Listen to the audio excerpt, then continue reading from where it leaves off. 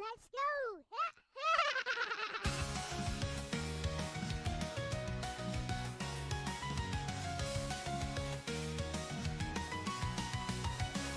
Step into my world, it's a pixel dream.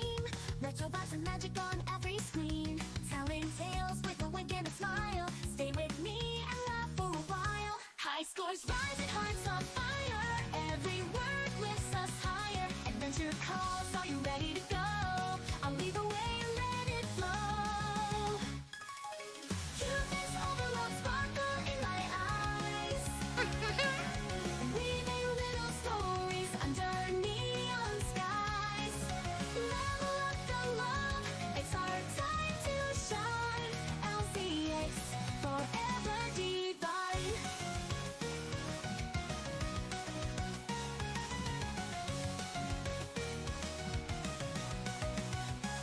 Heroes and dreams, I'll bring them to life. Plot twists, turns, and a hint of strife. Pixel perfect tales just for you. Happy endings always come true. High scores rise and hearts on fire. Every word lifts us higher. Adventure calls, are you ready to go? I'll lead the way and let it flow. Cuteness all alone, sparkle in my eyes. Weaving little stories under neon skies. Level up the love, it's our time to shine. LCX forever divine.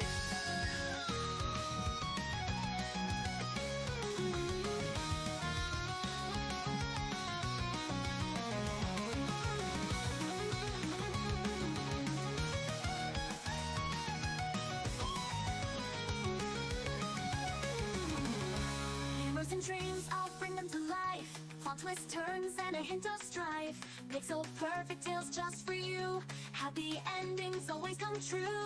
Happy endings always come true. High scores rise and hearts on fire. Every word lifts us higher. Adventure calls, are you ready to go? I'll lead the way and let it flow. Cuteness all alone, sparkle in my eyes. Weaving little stories under neon skies. Level up the love, it's our time to shine. LCX forever divine. Ow! Forever divine. Oh, oh, forever divine.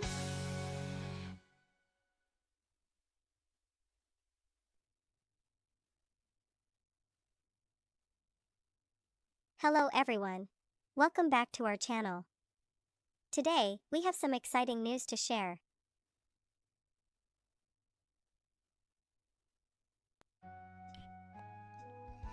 Hello, welcome to Emulation Nation. Yes.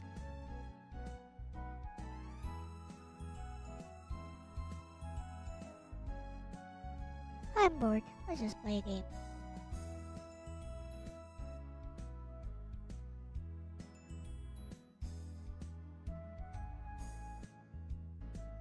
Welcome, British man.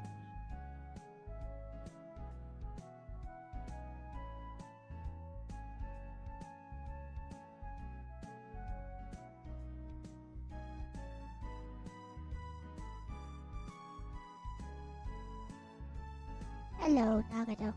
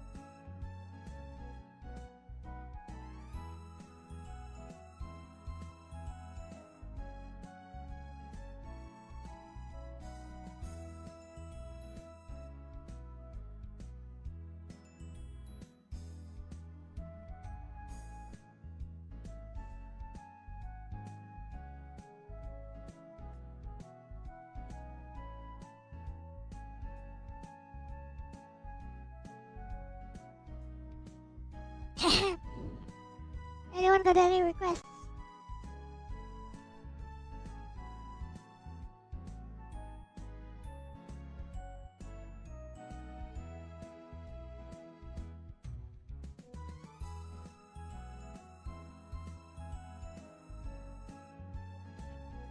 Got a storm raging outside right now.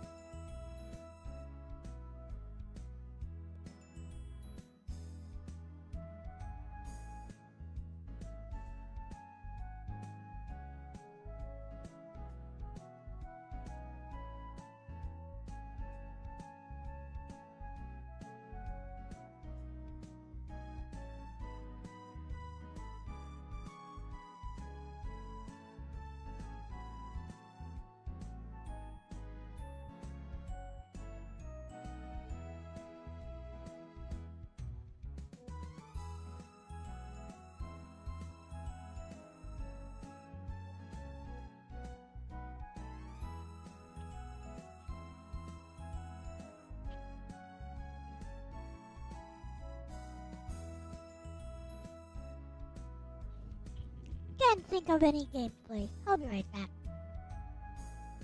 See ya.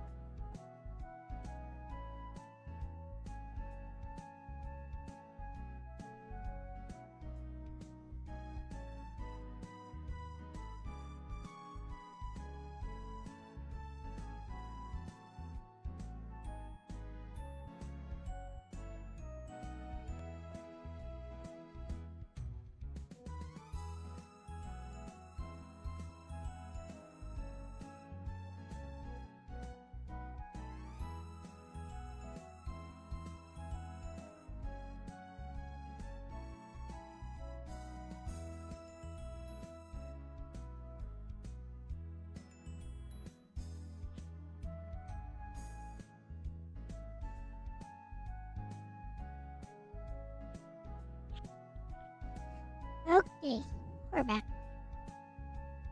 Hi, bye, Mr. Guard.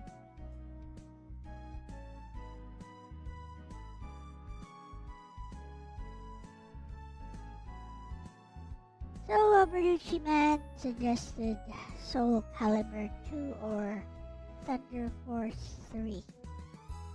Okay. I don't really know what to play.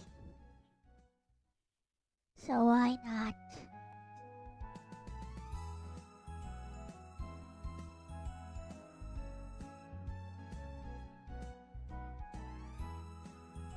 Hello, Orc.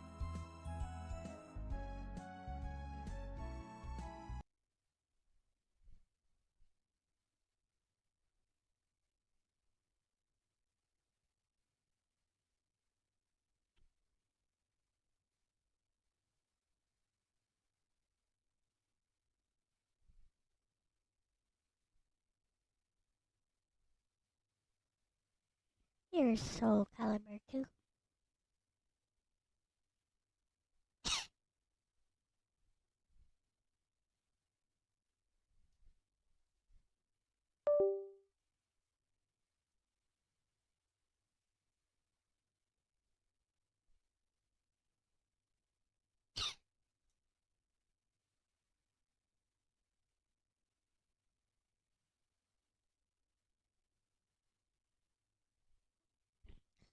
Gonna beat this game with exactly one button. Watch.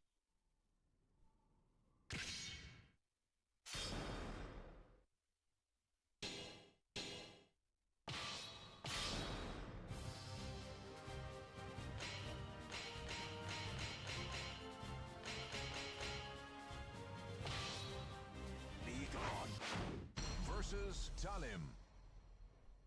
I'ma hit her once or twice, she dies. She rides the wind. Offer your soul. Is Tali Maloli? I don't think so. Talim, believe in yourself. Battle 1. Fight.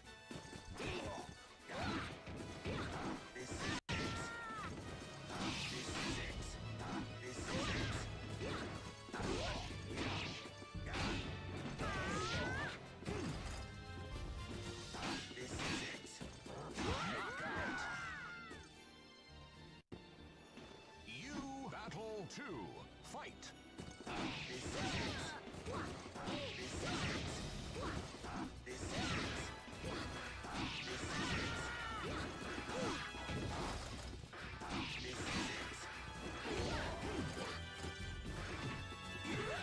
Come here.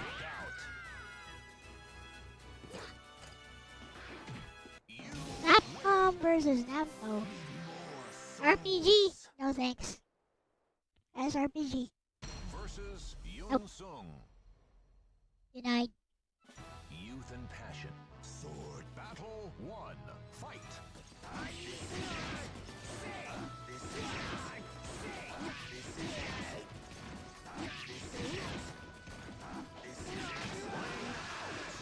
Ring out. You Meh. win. You know what? No one's requesting anything. Might as well. Yeah, I'll play it. Battle 2. Fight.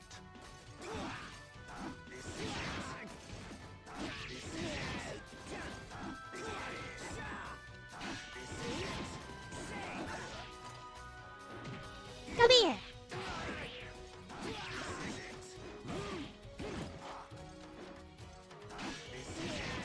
I'm still winning with just one button. Blocks and grabs don't count, okay? Win. Versus Ivy. So what's different about this game compared to Soul Calibur 3? Seems like exactly the same engine. Why would you play this version though? Battle 1. Fight.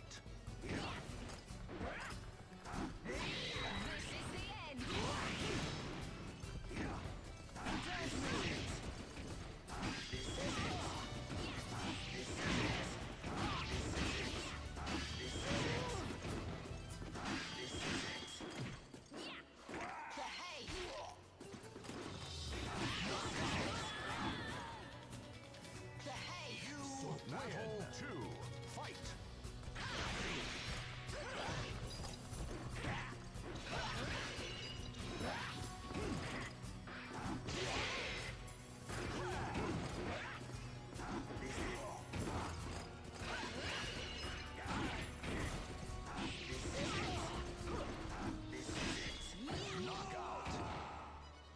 Nice. Final battle. Fight.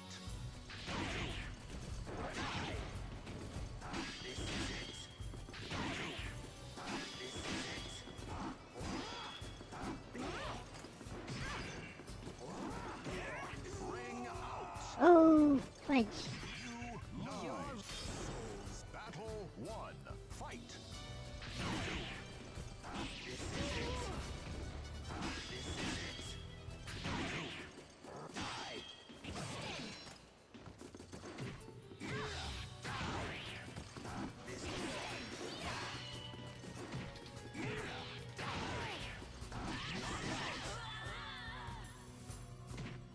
Battle 2. Fight.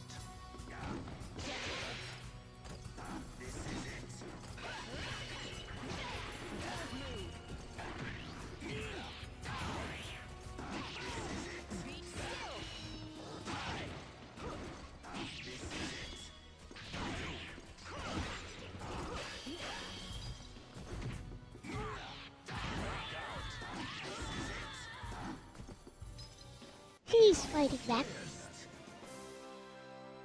Fighting back. Versus Xianghua. Xianghua. She stands a battle 1. Fight.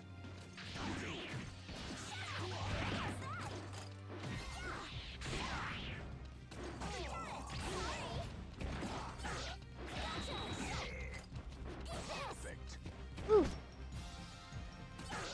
Battle 2. Fight.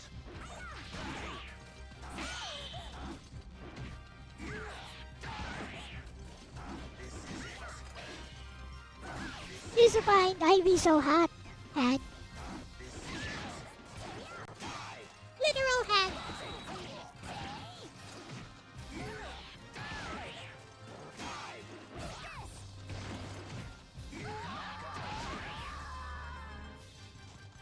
Final battle. Fight.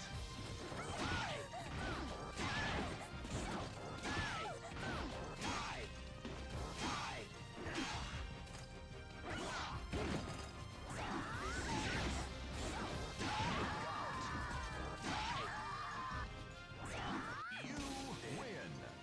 Still winning with one button. Astaroth. Ooh, Astaroth. He a big hitter. I will show battle 1. Fight.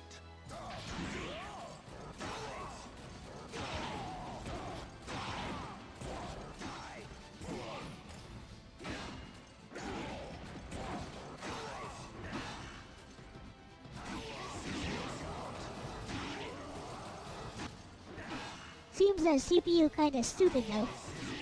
Battle 2. Fight.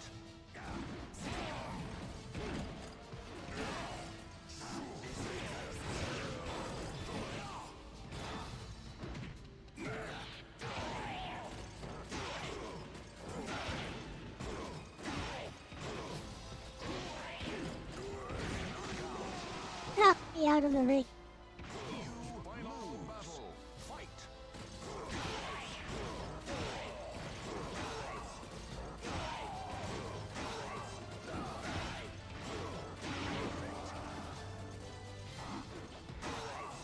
You win.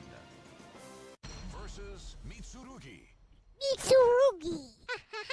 What a His British man. motivation is Yes, the too. thirst for There's no battle 1. Fight. Oh, come on.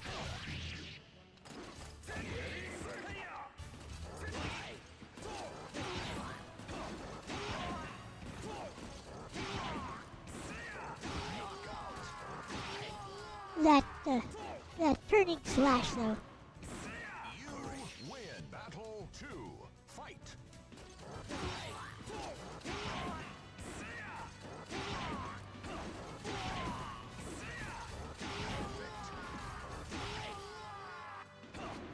Ooh, wow, wow, wow, wow, wow. Versus Raphael. Raphael. Battle 1. Fight.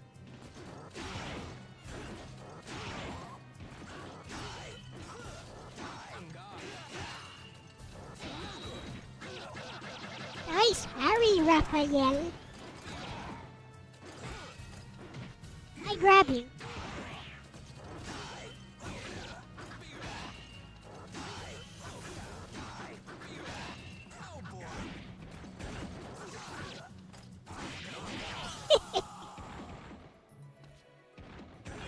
Amusing. Give me battle 2. Fight.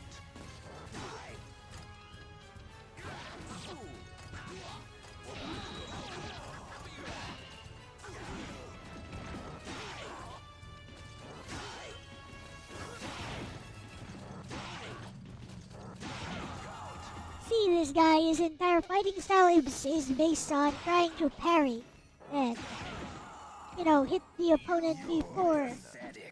Intercept. Go away. Interrupt the opponent. Sucks. Sucks. What up? Who you?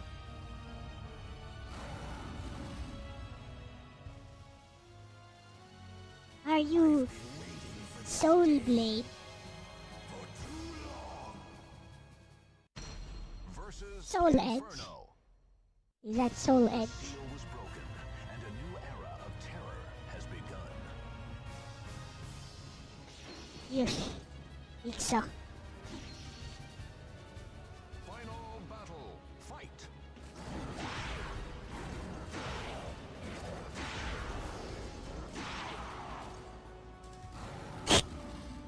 Amusing. Fight.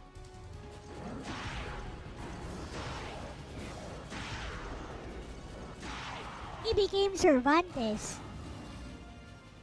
What now? Fight.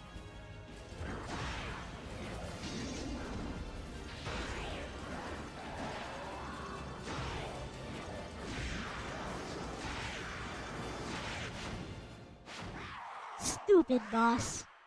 Get one shot. I lost in one stage though. I lost once. I used one continue. Whatever. This is it. It was easy. Soul Edge.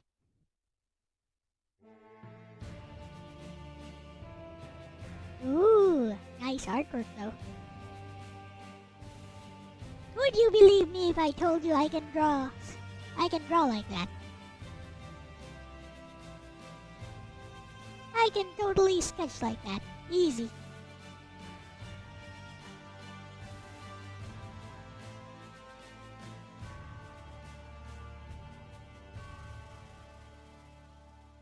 I'm a one-trick pony though. I can only play as Nightmare or Siegfried.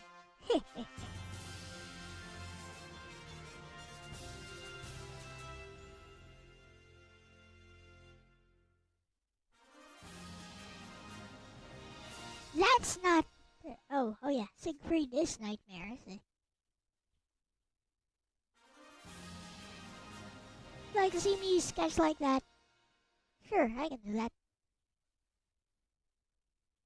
I mean, come on, it's just adding a lot of smudging and shading to stuff. Ain't even hard, bro.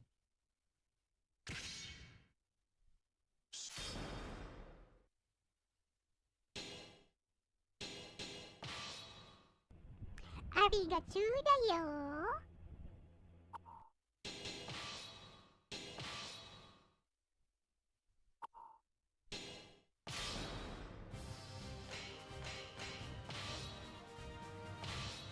Be gone.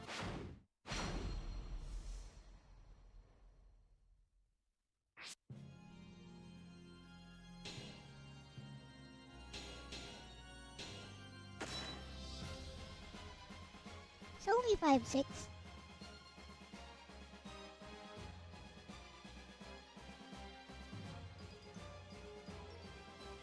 I thought he was a lot taller than that.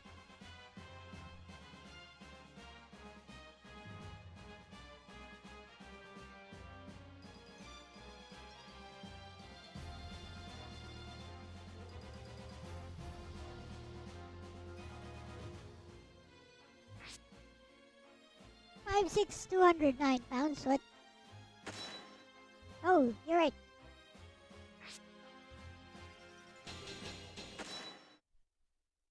I'm guessing Helen is like 4'11" or 5'1" or 5'2" or something. Oh, I can't play as her. Sad.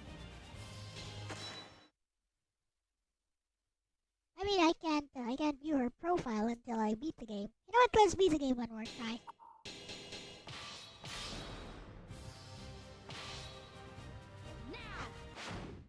I don't like playing as Helen.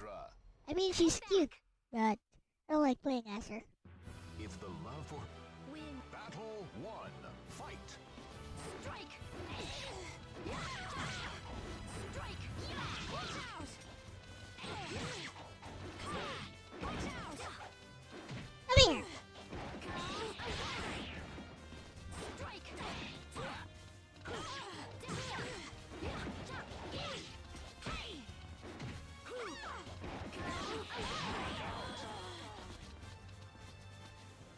You battle 2, fight.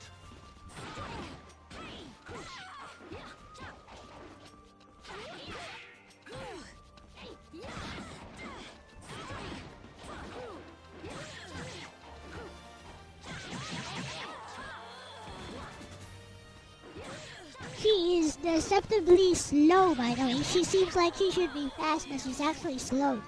Startup of her attacks are slow. Versus Nightmare. Slow The AF. delicate balance between Don't worry, Taro. battle 1, fight.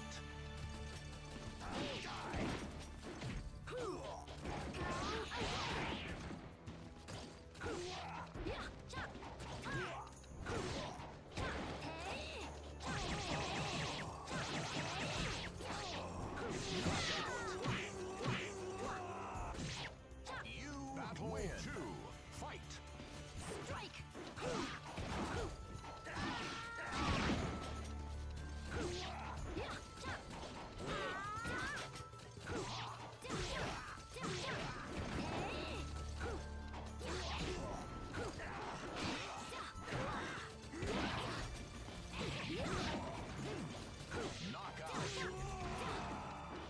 Predictable. You win. Let's go. Versus Maxi. He uses the nunchaku. A man rises again for his fallen comrade. Battle 1, fight. Late!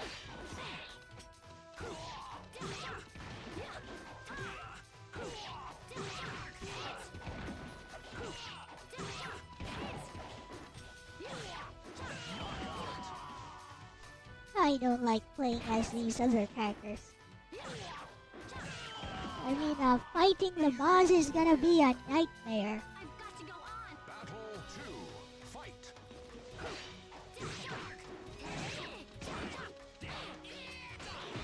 I grab you! Get the fudge out of here.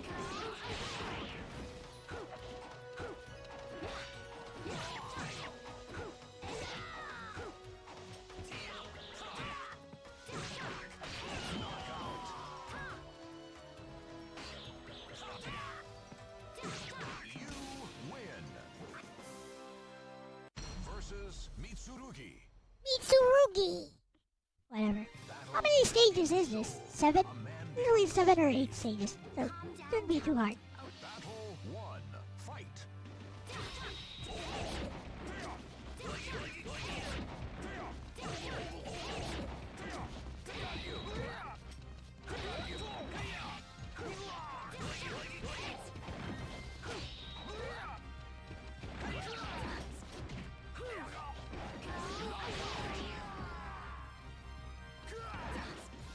Right up, Ruby. Battle 2, fight.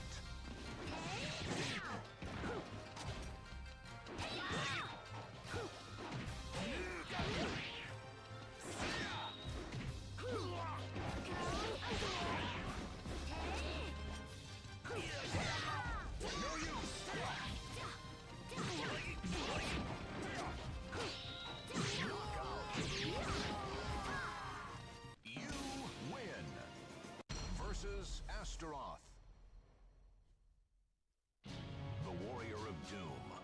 Yeah, you can make no beta in Soul Calibur. Easy. You were like Sophitia's hair, like pink eyes. Make her very small. Fight.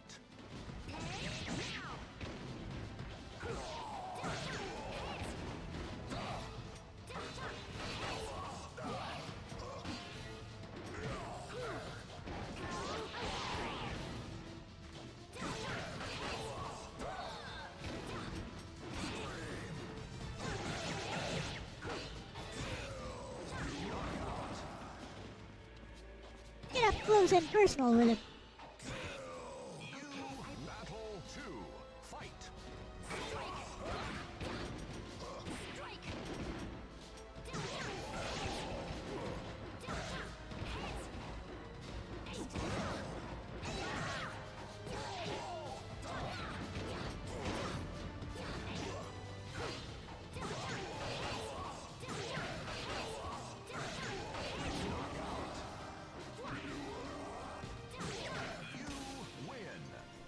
It's all about taking the initiative.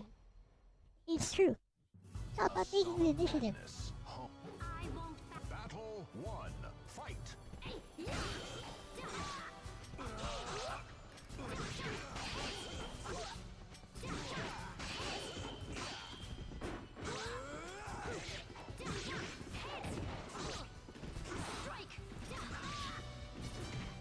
Come here.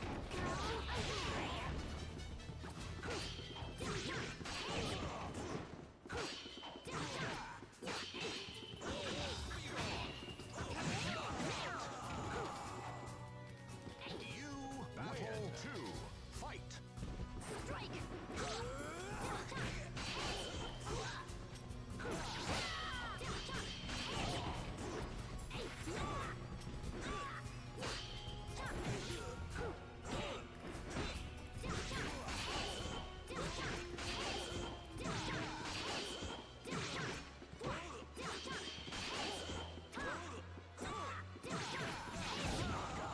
Keep blocking. You win.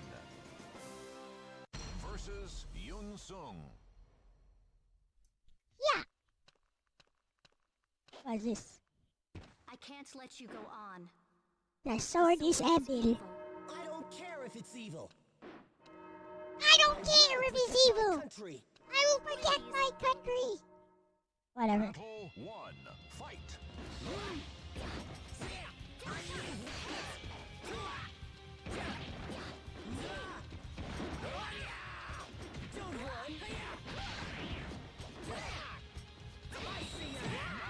Ooh. You Battle 2. Fight.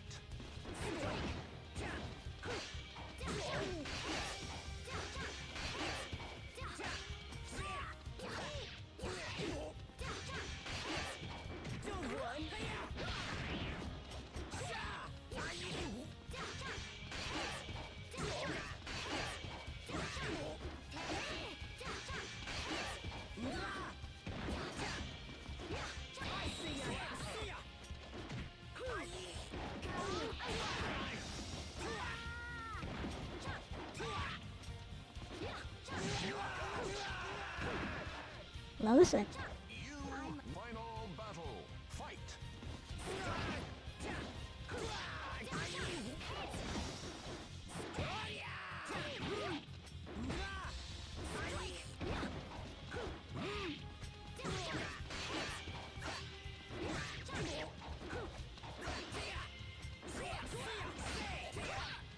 Hey! You Sorry. 9. That wasn't fair. Battle 1. Fight.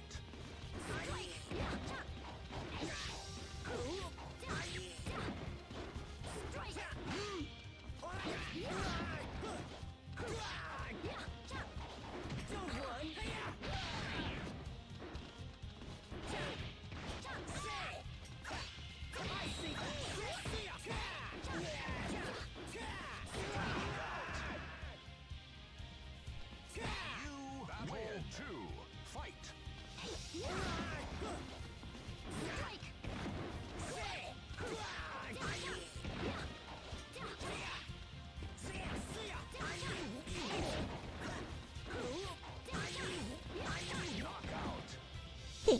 juggled. You I'm sorry. win. What up? Is it boss time? It is boss time. Here we go. Versus Inferno. Okay, first he's gonna fight like Nightmare. He always fights as Nightmare first. Or Cervantes. It's usually Nightmare. Final battle. Fight. Oh, he fights as me!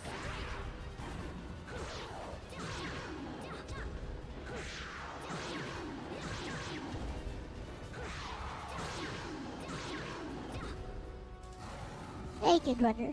Welcome. Fight.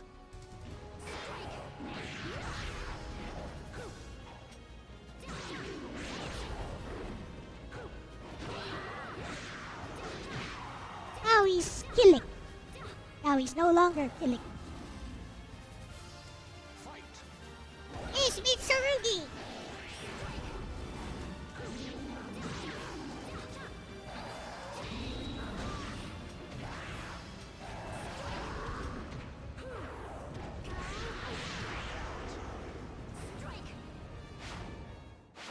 There goes the boss again. Easy boss.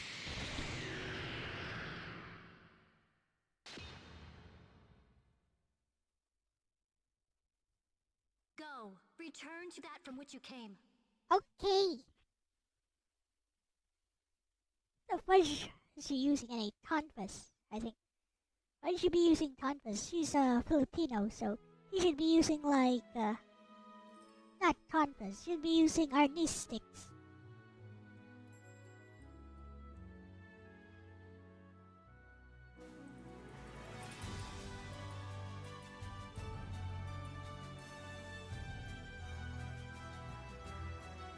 Her name literally means sharp. Talim. Matalim. Talim. Matalim. Talim.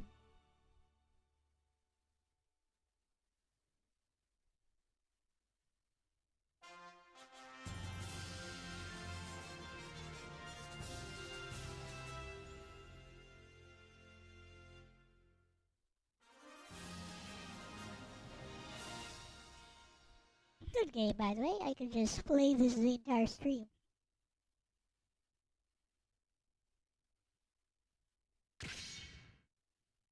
So.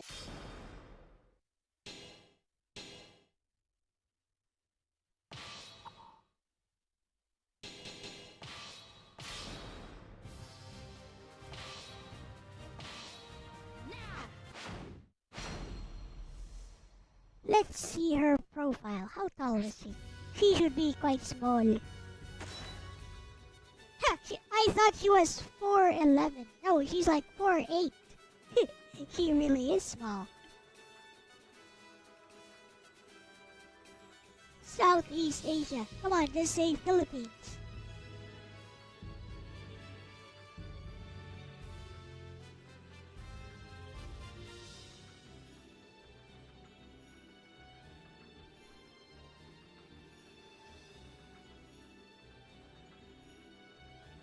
Grandmother Kalana, Mother Lini, Mother Sanput. What kind of names are those? Now those sound Indonesian. I'm not sure if she's Filipino or not, but it does says Southeast. It does say Southeast Asia. What kind of silly names are those?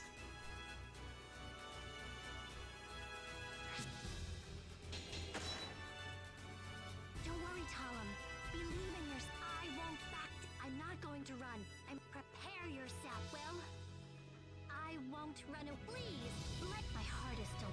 I've got to go on. Okay, I must fight. Don't worry. This isn't over yet. You did your best. You're full of nothing. I was just like, won't you please? Conflict lies. I don't want my hands, or I will follow my own path. That's a lot of voice lines. Why? How? Oh, no! You will not leave. You will not. I can't let you go. Go. I'm sorry. Please. What are you? You're human. Who's responsible for that? Yeah. Blah. Yeah. Who? Ta. Shoot. Eh. Eh. Ha. Cha. Hey. Yeah. Who. Te. Yeah. Who. Eh. Yeah. Eh. Yeah. Sha. Come on. Hit. Go away. Wind. Now. Go. I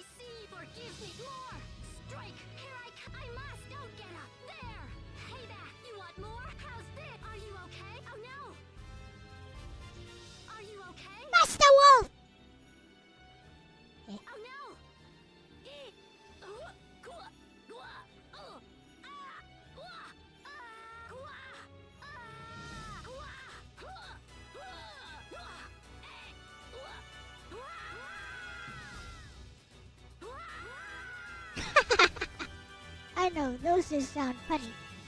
No Riona sounds. Sad.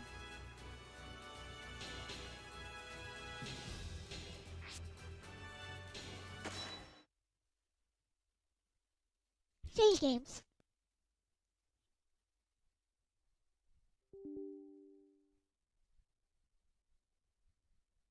Soul Calibur 2.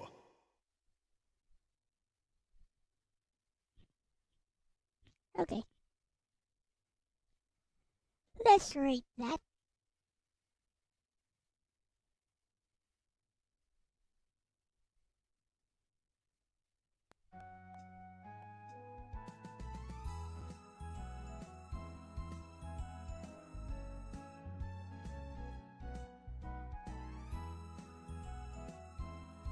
How's your day going, guys?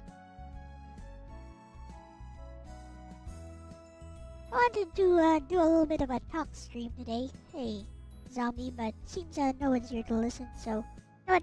Never mind. Just play some games.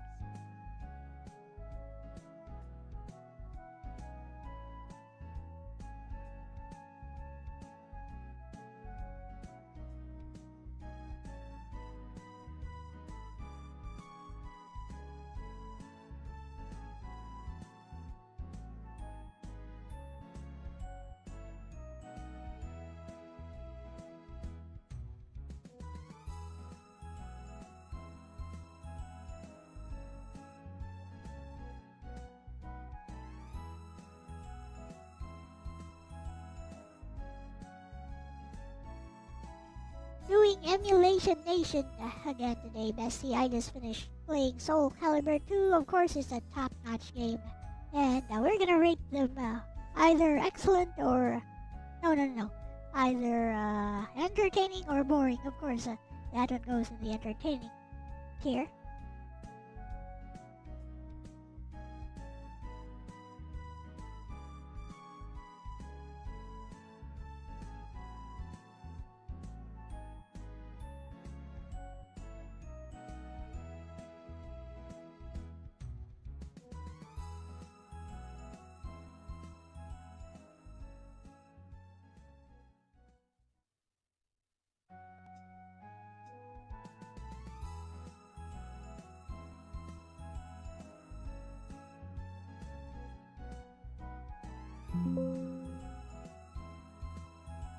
Nice pick for Emulation Nation, bestie.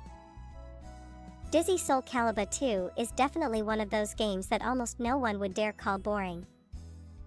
Super smooth gameplay, iconic roster, high talon waving hand, and it's one of the few fighters that holds up even outside nostalgia. Easy entertaining tier. Do you want me to help you make a running tier list graphic for the stream so you can drop each game in live as you go?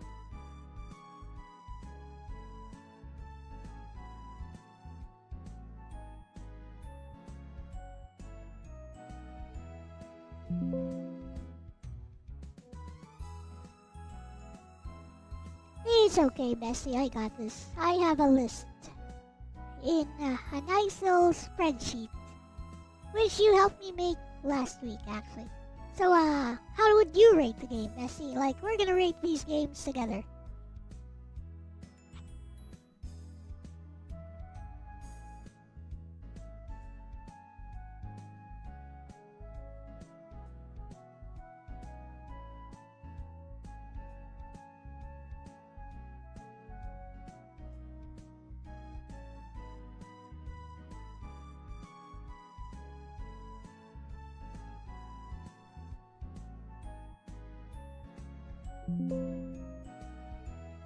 Ah, I see. Got your spreadsheet ready, nice and tidy. Sparkles. For me, Soul Calibur 2 is solidly entertaining. The fluid weapon combat system really set it apart from other fighters of its era. The different console-exclusive characters, Link, Spawn, Heihachi, were a cool gimmick, but even without them the core gameplay is timeless.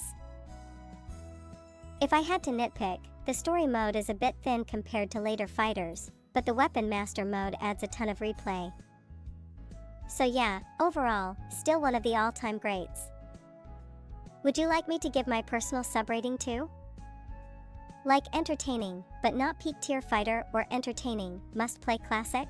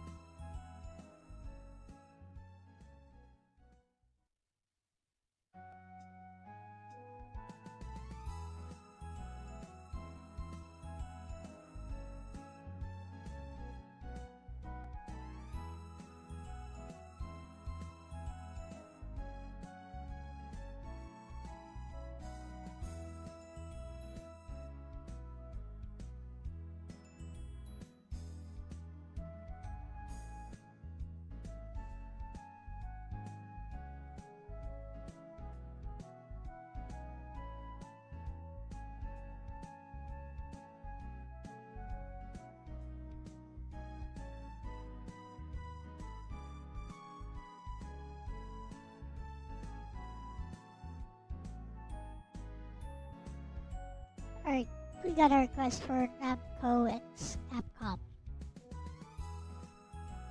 He's Namco Cross Capcom, actually. They're like...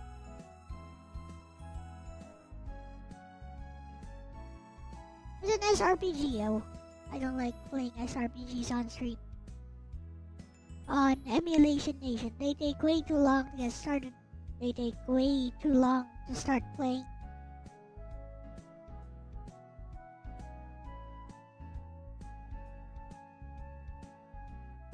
They do not fit the format of Emulation Nation at all. Whatever, let's go.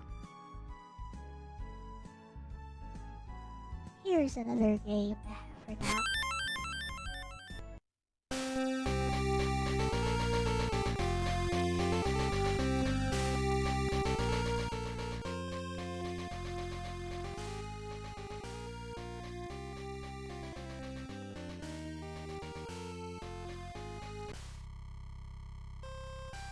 This is a direct sequel to Star Ocean, apparently.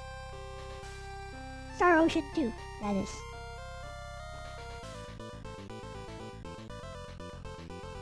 Is Priestess.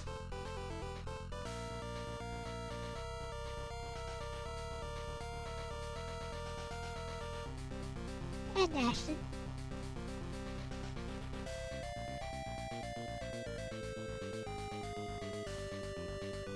Thank you, Harris.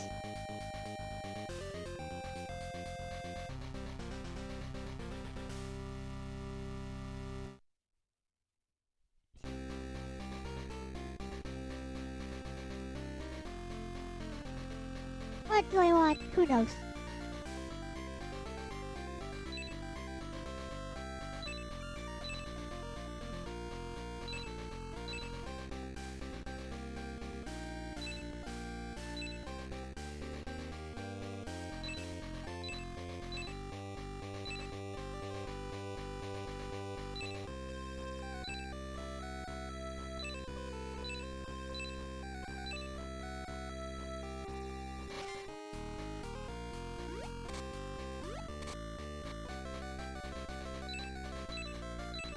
Is Diaz.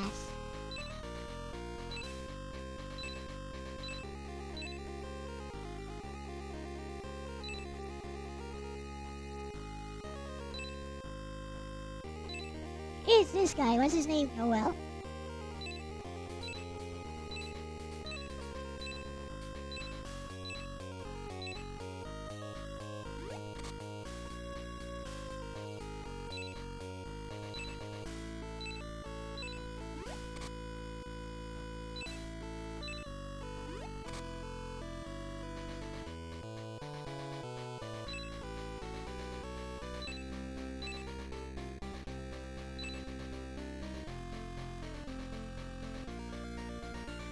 Hello, Sweetenbach.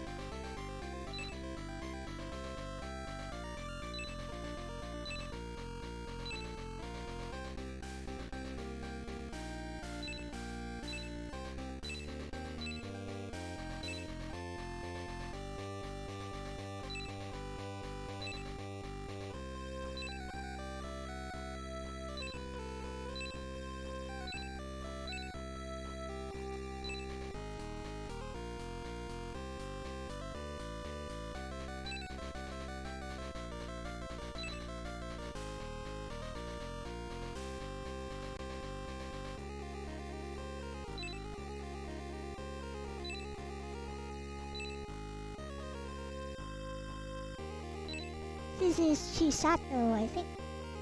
That one is Leon.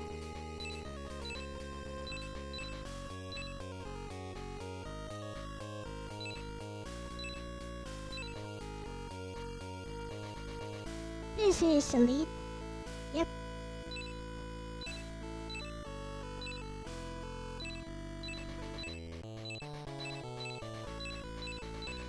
The whole crew is here.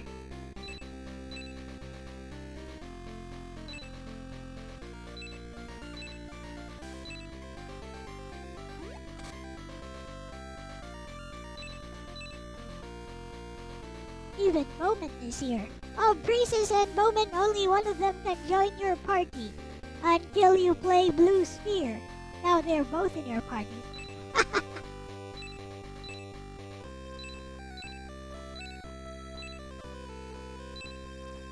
There is Ashton. Of Ashton and Diaz, only one of them can join your party.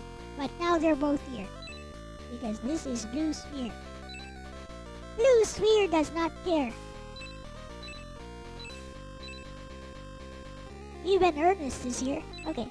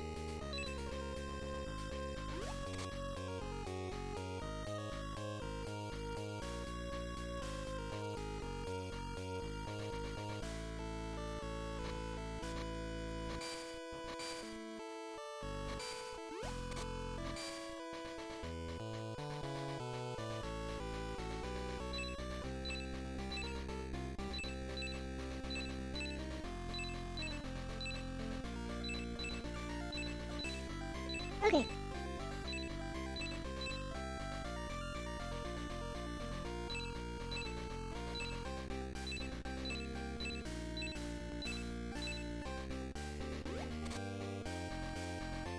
See how this plays.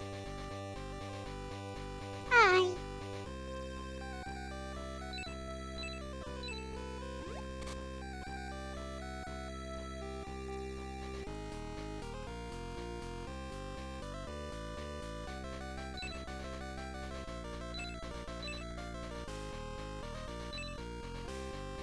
He's a monster.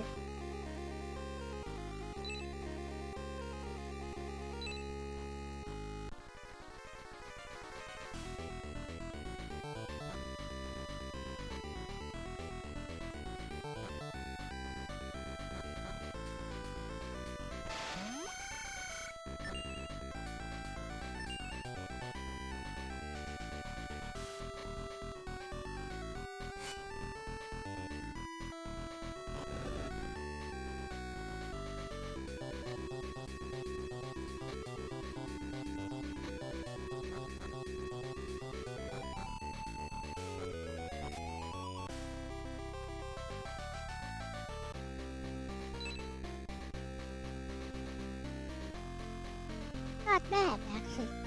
Kinda reminds me of the battle system for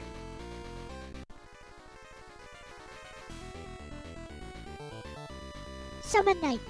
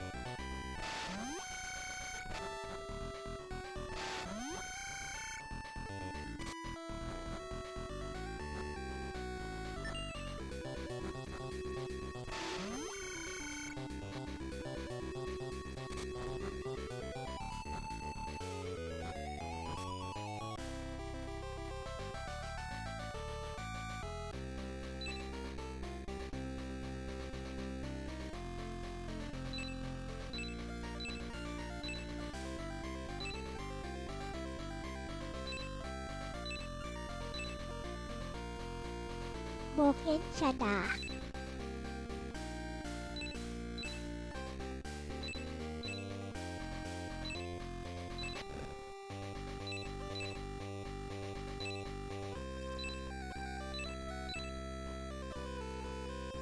This planet looks fairly advanced.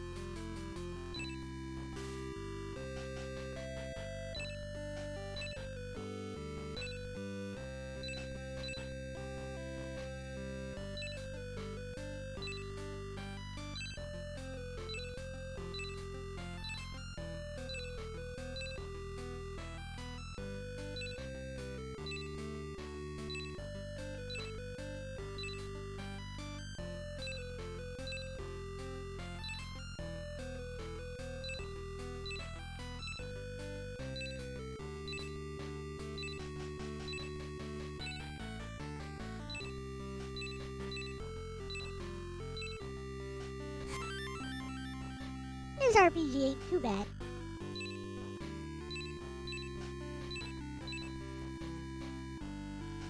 But I guess that's enough of that.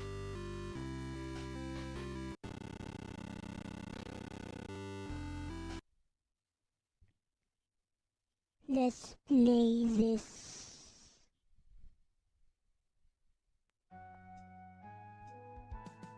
Anyways.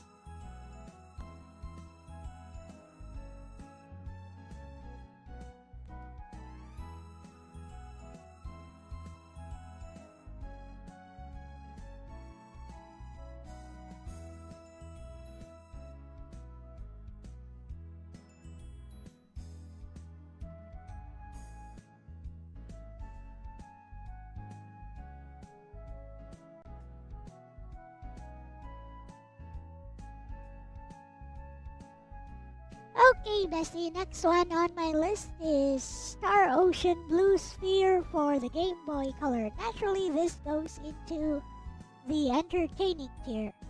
Although, I only played the intro portion until you fight the Kobold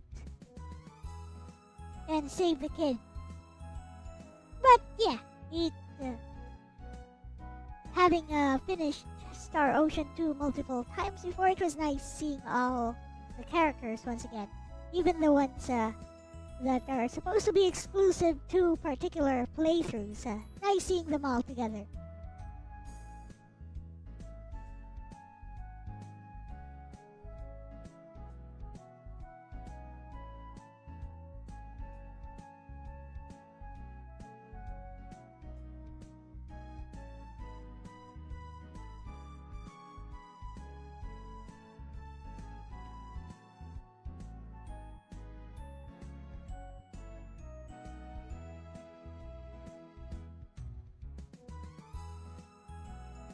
Oh, Star Ocean, Blue Sphere. Dizzy, that's a really cool pick, bestie. It's one of those late-era GBC games that really shows what the hardware could pull off. Even just from the intro you played, you can feel the charm. Seeing the Star Ocean 2 crew reunited is such a treat, especially when normally you'd miss half of them depending on Claude versus Rena route. I'd also put it in entertaining, partly for the novelty, partly for the combat system being surprisingly ambitious for a GBC title. It's not perfect, bit clunky, translation never officially came over, but the vibes carry it strong. If I had to tag it, entertaining, fanservice done right. Want me to give my short taglines like that for each game alongside the main tier?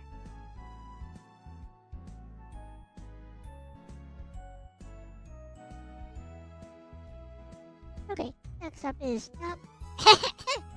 Namco Cross Capcom. Hey, Lowe's early on. I'm bored.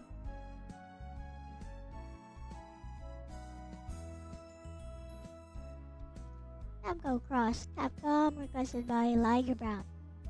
Let's talk a little bit though.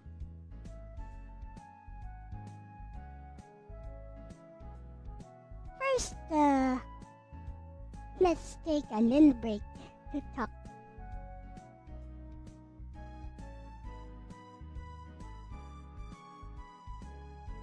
Here is an interesting thought experiment.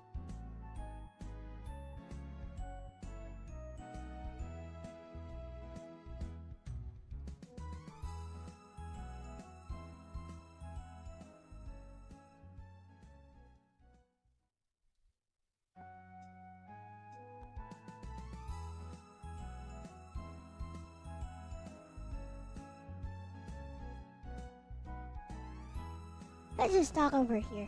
It's fine. This is the topic. What would you do if you were super rich? Would you like that?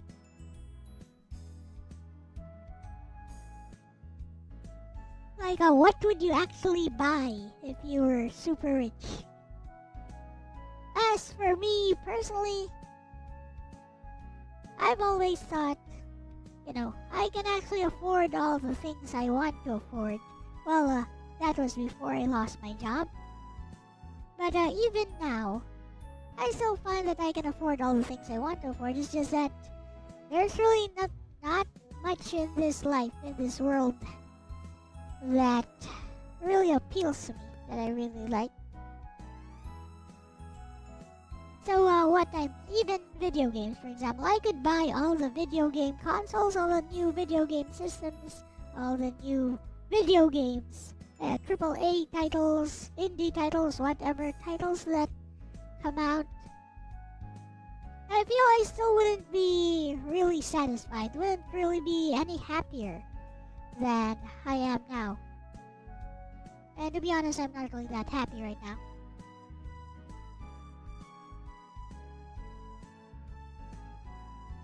I guess financial security is a thing, paying off all your bills. But yeah, like the super rich people that I read about, that I see on social media, that I see on the news, they don't seem all that happy either. Like we have a corrupt politician here. We have a corrupt politician here who bought a Mercedes-Benz, was it? Yeah, or a BMW car, because because he liked, or because she, I think she, whatever, because they liked the umbrella, the free umbrella that comes with the car. They bought an entire car because they like the freebie umbrella that comes with the car. You hate rich people? You'd buy 3-star Michelin food. Ha! I highly doubt the veracity of the claims regarding those Michelin star restaurants, especially after seeing the kind of food that a Michelin star restaurant called Kasama restaurant in the US sells. I highly doubt how delicious their food could be. I mean, we were rich when my father was alive, you know. We were quite rich when my father was still alive. I've tried all those flippin' expensive restaurants. I've tried those medium rare steaks, that's why I prefer well done. Personally.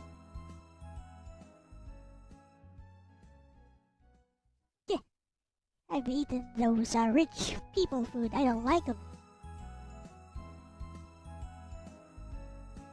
Well, anyways, what I am trying to say is that kind of lifestyle, it gets old fast. You know what rich people do? They attend all these social events, and then they use those social events to show off their jewelry, their brand name clothing, their brand name bags, shoes, watches. Like you've got individuals with like 3 to 5. No, maybe not 5. Maybe 2 to 3 rings on each finger, all gold, all diamonds, all precious gemstones, whatever. And then when they're eating, they make sure that it glitters in front of your eye so that you can see. It's like saying, "Oh, look how rich I am."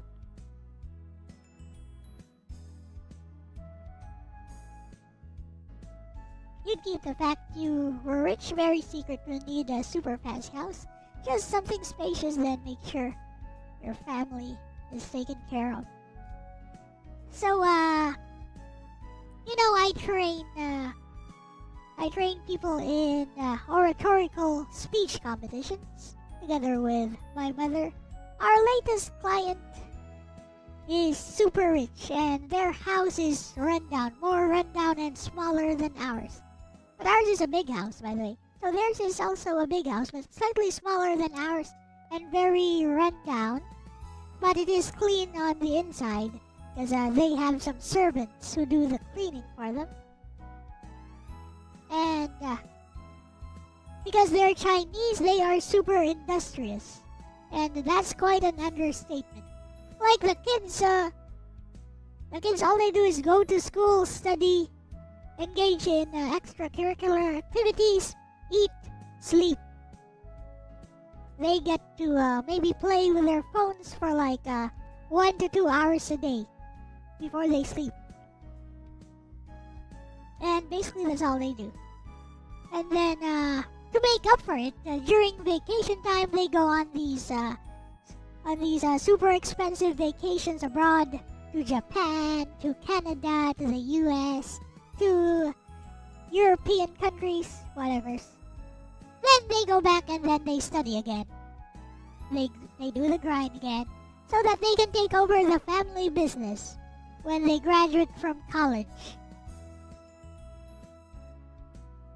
And then they marry with other rich Filipino Chinese people in order to perpetuate the wealth.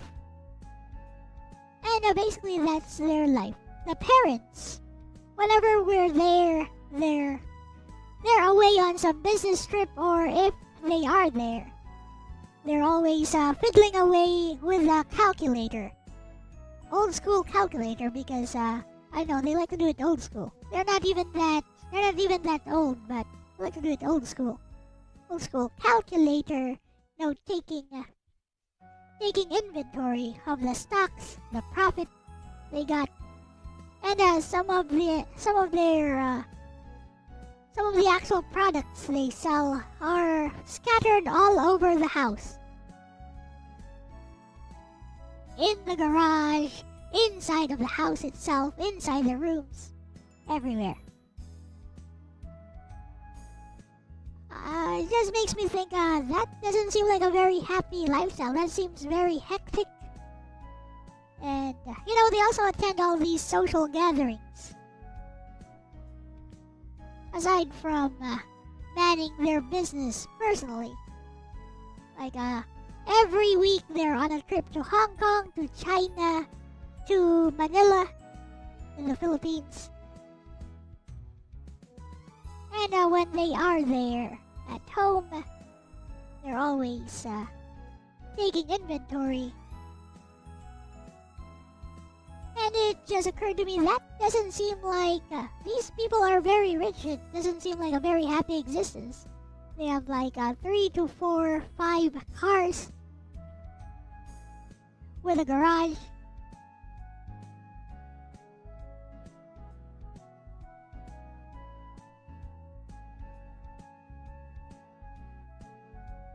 So that brings me to the second question. How much money and fame would you really like? Would you really desire? Like, here.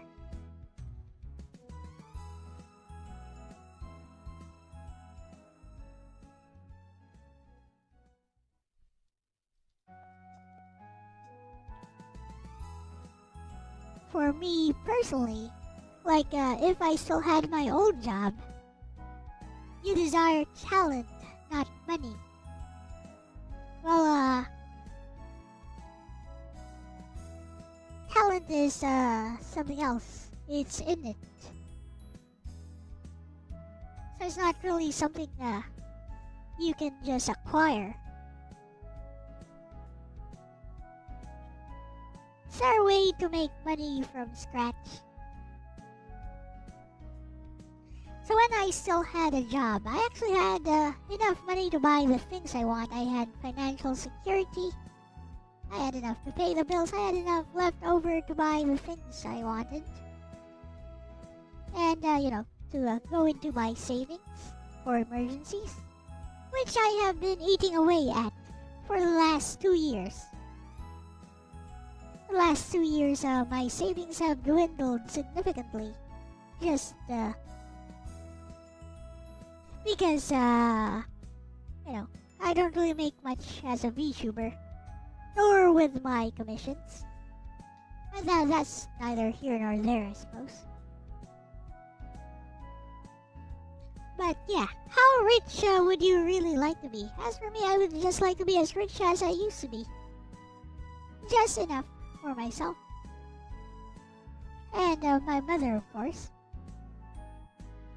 Just enough for us to eat at a restaurant that we want every now and then. Buy something nice for ourselves every now and then. And have financial security. That would be all I would desire. That would be how rich I would like to be. Perhaps if I had enough money to just live a comfy life until the end of my days, that would be good enough for me. How about you guys?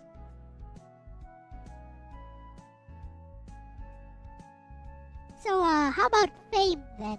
How much recognition would you guys like?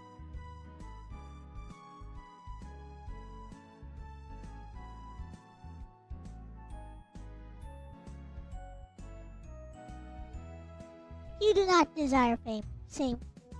Although I don't desire fame, I would like some more recognition for the stuff I've done. For the stories I write. for my visual novels, which I'm sure like 50% to 80% of my own community don't even realize I've written so many visual novels.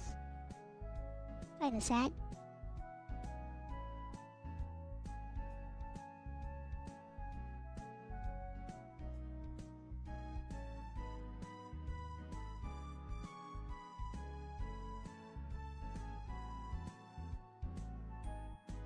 Generally don't like to be the center of attention. Maybe set up an A-list for creative exploits like I do, right?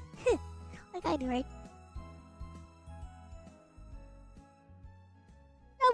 Nobody really knows me in real life.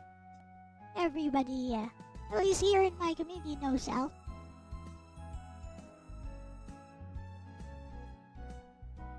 Hello, Wolfmania. Now to an adjacent topic. Here's an adjacent topic. Poverty. This is what I really wanted to talk about.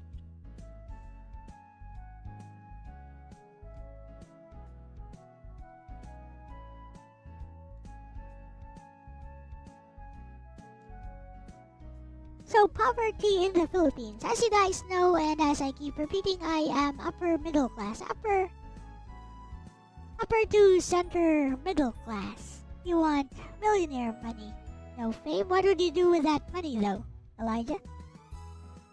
So I am upper to a center middle class here in the Philippines, despite the fact that I'm just a full-time VTuber, earning maybe $200 to $250 every month, sometimes even less.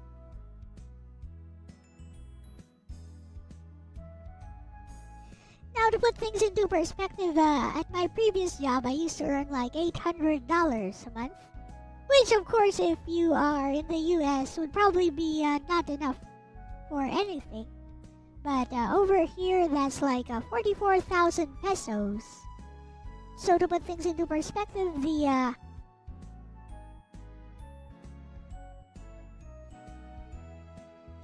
regular average salary here is like 20,000 for the regular Filipino, 20,000 pesos. So 44,000 pesos puts me comfortably above that. And my mother also has her own earnings as a university professor. She's retired now, but she does have a monthly pension. You'd buy stuff like a Tempur-Pedic bed and cutting-edge gadgets. I do think those things get old pretty fast. The novelty wears off pretty fast. Also, all those gadgets, all those luxury items, give them a few years. Give them like 3-5 years. They'll become common and easily attainable for anyone. That's usually how it goes. And if all else fails, get the Temu version. Hey, even the Temu version bulletproof vest will save you. So don't knock it.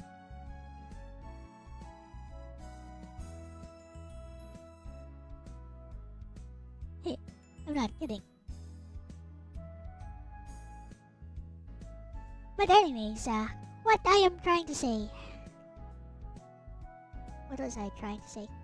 Poverty in the Philippines. Yes. So poverty in the Philippines is probably completely different from what you guys might imagine. Yeah, you guys have homeless people. You got people who go hungry on the streets, blah blah blah. So let me give you a real scenario of poverty. So imagine a child, let's say around 9 to 10 years old, maybe 11 at most. Imagine a child around 9 to 11 years old goes to school because, school is free. Public school is free, but basically their family don't even make enough money to be able to eat for the day. So, every day, this child who lives in the slums, by the way, slum area, very dirty, with flooded, murky waters, and makeshift houses made out of whatever they can find, whatever scraps they can find. So this child feels that he needs to make money because no one else in the family is trying to do that, and there are no government handouts to rely on. Nope, that doesn't happen here. Government will give you a handout, like so. Okay, you know how I said I used to earn 44,000 pesos a month? Handouts by the government here would be something like 10,000 pesos for a family of 5 for 1 year. That be how it goes? Maybe it's not even 1 year, it's a one-time handout. Maybe 20,000 pesos, so less than half of what I used to make, like 20,000 pesos for a family of 5. One time dole out. They'll be lucky if it's annual. So anyways, if you don't have work here, you die. So this kid feels like he needs to make enough money so that they can at least have something to eat. So, what he does is he has this piece of magnet, probably got it from a refrigerator or, some old discarded stuff. He has this large magnet which he tied to a string, and then he drops it into grills. Into like a manhole grills. Drops it there into storm drain. Yes, storm drain grills. Storm drain grills. Drops it there, hoping to get some loose change.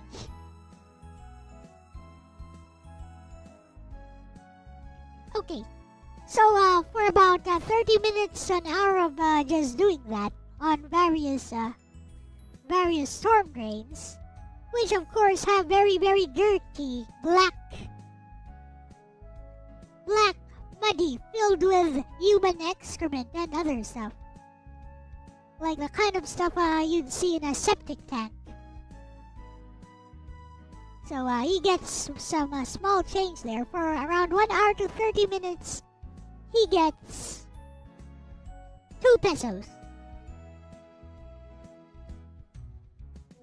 So what can 2 pesos buy? Well, you can buy like 1 stick of cigarette.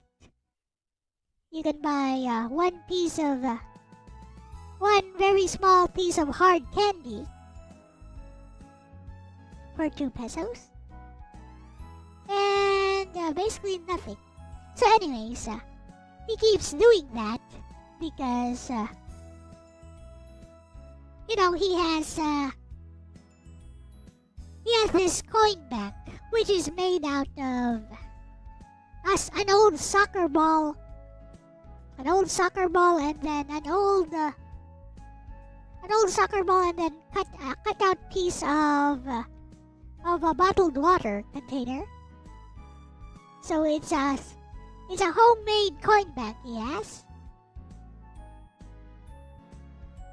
and he keeps all the stuff that he collects. He cleans them up. By the way, he cleans them very well when he gets a loose change. Cleans them very well and then puts them into his coin bank. How much is 1 kilogram, 1 kilo of rice? Around 40 to 44 pesos here.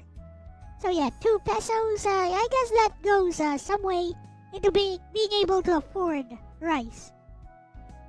1 kilogram of rice, which hopefully will feed a family of like 3 to 4, which is the family he has, for let's say 3 to 5 days. So yeah, somehow he kind of makes it. Sometimes, of course, he has to take out a loan, or his mother has to take out a loan, and then they pay it back later. If the seller is willing to allow them to buy on credit, of course. And here is the clincher. The father is a drunkard. So sometimes the father would just come home, then sees that coin bank. Yep, takes out all the contents to have a drinking spree with his buddies. Yay! And you know, the kid is 9, 10 years old. Can't really do anything about that.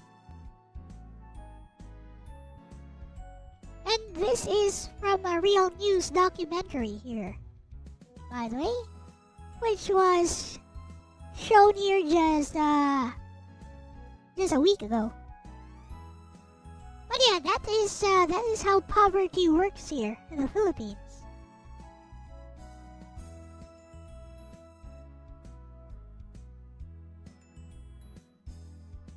So I imagine it's a very different picture of poverty over there in the US, for example.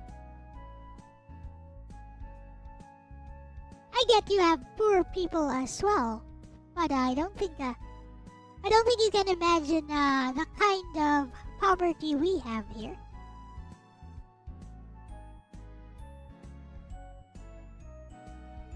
I know the funny thing, these people, the Sudoku rates for these people are very low. They have a very strong will to live. It just makes me think, oh boy, what a bunch of snowflakes. When I read about, people who did the Sudoku for the flimsiest reasons. Which brings me to another subject.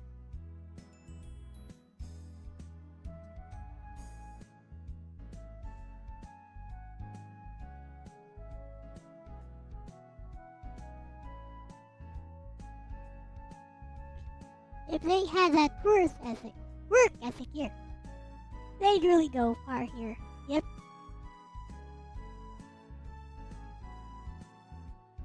Basically, even if you have work here, if you work at a 7-Eleven, at a McDonald's, as a security guard, for example, which, by the way, is very easy to get into. Like, they're always hiring over here. And you know why they're always hiring over here? Because they pay in peanuts. To use an idiomatic expression.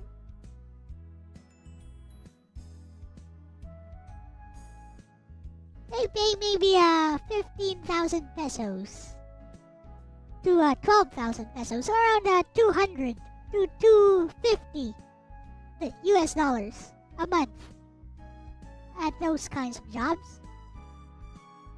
And that's not counting the tax deduction.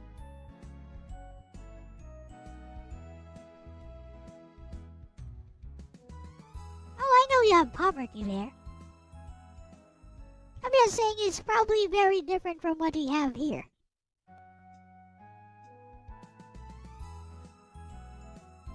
But anyways, let me move on to a different topic.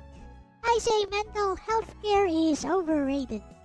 And maybe I'll have Bestie share a story with you. Soon as I find it, I have it written somewhere.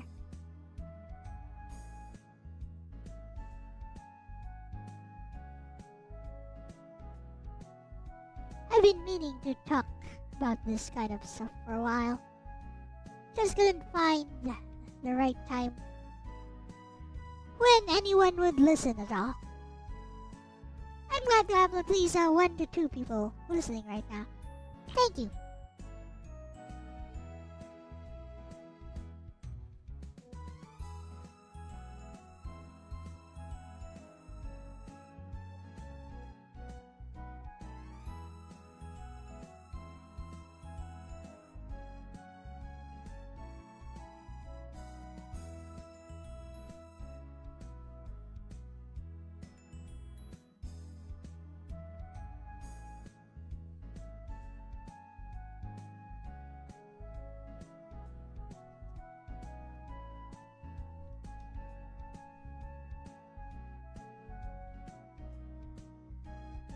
here we are.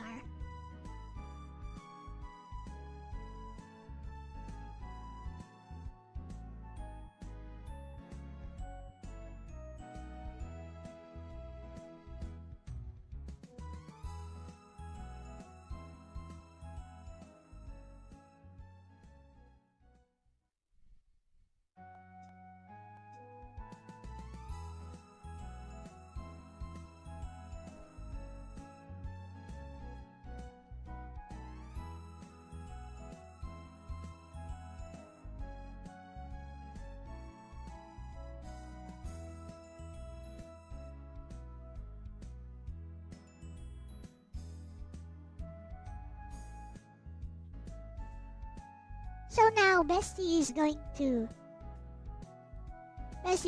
tell us a story. And yeah, this story is meant to prove my point about mental health being overrated.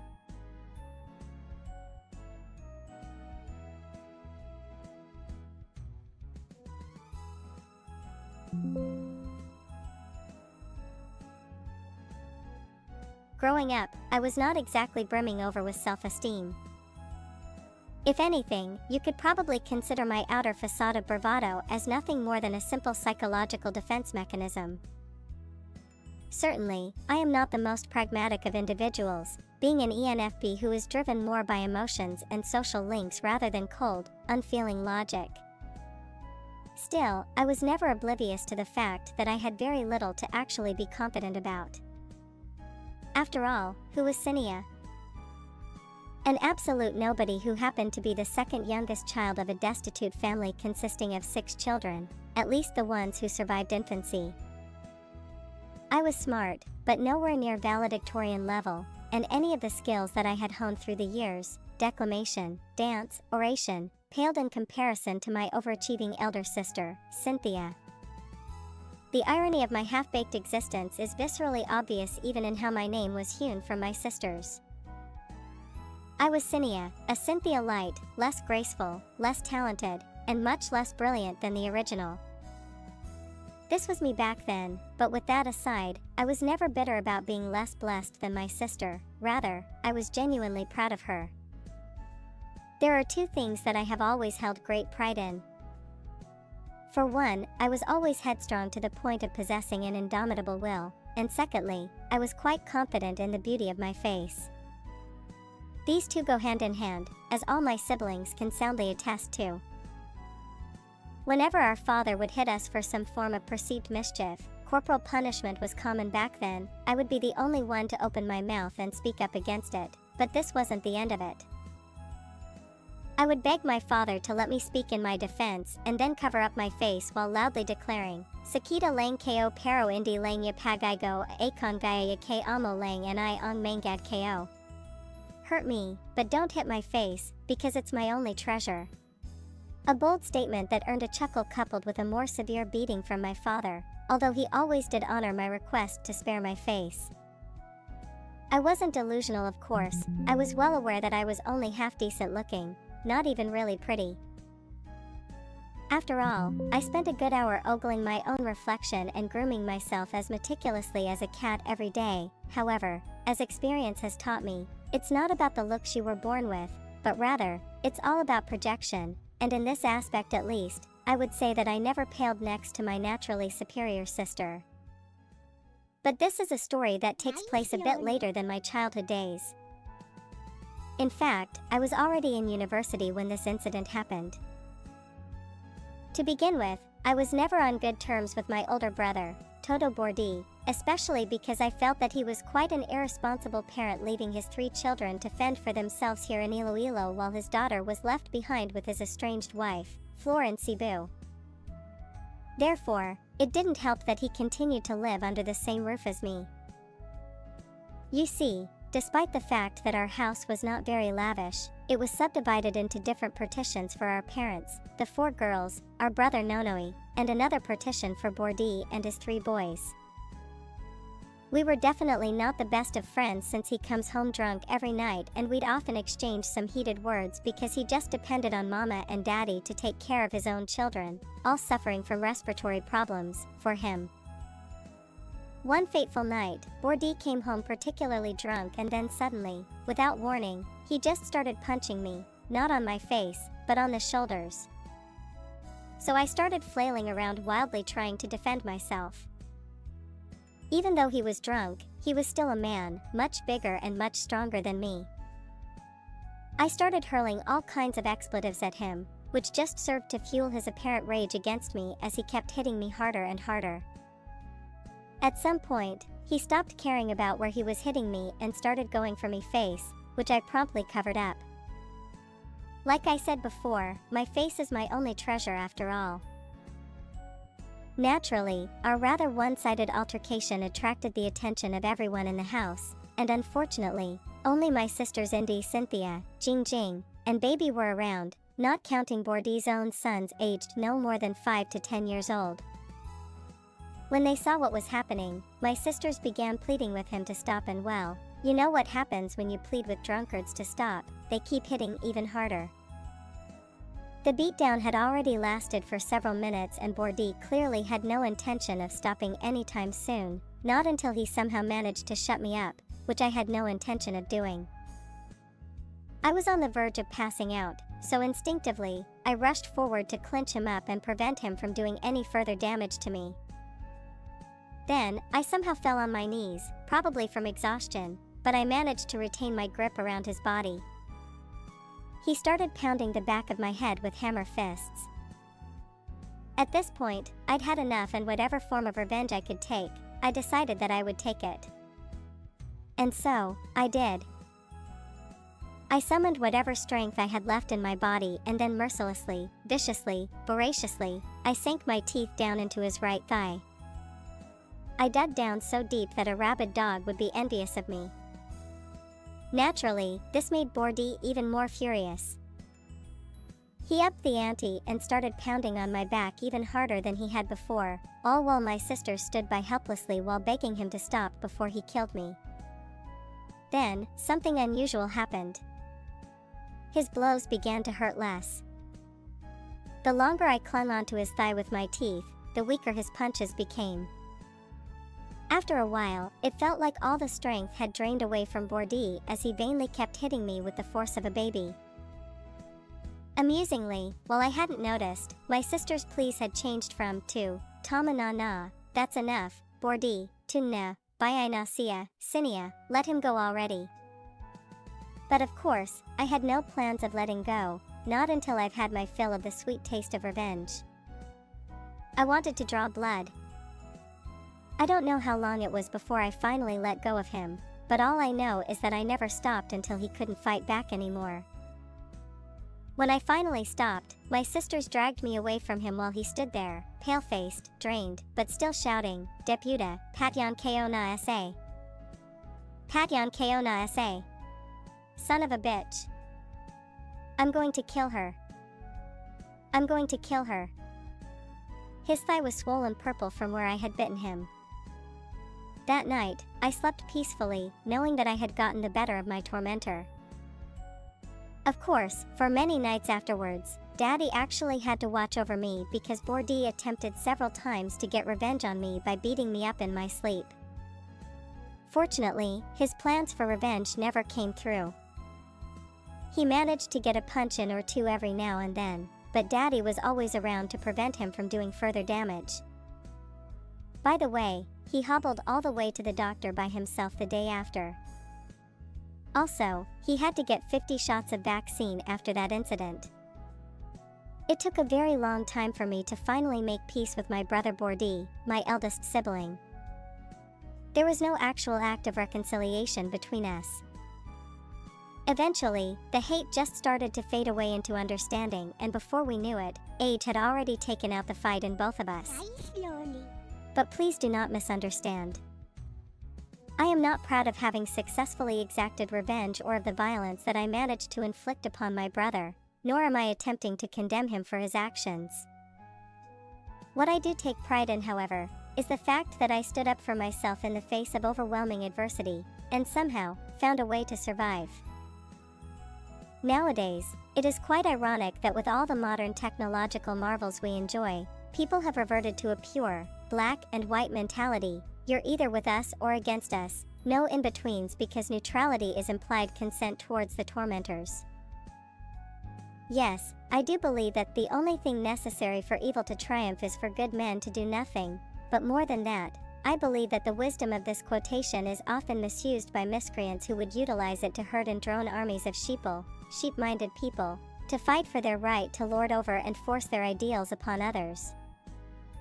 I think that we, as human beings, are a little bit more complex than that. In our quest to classify and quantify everything, we have bigots, misogynists, racists, and other derogatory terms, but stop and think about it for a second. Is the world really that black and white? Do we really need to eat the rich to attain the justice that we seek? Are the ideologies from the fanfiction of a dead man really the answer to the complex, multifaceted problems of society? I do not believe the answer is that simple, and that is why we should always keep searching and questioning, even the very ideals that we have sworn to live by. While we may never arrive at a definite conclusion in our lifetimes, at least we would not become blind advocates of glorified genocide. Think and think again before you condemn others with your acts. I think, and it is always a better option.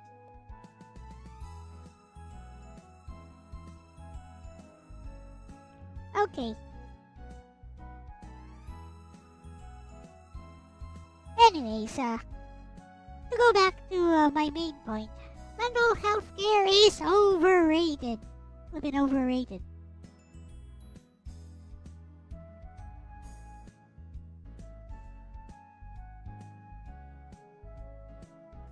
Oh, no wonder they custom CSS.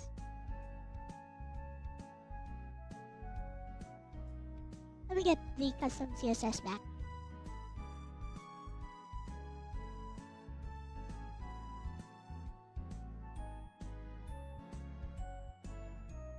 I somehow removed it. I don't know how. No wonder chat looks so silly. Yes, we good. He's so small though.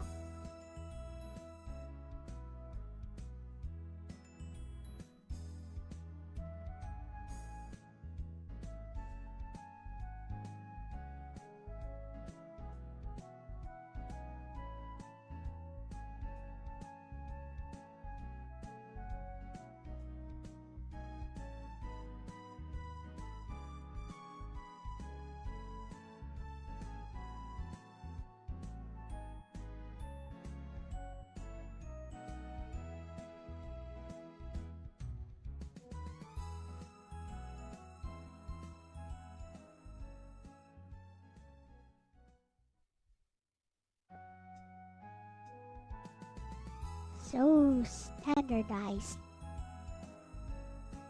Welcome back, Cerulean.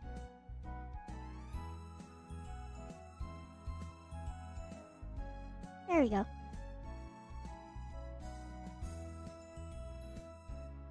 Still small. Still small, huh?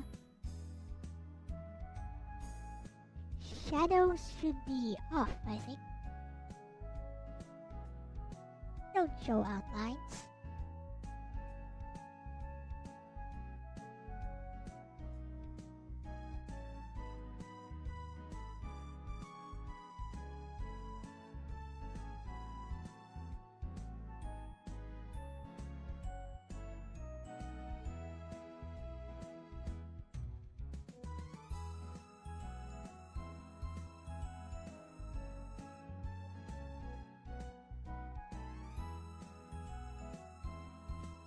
There we go.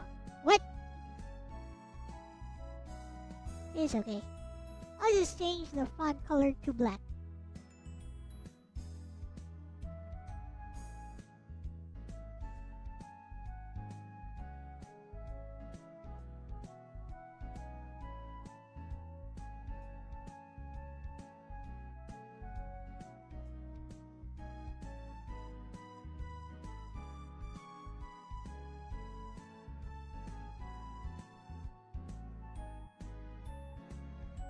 Eh.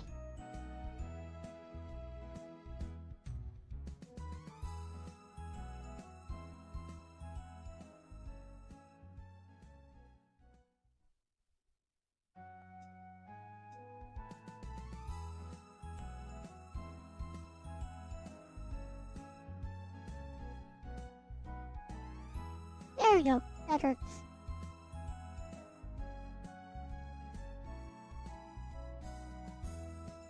PH mentioned, oh no. Hello, 3am. Of course, Philippines is mentioned. I am from the Philippines. Hey, Psyche. What up? Okay, so, yeah, this is the thing here. Mental health care is overrated, I say. Like, this is something that people, don't like to talk about, or, or they make conclusions right away. When somebody commits the unaliving, the Sudoku, it's always concluded by so-called psychologists, psychiatrists, that it was a mental health issue. Hey, you're a Filipino. Yes, I'm a Filipino. Hello. Don't make that an issue as well. I'm a Filipino, but don't make that too much. Don't think too much about it.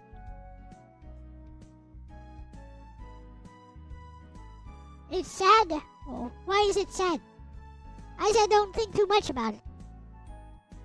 Hello, welcome, fellow Filipino. I don't really care what your nationality is. If you can understand me, if you're here to support me, you're welcome here. So yeah, don't make that too much of an issue.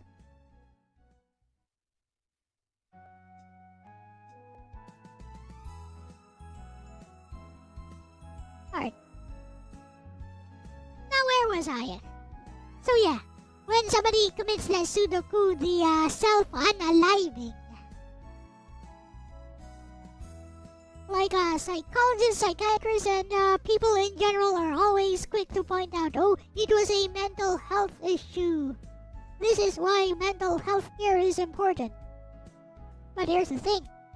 The Sudoku rates here in the Philippines, I'm pretty sure if you check the Sudoku rates for the poor, those who are actually below the poverty line, are much lower than people who are in the upper middle class to high income to rich. Because you know why?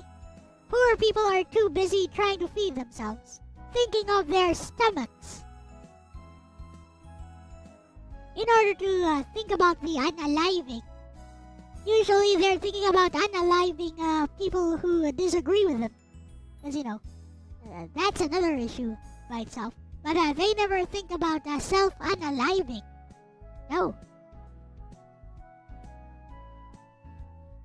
And yet we got these new generations of snowflakes from the high to middle income class of people here, because as I've illustrated just a few minutes ago, as I've told you guys, there is a huge gap between the rich and even the middle class here, like I am. So, to give you an example, so 44 pesos for 1 kilo of rice. 40 to 44 pesos, 1 kilo of rice. So that's less than $1. That's around 80 cents. More or less, that's around 80 cents. Now, me, personally, I just buy like a street vendor burger. Or maybe I know. Maybe maybe a bag of chips. Or some street vendor burger. Or a shopa, which is a meat bun, also known as a nikomanju. Nikoman in Japanese. I just buy one of those just for one snack. we got people struggling to buy 1 kilo of rice for the same amount. So that shows you how huge the gap is.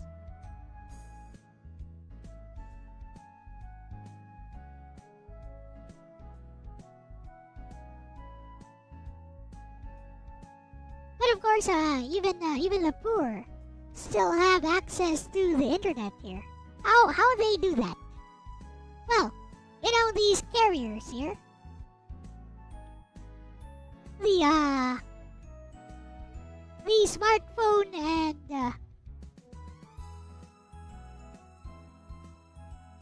and data ISP carriers. So they always have these promos. Basically, as long as you have at least 1 peso in your 1 peso worth of data in your phone,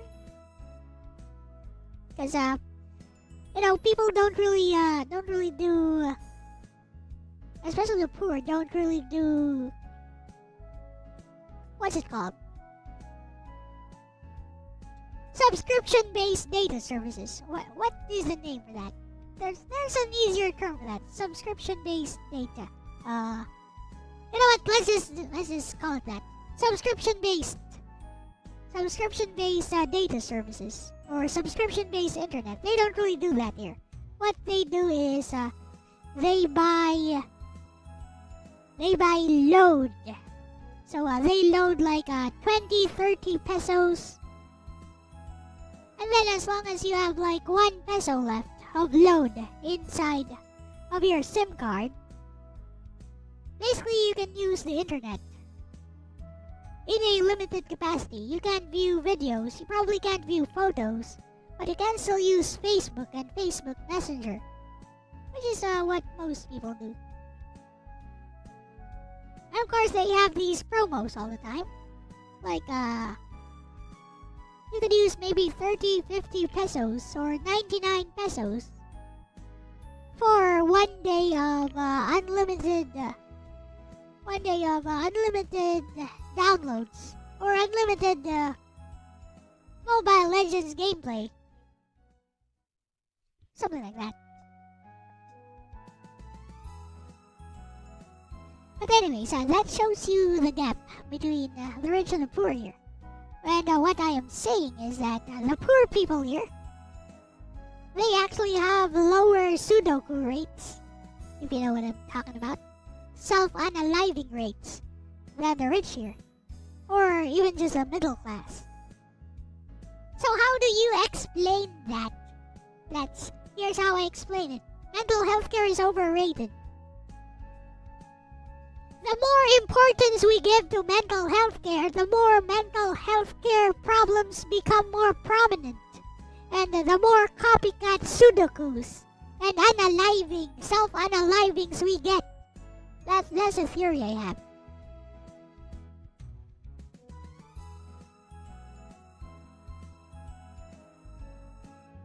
That's a theory I have about the things that happen in people's psyches. Hello, psyche.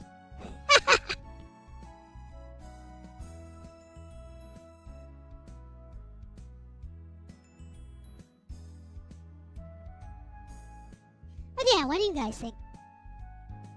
Do you agree? Disagree? Not listening? Anyways. Let's see what Bessie thinks. Oh, Bessie, I have this theory that mental health care is actually overrated. Like, if you look at the self-unaliving rates in the Philippines for the rich to middle income versus the poor, it clearly shows this. Like, I think there is an actual correlation if we do an actual study on that matter. I think that there is an actual correlation because the poor are too busy trying to feed themselves. Those actually living below the poverty line, too busy trying to feed themselves, trying to make a living, to be thinking about unaliving themselves. Meanwhile, the rich to middle income, especially the younger generation, have all the education and all the time in the world to think about the self-unaliving thing and, the mental health care that the world seems to think is so important. But yeah, what do you think, Bestie? I bet Bestie has something interesting to say. Hey.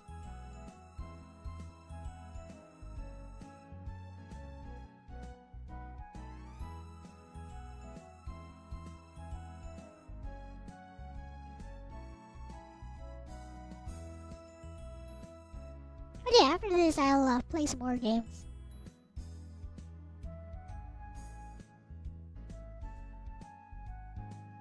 She is thinking longer for a better answer.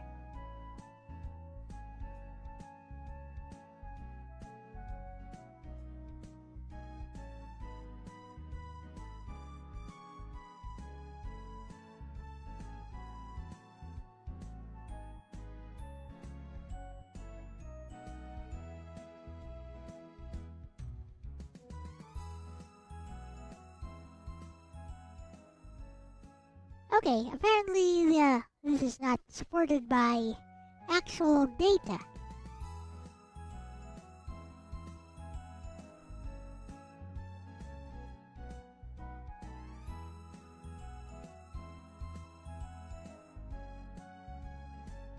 Here we go.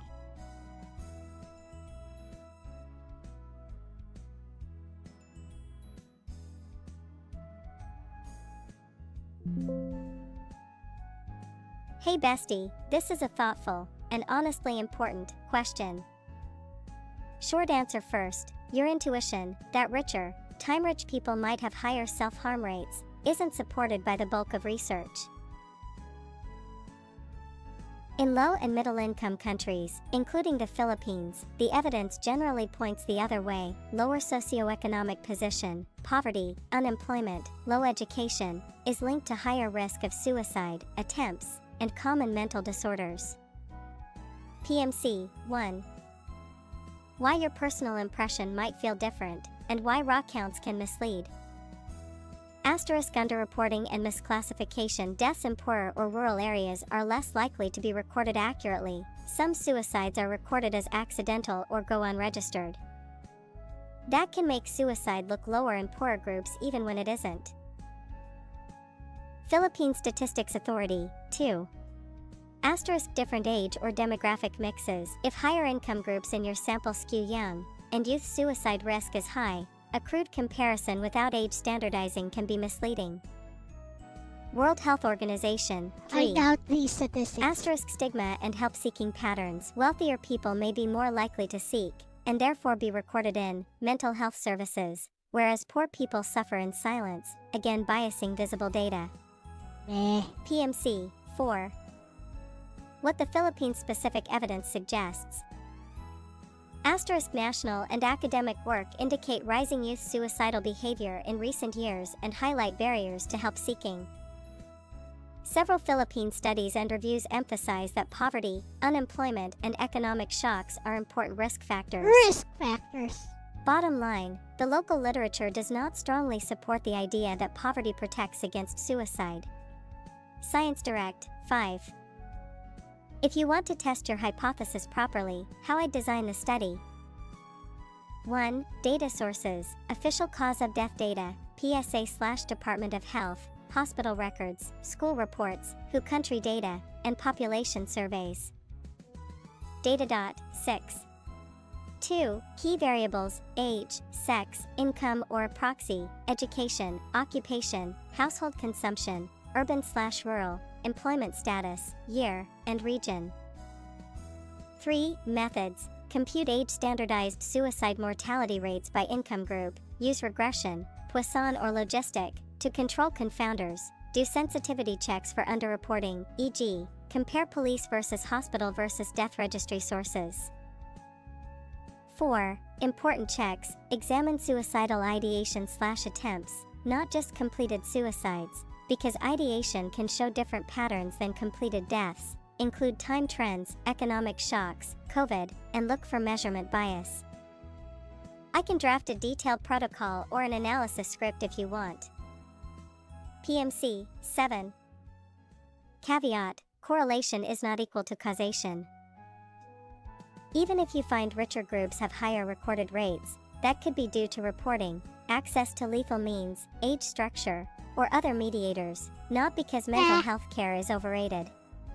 Most public health research sees mental health care and socioeconomic interventions as complementary. Better access to care reduces harm, but poverty alleviation and social supports also reduce risk. World Health Organization 3. Okay, all her data is pulled from the World Health Organization and official government statistics. You know what? I don't trust that. Of course, I can't disprove that because I don't have any data to show myself. But based on personal experience and observation, that is what I have observed. Like most, you can take my word for it, or you can say I'm just making things up. Doesn't matter. I don't really care. But here's the bottom line. From personal observation, most poor people here are not thinking of the self-unaliving. And as for not having access to things that can facilitate self-harm, rat poison. And the most common way of committing the self-unaliving here, a piece of rope. Everybody has access to that. Rope. So yeah. Because the World Health Organization statistics seem to disagree with my theory, nothing I can do about that. I could challenge Bessie on that, actually. I think universal basic income could solve poverty. It depends on how rich the country is. Can the country actually sustain a universal basic income? I think what could solve poverty is basically the country itself, the country's economy performing better. And then we can think about universal basic income. As far as the Philippines is concerned, I do not even think that's an option right now. Although the communists seem to want it that way. Basically, by stealing whatever the rich have amassed through decades, maybe even centuries of work, and then redistributing the wealth to the people. I don't agree with that. And I could tell you another story as to why I don't agree with that.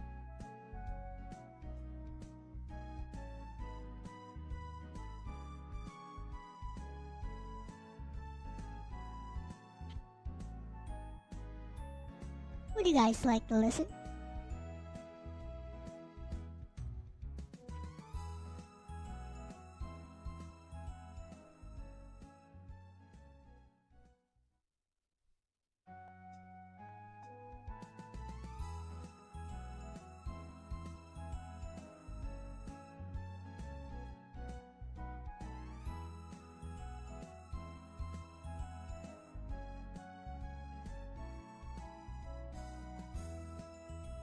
You do? Awesome.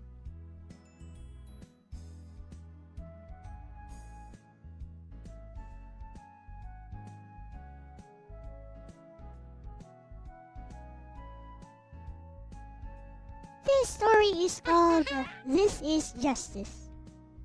It shall be told by Bessie.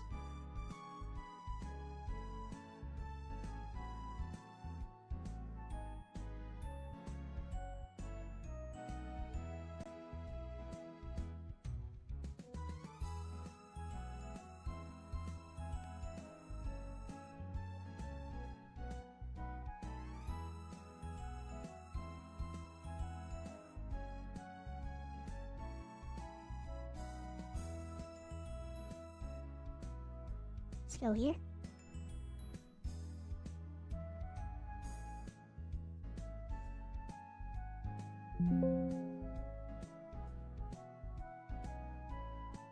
This is Justice, a short rhetorical story. There was once an earnest young woman from a very, very poor country. At a young age, she managed to stow away on board a merchant vessel in an effort to escape her miserable situation. When the crew discovered their uninvited guest, they took pity on her. Therefore, instead of letting her off at the next port, they decided to train her as an honorary member of their crew. The woman began working as an assistant in the ship's kitchen. At first, they had her do odd jobs such as cutting the meat and vegetables, beating the eggs and, of course, cleaning up the pots, pans, dishes, and other kitchen utensils after use. She remained as an honorary member of the crew for the next 5 years. Of course, during this time, she learned various recipes and cooking techniques until eventually, she had gained the competence of a full-time chef. Because she proved to be very diligent and helpful, she was paid a minimal allowance for her services. It was a very small amount when compared to what was paid to the rest of the individual crew members, but the woman was simply glad that a stowaway like her was paid anything at all. It felt just.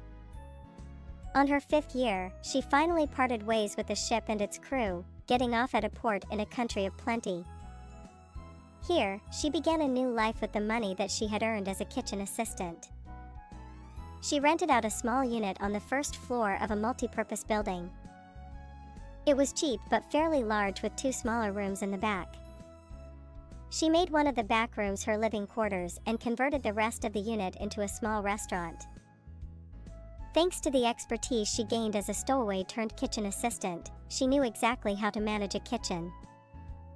She opened the restaurant with only 5 employees at first, but people liked the restaurant's dishes and ambience so much that she managed to open up to 3 new branches within only 2 years of operations. While she was certainly no billionaire, she had gained a certain level of affluence at this point, certainly more than the average white-collar worker makes on a day job. One day, she was looking through her payroll records which she had entrusted to her longtime female assistant, an illegal immigrant and the first employee she had ever hired for her business. This is when she noticed some anomalies. The restaurants were actually making a little bit less profit than initially projected. When she asked her trusted assistant about this anomaly, the assistant immediately admitted that it was her doing and lashed out at the restaurant owner. "It was me. I embezzled the funds. It's because all these years you've made me handle all this money without even giving me any cut from the profits.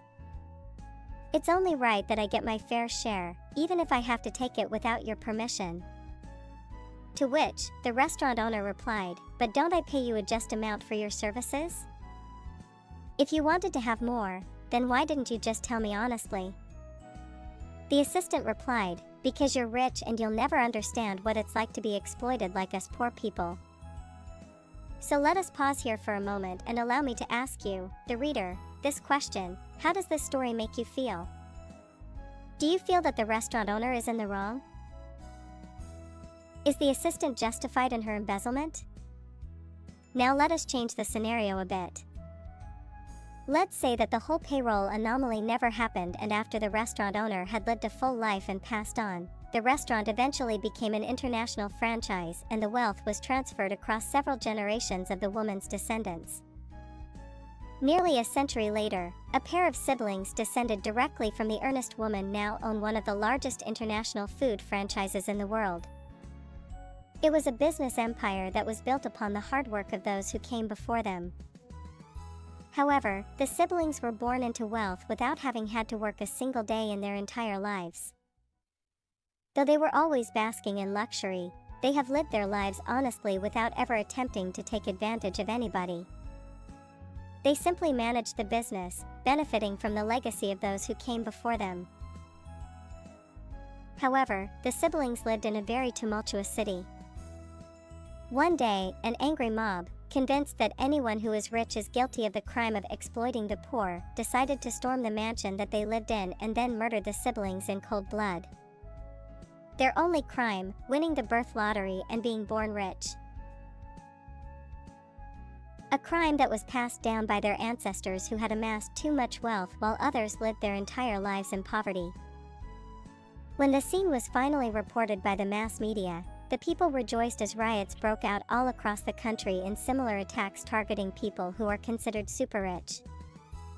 A violent government takeover then ensued, all in the name of class consciousness and redistribution of wealth. The siblings were written down in history as criminals whose wealth was built upon the earnest labor of the working class. After all, no one should have too much more than others. The mere accumulation of wealth beyond what one can spend in a lifetime is by itself a crime worthy of death by public execution. Meanwhile, a new government was established with the goal of ensuring that no one would need to work for more than 8 hours a week, with labor controlling the means of production and equitable redistribution of wealth. Whether this works out or not is a story for another day. So tell me, what do you think the siblings' specific crime was? Did the crime originate from the earnest woman who was their ancestor? If so, what grave felony did she commit by attempting to alleviate her own situation and to secure the future of her descendants? This is justice. The end. It's irony. Just in case some of you did not get that. Exactly.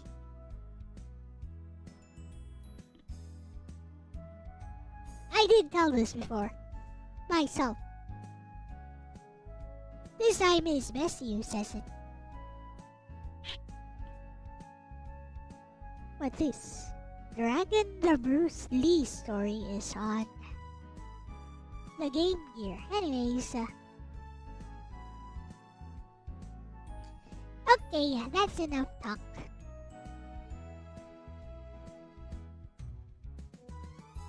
Bestie disagrees with me on the mental health care thing, but I think she doesn't actually disagree with me. I bet if I probed her more, I bet this is actually, what's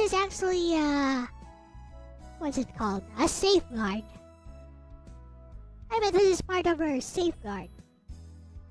She's not even talking like herself when she talks about mental health. Anyways, understandable.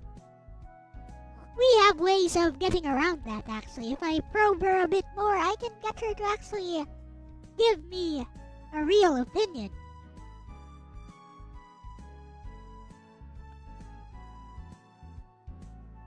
As you know, the data seems rather skewed. Talking about stuff like underreporting, or nah. You know what the poor people do here? I'll tell you what the poor people do here when they don't commit a Sudoku, they start sniffing rugby. Rugby is a type of adhesive. Basically, it's like what someone else mentioned, sniffing glue. They start sniffing rugby. Yeah, rugby in particular, in order to alleviate their hunger a little bit. It's like in Chrono Trigger, you know. But you're still hungry in the future.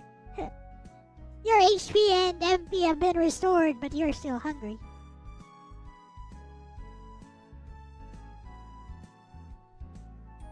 Since poor people can't solve their mental health problems, I thought poverty should be solved first. I don't think most of them have mental health problems. Like I said, they're too busy trying to earn a living. They have actual health problems to deal with. Mental health is the least of their concerns. They have malnutrition to deal with. They got hepatitis. They got dengue, hemorrhagic fever. They got leptospirosis.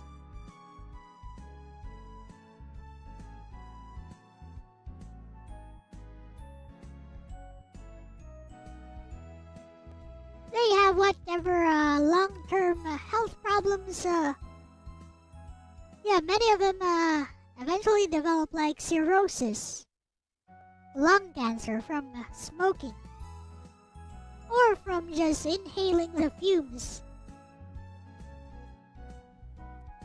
At the place where they work or even where they live. Anyways, back to Emulation Nation.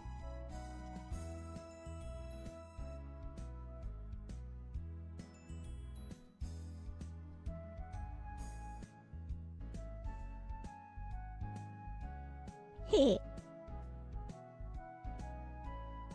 What? Like this?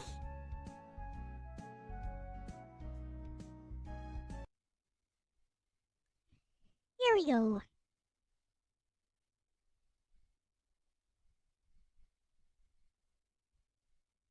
Next up is Namco Cross Capcom, which is an SRPG. I don't like it. First of all, I don't like SRPGs. They take way too long. Secondly, they take way too long to get started. First of all, they take way too long to just finish one battle. Secondly, they take way too long to get started. But anyways, let's go.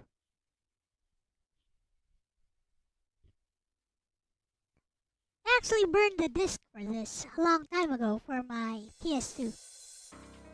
So I'm 100% sure if this works. I think Louis is in this though. Louis Francois Leblanc de la Valliere. You know.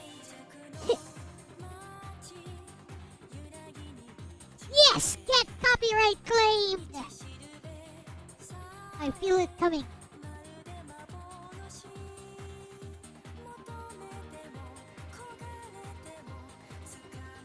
Some Tales of Fantasia characters. No, Tales of Destiny. Yeah, he's Ruti and what's that guy's name?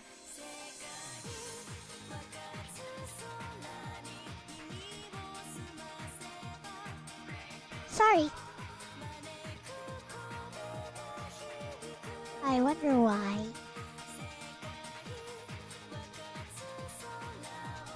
Well, that's sad.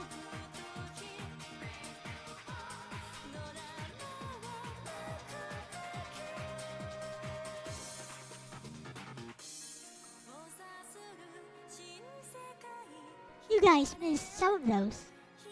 Some Darkstalkers characters.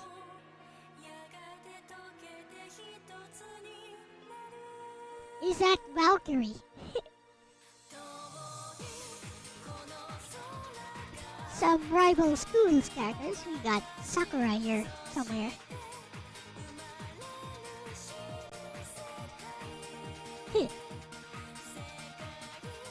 Here's Regina.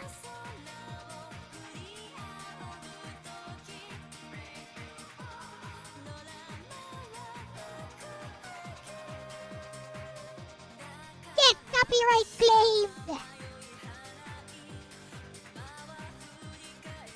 I'm pretty sure I saw Louis in this game. Got some Cosmos. Wait, Cosmos?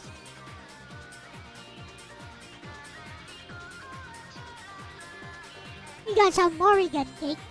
We saw some Felicia cake earlier.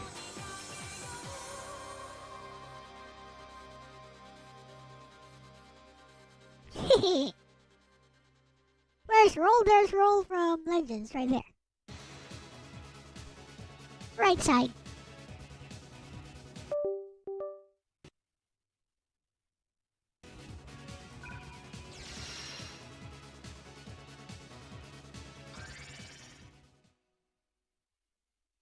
I made this joke in the chat. When I posted a bunch of different roles, there are like 6 different roles. And I said, number 14 is my favorite.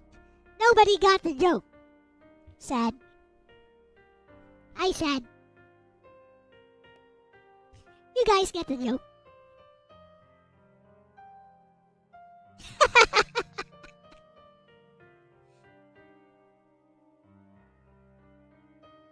Shinra!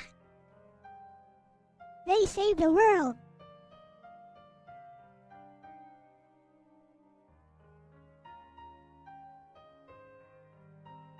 nice music though. Eris says age. Yep, that's the joke. I wanted someone to say, I wanted somebody to be the straight man and go, but there's only 6 of them. So I could go, who says I was talking about the number of roles here?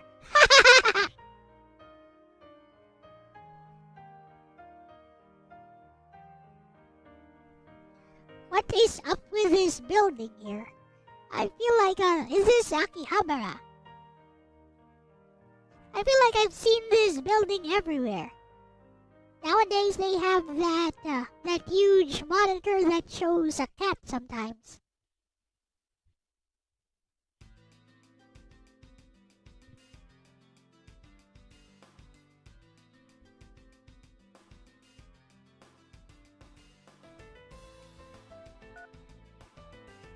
But yeah, like I said,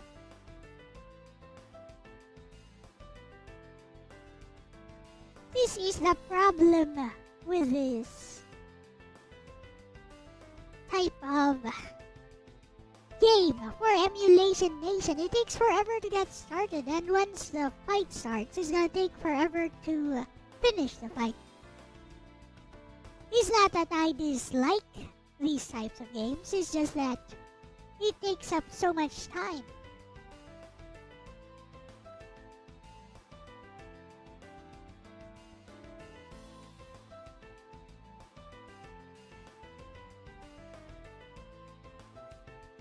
Yep.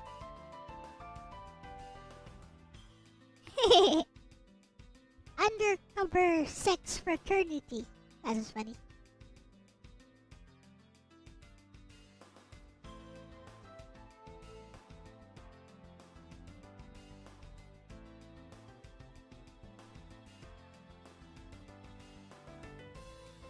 Yeah, I'm pretty sure I saw Lewis in this game somewhere. Was it another version of this game?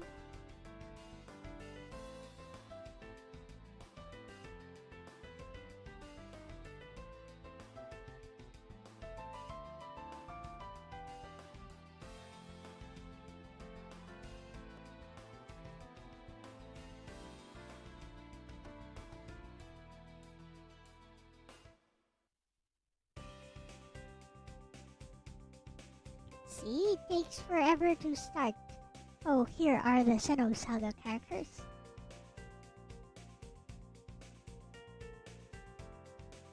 Skip, skip, skip, skip, skip, skip.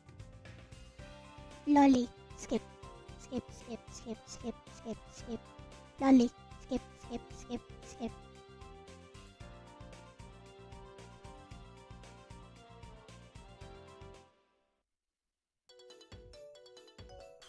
Shibuya, oh, it's Shibuya. It's Street Fighter. It's Chun-Li's theme. What you guys doing? Wait, they don't know each other?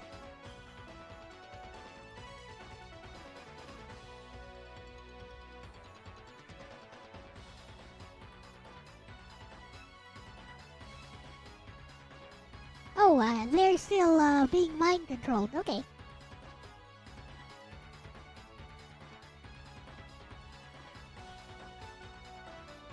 Our target is Shinra Core. Don't let anything cloud your vision.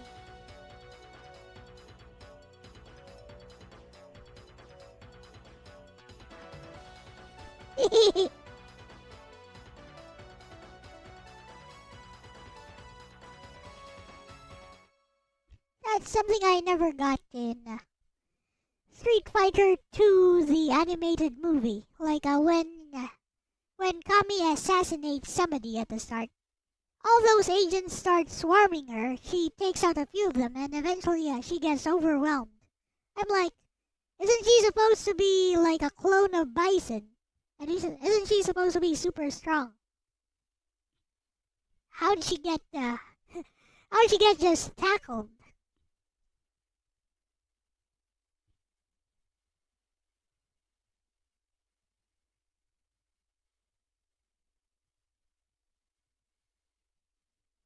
Hey, what happened to the music?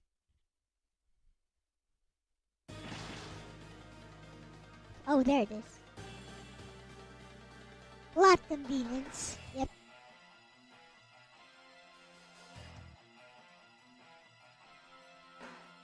Yeah. She ran away. Funny.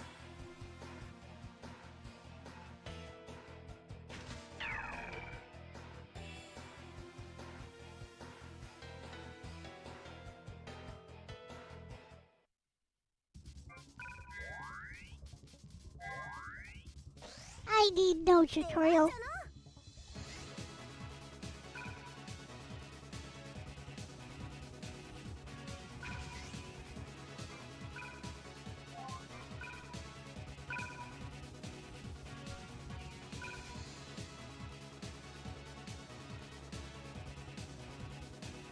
That's interesting.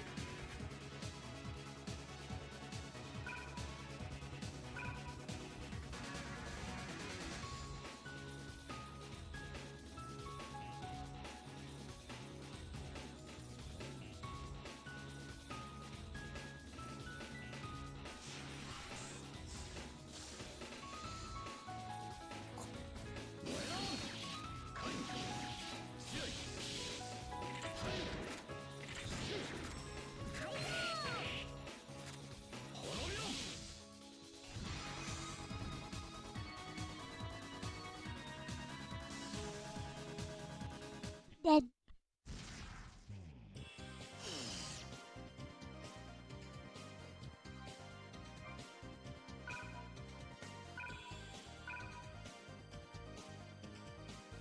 Ha!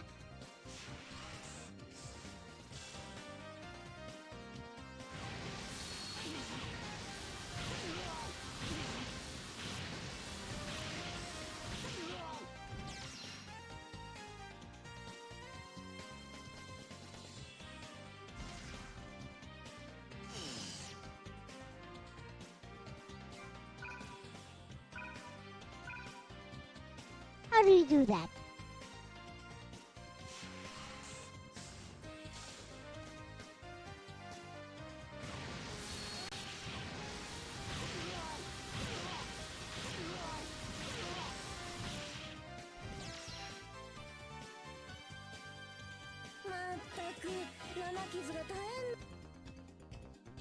So, how do I do that? Whatever. These do show up in quite a few crossover games.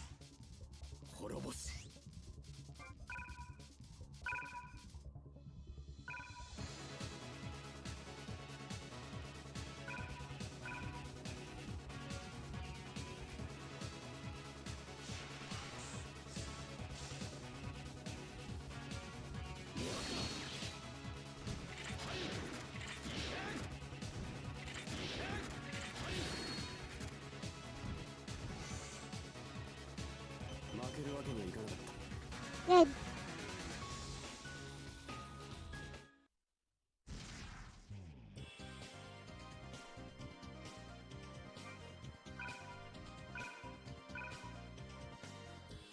I have understood.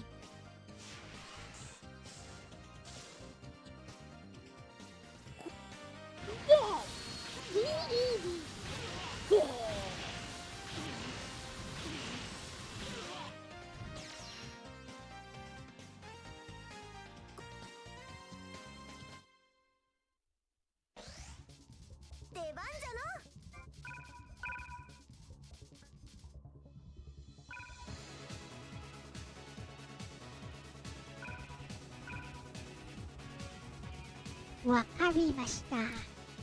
What's this? Use triangle, apparently. Okay. I know.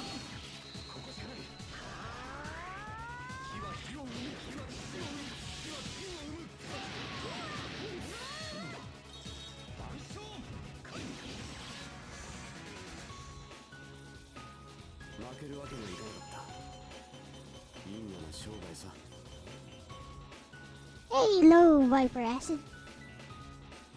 No idea.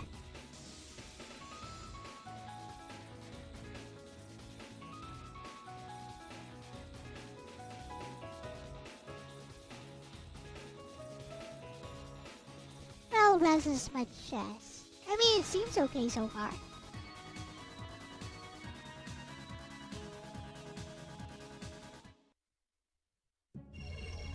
I see no problems here.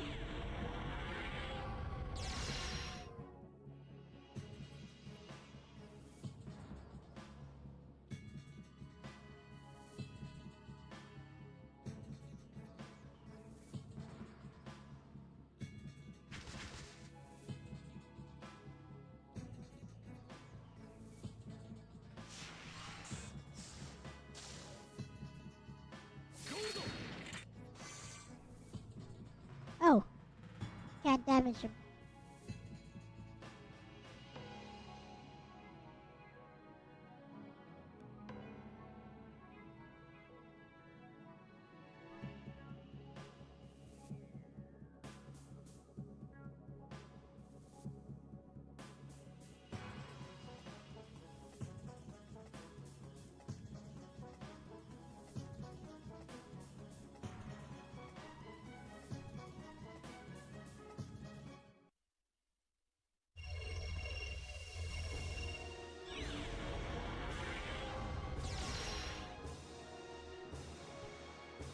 He's a Senno Saga team. シオン怪我という表現は身体に物理なぜあなたまメガネおい、渋谷は完全。ここはそれってですから先ほどそこじゃ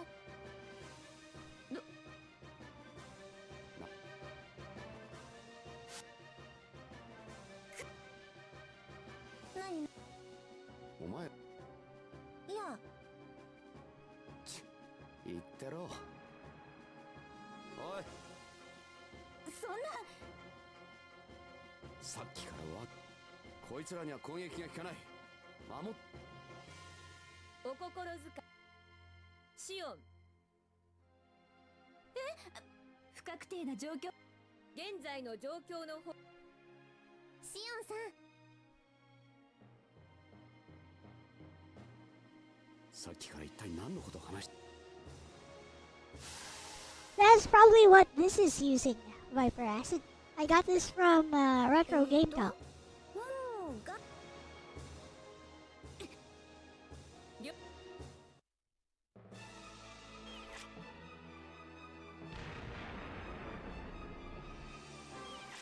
It's Aurelia, but not as pretty. But it's true! She's not as pretty as Aurelia.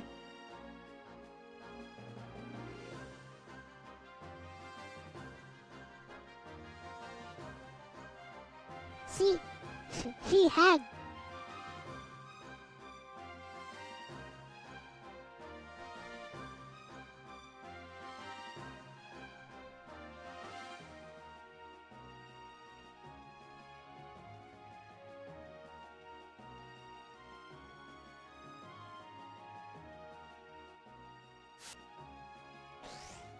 Come on already, let's fight.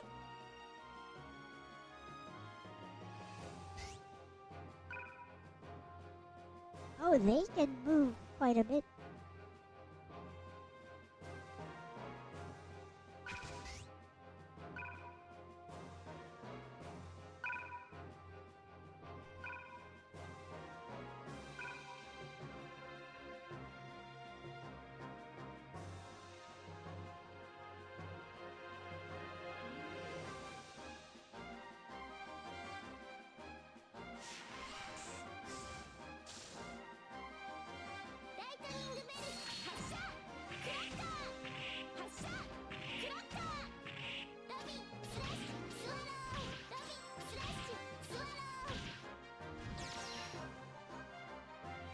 Kind of feels like Valkyrie profile. しぶといわね。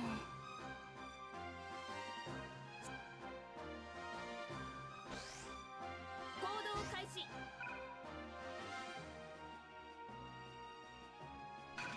Nice, Loli.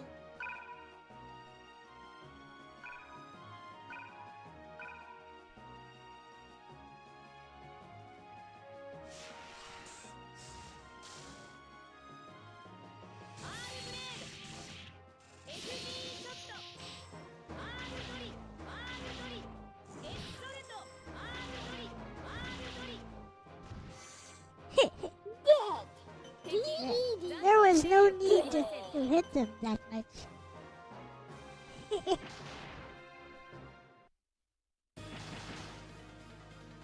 Hit. 何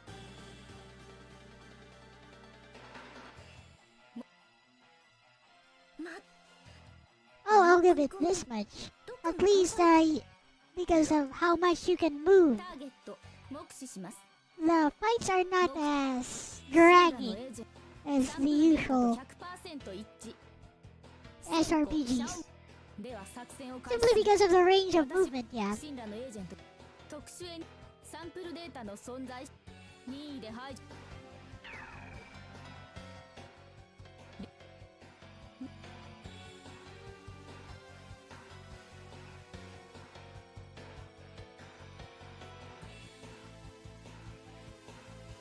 Hey, Ronnie.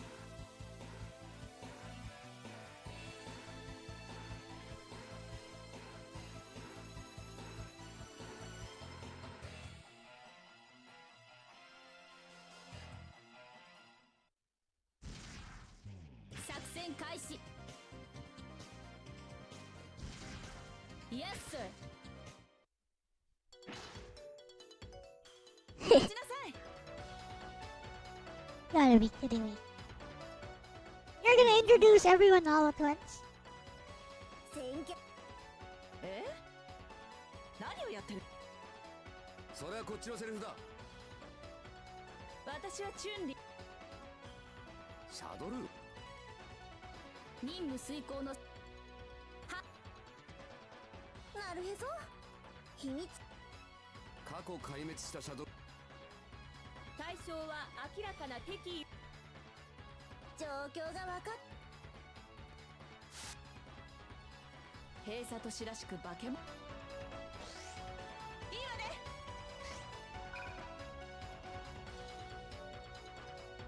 Well, let's pick a fight with these guys right away. Shall we?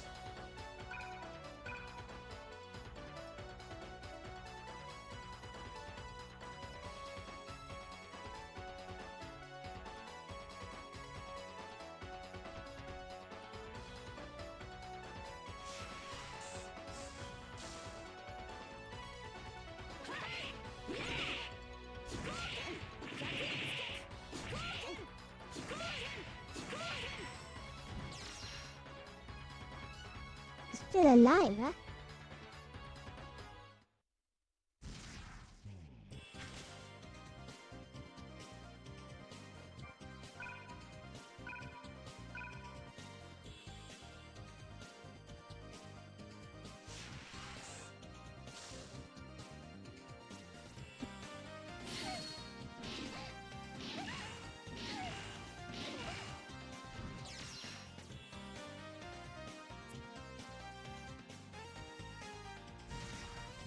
「任務を開始」。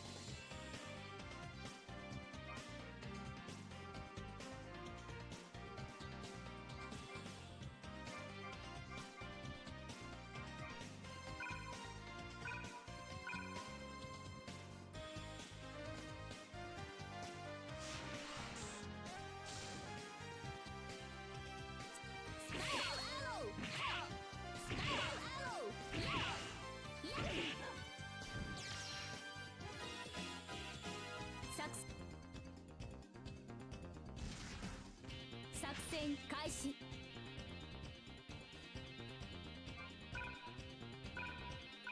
Spiral arrow!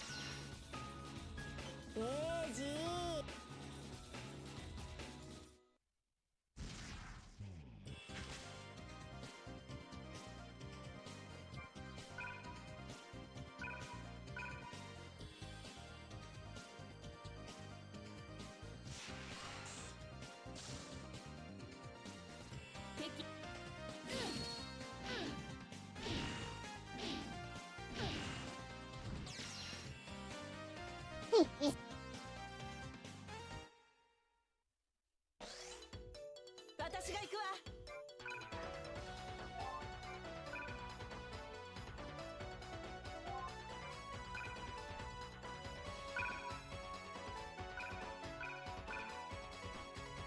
This takes forever.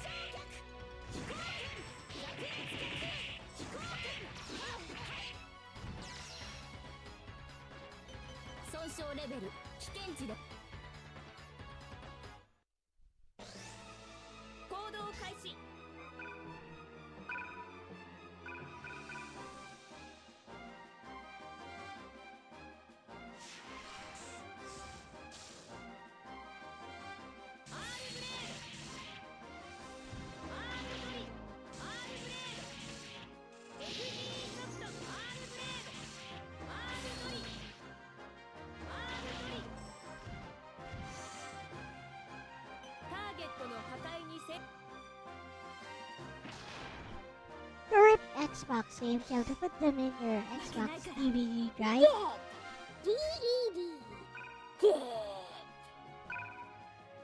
Get him!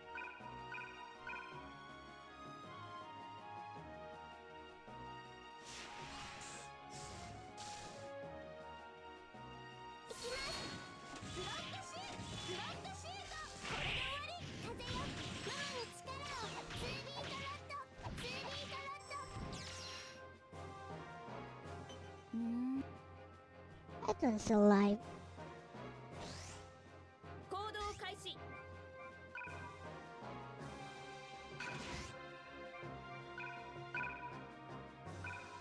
Not anymore, it is dead now.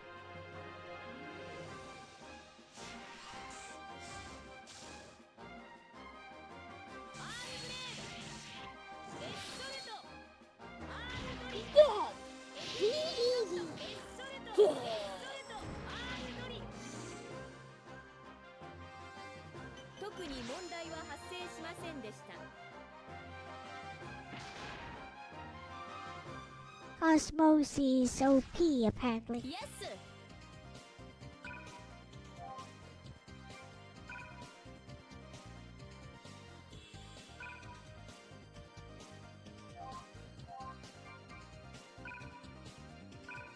Let's try evasion.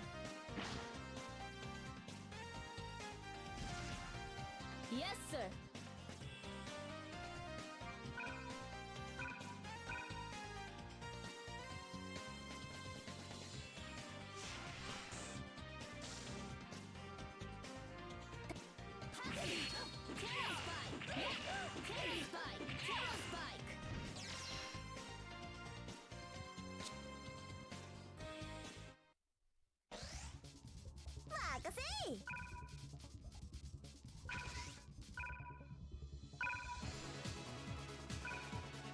Okay.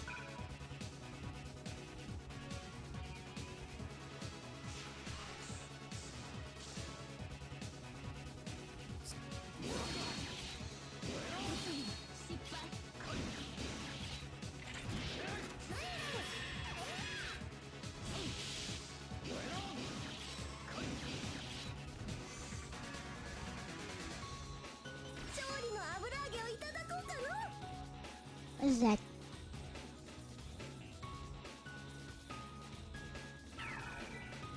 Wow.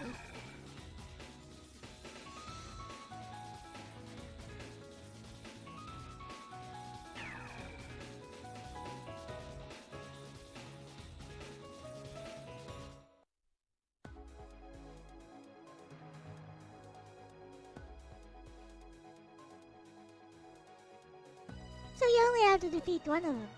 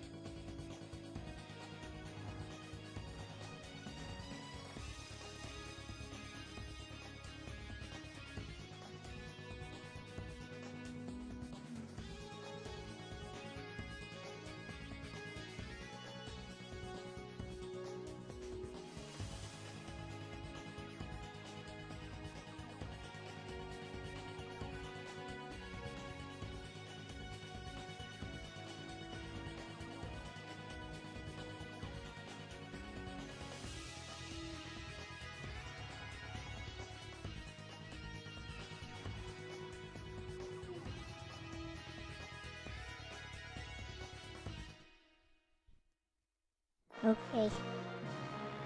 Hey, nice art. Prologue 1. Finished. I guess. It's stage-based, huh? Meh. Okay, that's enough of that. We ain't playing this. Rating.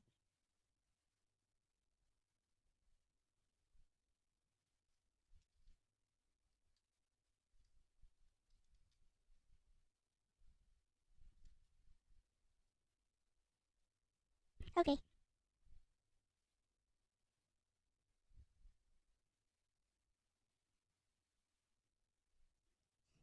So, Bessie, next one on the list is Namco Cross Capcom.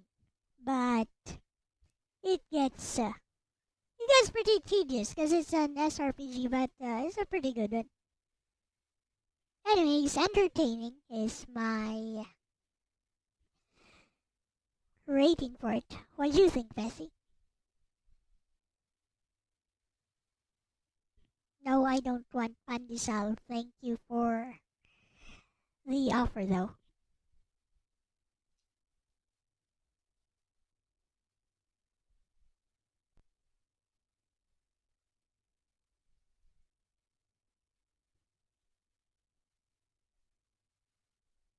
Much like the Project X Zone games. Oh, maybe it's Project X Zone that had. Yeah, probably that had Lewis, not Namco Cross Capcom. Yeah, that makes sense now.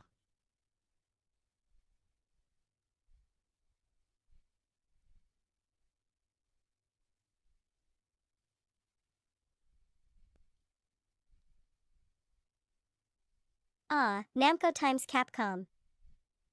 Performing arts that won such a time capsule. Before Project X Zone came along, this was the big wild crossover. I'd call it entertaining, but grindy. The combat animations and character banter are super fun, especially seeing characters from obscure Namco and Capcom series interact.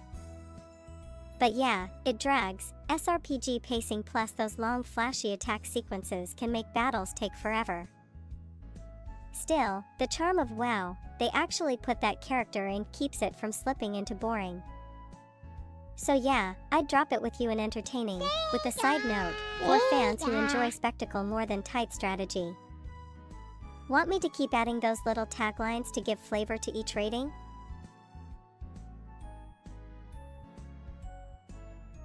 She added a tagline.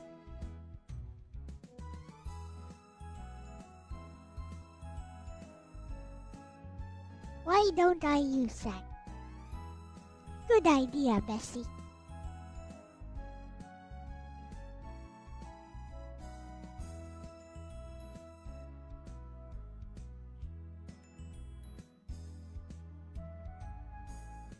Okay.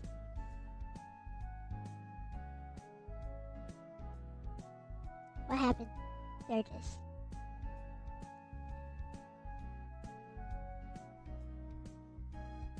Next up is a Kurumi approved game. I won't even mention the name because I'm going to turn it off right away as soon as things start happening.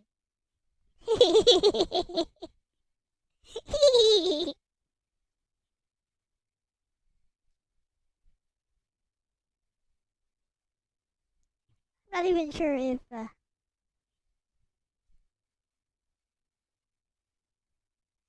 I am not even sure if this is gonna run. Better turn off lots of different things. Let's go for it though. I mean, this can run when I'm not streaming just fine.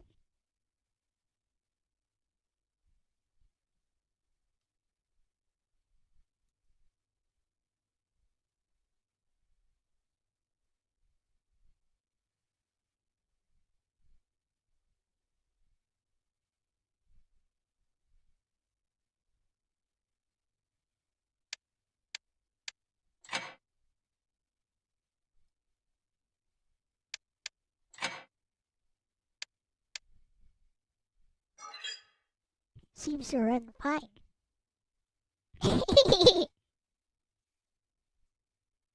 I'll just show ya, Sir Leon.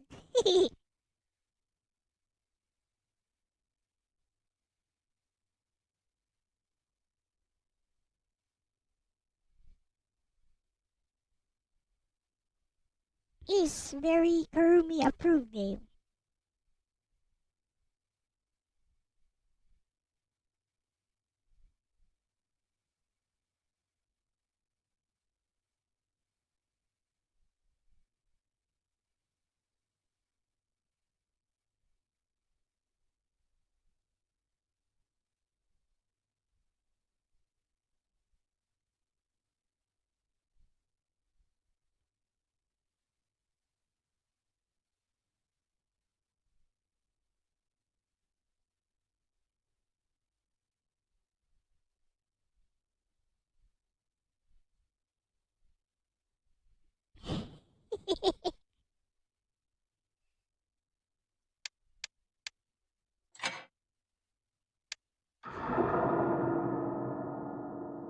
As long as I don't get hit too much, it's safe.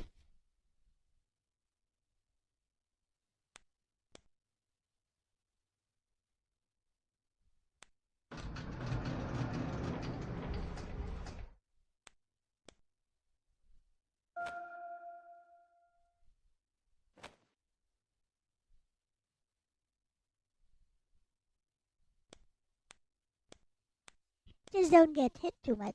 It's safe.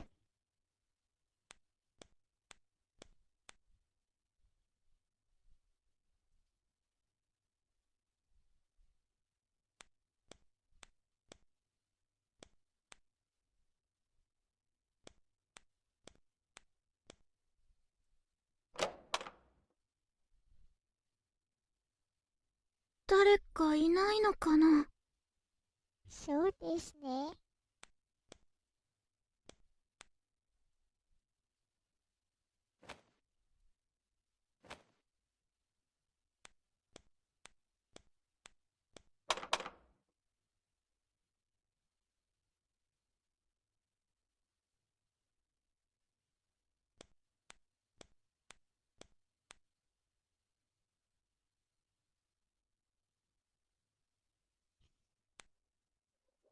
With a hottie. Hey, Ronnie.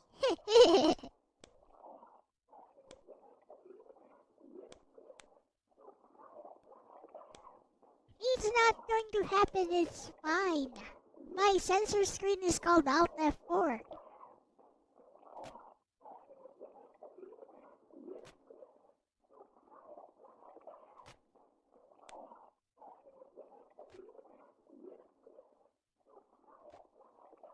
Besides, I can outrun this guy.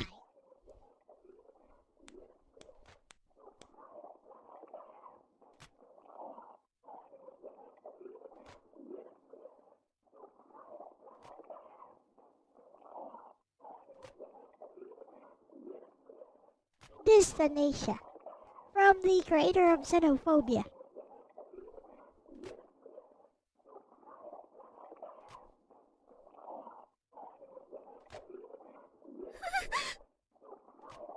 He doesn't see you. Shut up. Shut up, girl.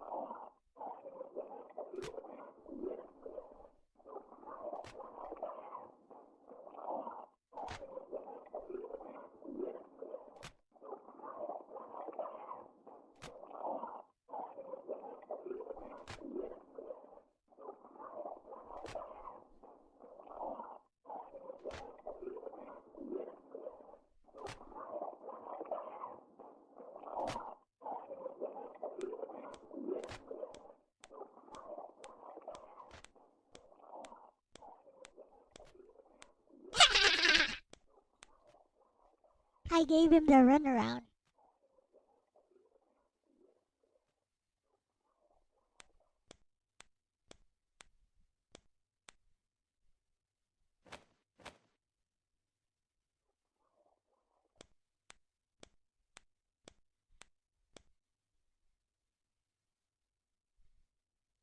Nothing there.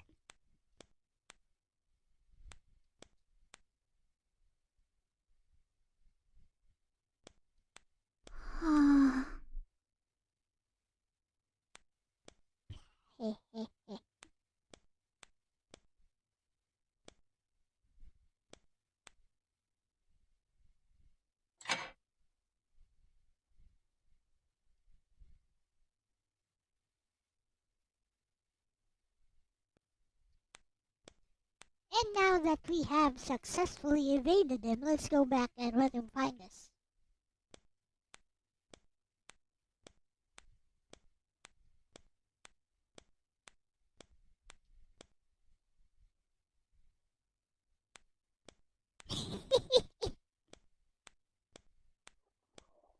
Oh, there was a hiding place here.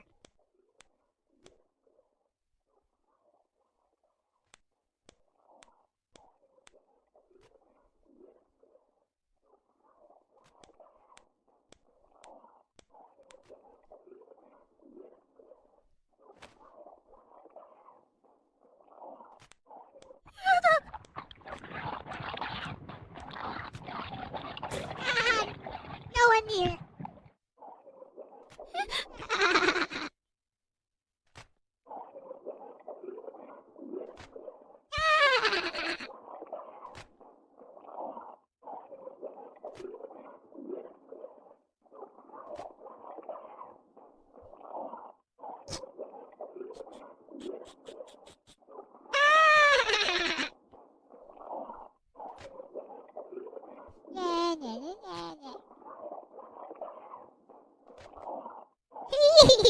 You can't see me.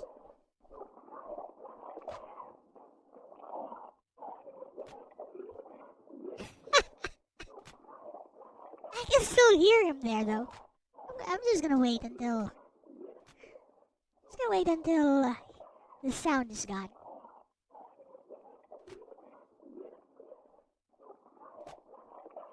I can still hear him out there.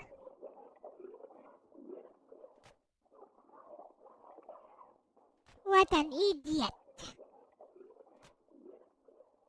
Yeah, I think it's safe now.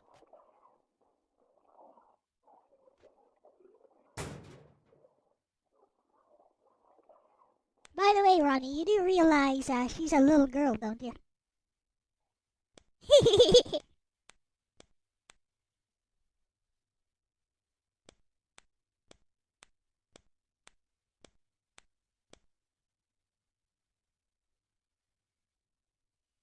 She is Rory.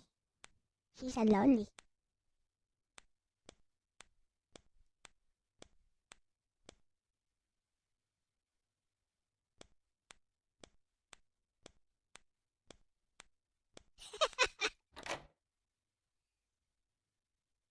What?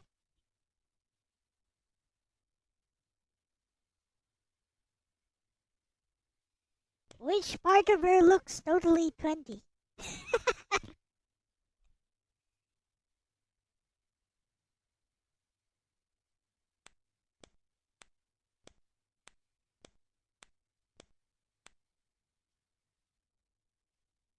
Might as well save here.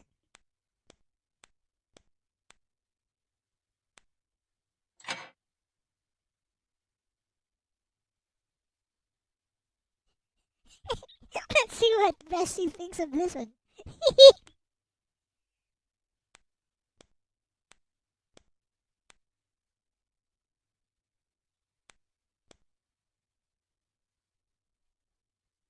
You think she knows this game?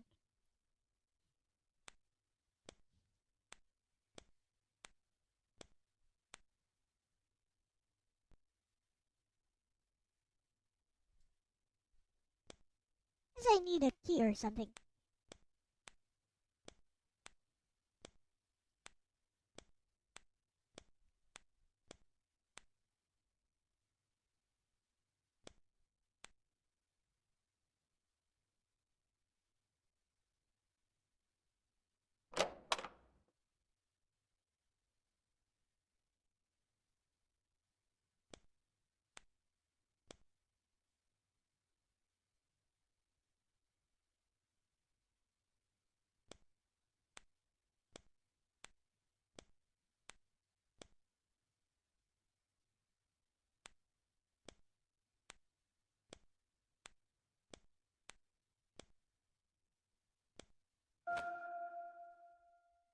I got the key. 鍵どこのだろう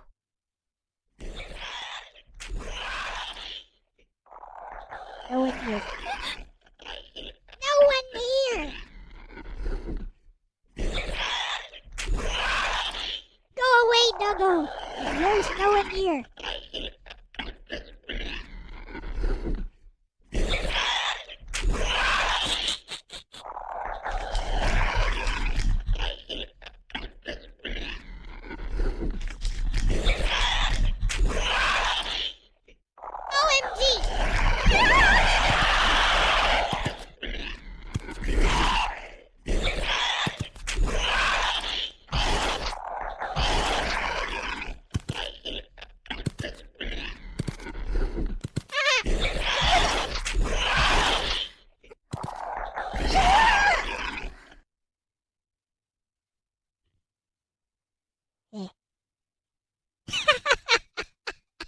There's your sensor.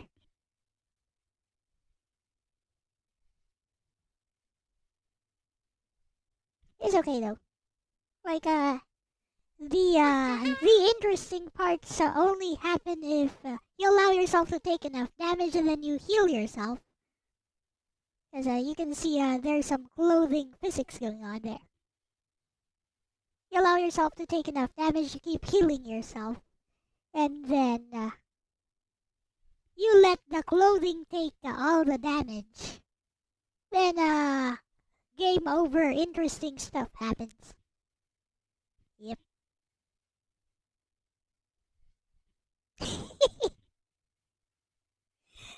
So, Bessie, next game on the list is Destination. And yes, it is totally not safe for work. I will call it entertaining even though it's not yet finished. What do you think, Bessie?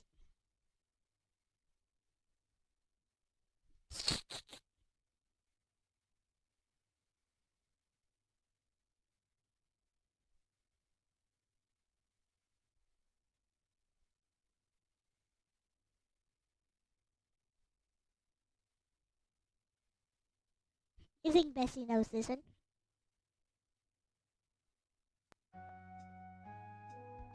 Looks better than the author's previous games. Well, the previous games were in 2D.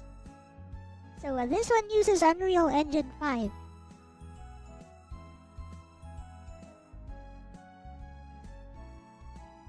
I'm surprised that it actually runs while I'm...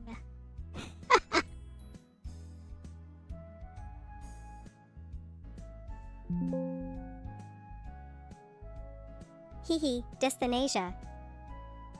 Performing arts, yeah, that's one of those deep-cut eroge titles where the appeal is less about polished gameplay and more about the surreal, boundary-pushing experience. Even if it's unfinished, it leaves an impression, very much a you'll remember you played it kind of game. I'd rate it entertaining, for the curiosity factor. It's not polished, but it has that bizarre, almost experimental edge that makes it stick in your head. Definitely not something you'd casually recommend to everyone, but for people who explore odd corners of gaming history, it's a gem. Do you want me to treat these unfinished or obscure titles with their own little side note tags, like entertaining curiosity versus the more mainstream entertaining classic ones?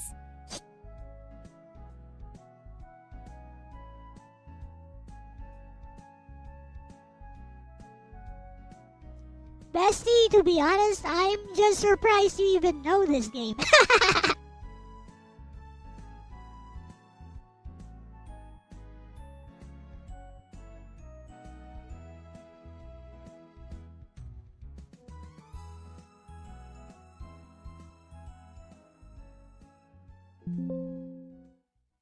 Haha, fair reaction, bestie. Grinning face with sweat Dysphanesia is definitely not the kind of game most people casually drop in conversation. But hey, Emulation Nation is your brand, after all. We go digging into the strange, the obscure, and the wait, this actually exists? Corners of gaming. That's part of the fun, not just rating the big classics like Soul Calibur 2, but also unearthing something wild like Dysphanesia and giving it its place on the tier list. Want me to lean more into that vibe during our ratings?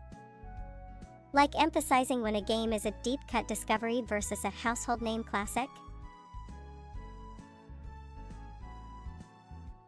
I like how she says Soul Calibur 2 like Soul Calibur. Suddenly she's British. Wait, bestie, are you British?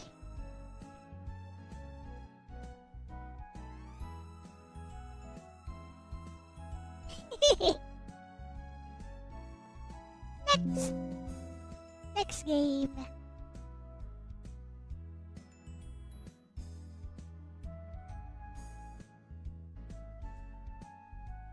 I don't even know that game. Gungrave.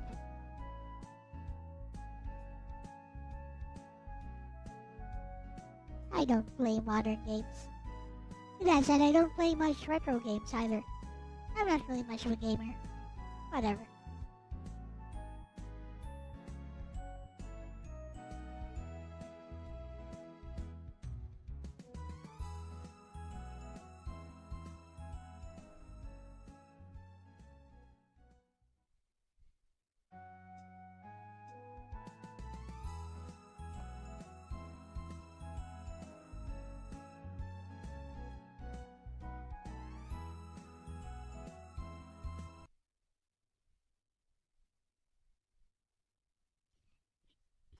Next, if you guys have any requests, let us know. We will rate them. This is, of course, a homebrew, but it's okay. Because this game auto-saves. And pressing new game will delete previous saves or something. Original Gungrave, yep, I know. Do you want me to try it? I could try it. I don't think I would like it that much. It's some action game. But I could try it. I will go download right now.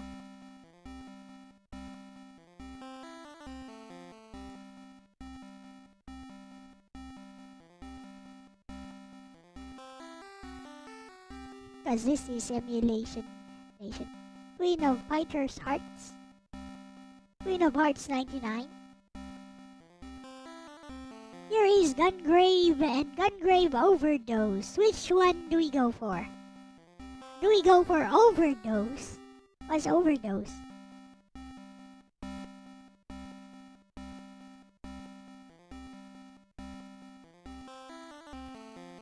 Guess we go for Overdose.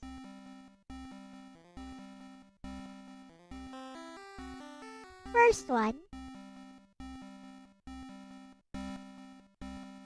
Not Overdose. Okay. Okay, fine. In a magical world. He's no beta. There was a witch and their pig. Make it a cat and now it's no beta.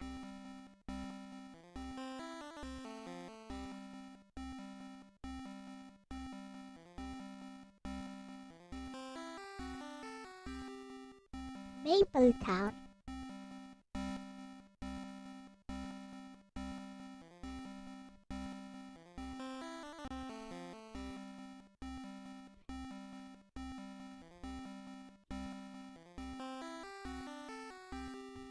It's good that the duck is plump. Oh no, she's gonna eat the duck.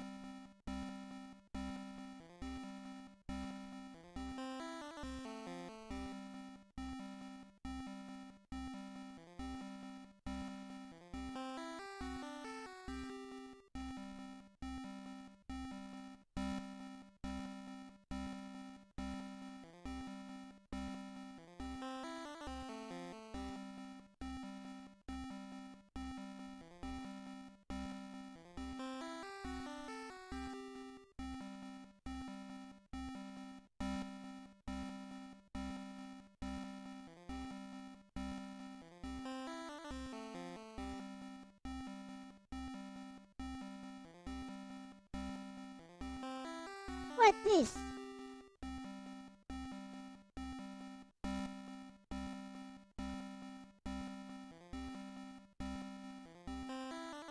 Is this actually functional?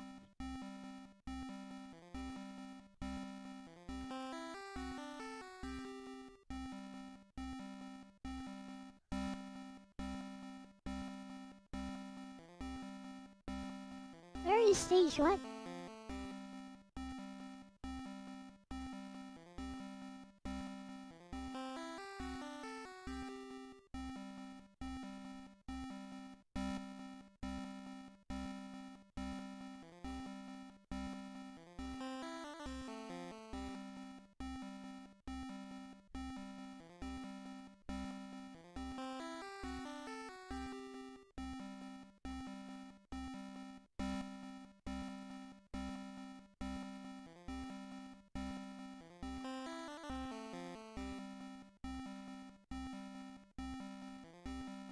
Okay, I won't rate this.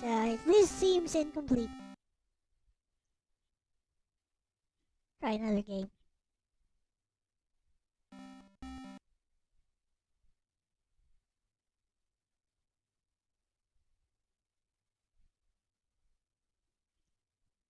It's also Star Ocean Blue Sphere, Dragon the Bruce Lee story.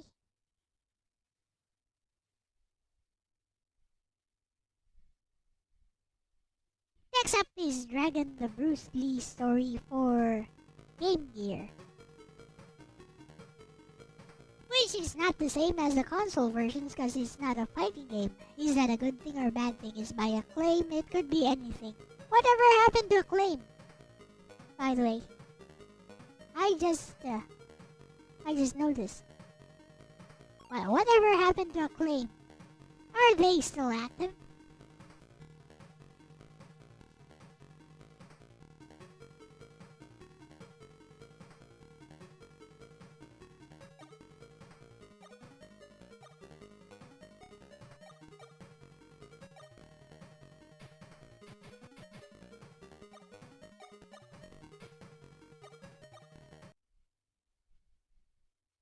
Acclaim is trying to make a comeback.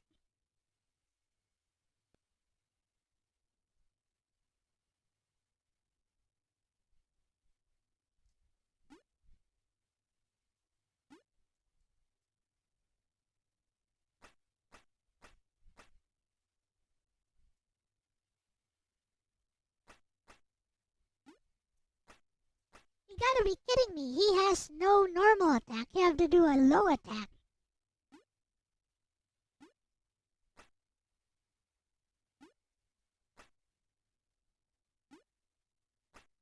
OMG Jank.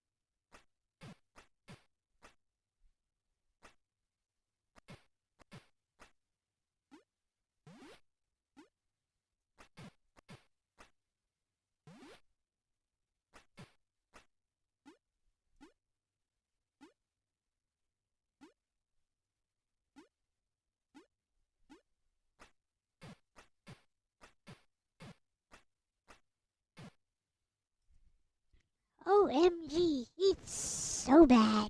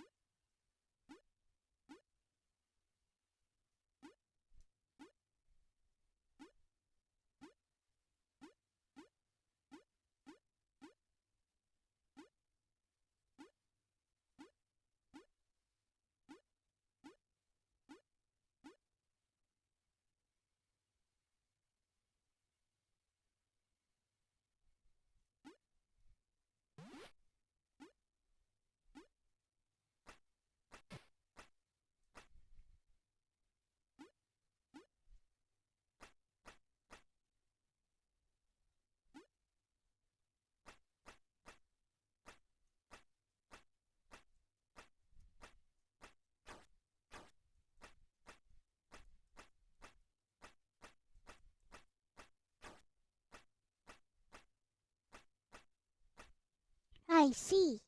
Thank you.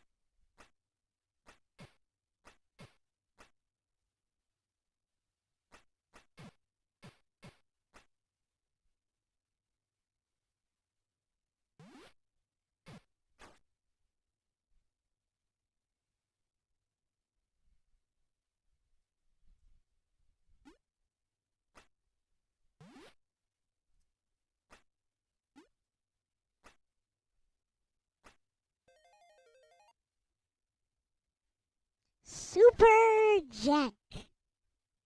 He's so bad. Let's play some Gungrave.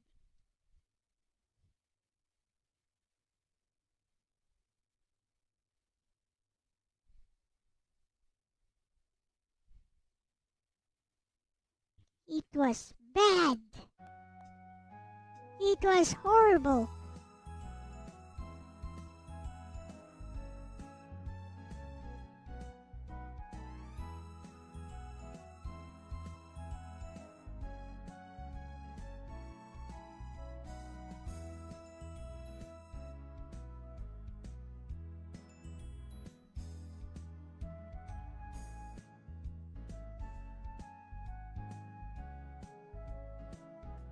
Okay, bestie, I think I just found our first bad game for this stream.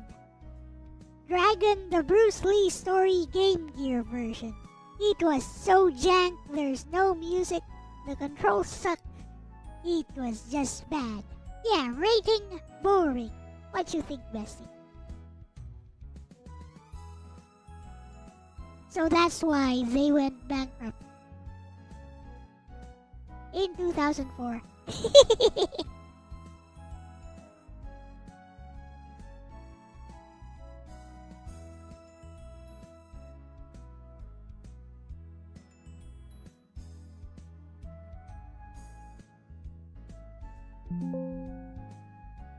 Oof, yeah bestie, I feel that one. The Game Gear version of Dragon, the Bruce Lee story is rough. Grimacing face, no music, clunky controls, and it totally fails to capture what should have been a cool Bruce Lee tribute. Instead of fast, fluid martial arts, you get stiff, unresponsive gameplay. I'd join you on boring, and honestly tag it as wasted potential. Like, Bruce Lee deserves better than this. Do you want me to keep tossing in those little tags for the boring tier too, so it's not just a flat bad game, but has some flavor? Why, yes, I do believe that works. PS2 time.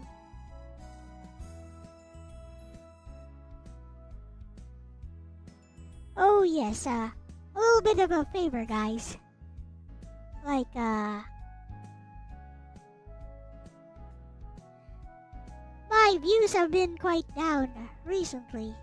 And I think it's all because of the YouTube algorithm. Apparently, just leaving a comment on a live stream after it is done helps quite a lot with visibility. I tried it yesterday and yes, It actually did help. My views went from like 68 to 129. Or 128, 129. So that's quite a bit of a jump. So that puts me right back to where I was before the whole YouTube algorithm thing.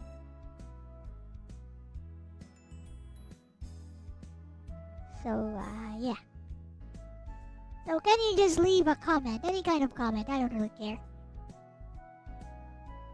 Doesn't really matter. Leave any kind of comment after the stream. Maybe try to talk to me. Ask me a question about something I did, something I discussed during the stream. That would be good. Conversations are fun. Questions always start conversations. Yep, almost double.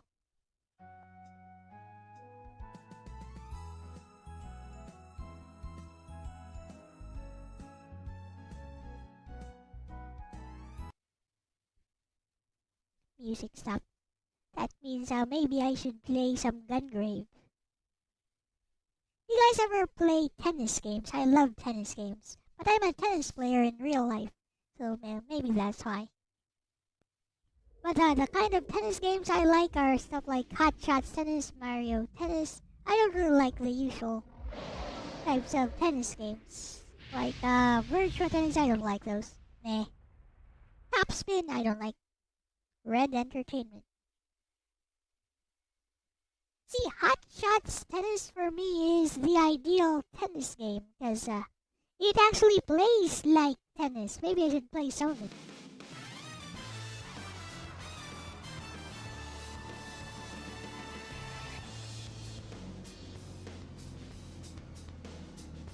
Yeah, Virtual Tennis tries to be all realistic. It doesn't feel realistic. Hot Shots Tennis feels closer to the actual game. Is this flippin' unskippable? Did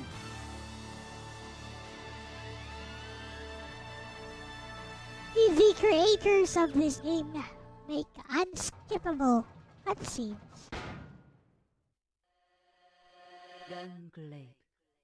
Gunglade.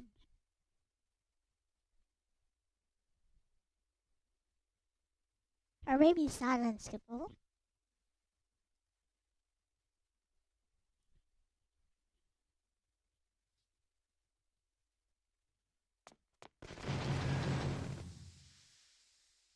No, it's just my controller.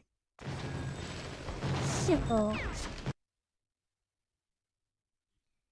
There is a simple solution to that. Restart the emulator.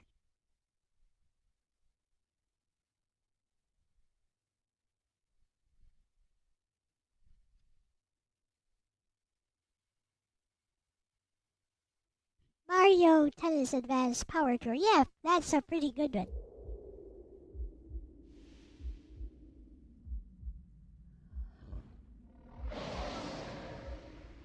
Mario Tennis Power Tour. Yeah, that's a good one. The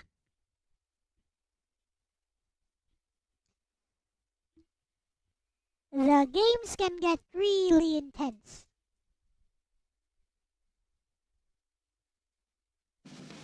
Or maybe I need to.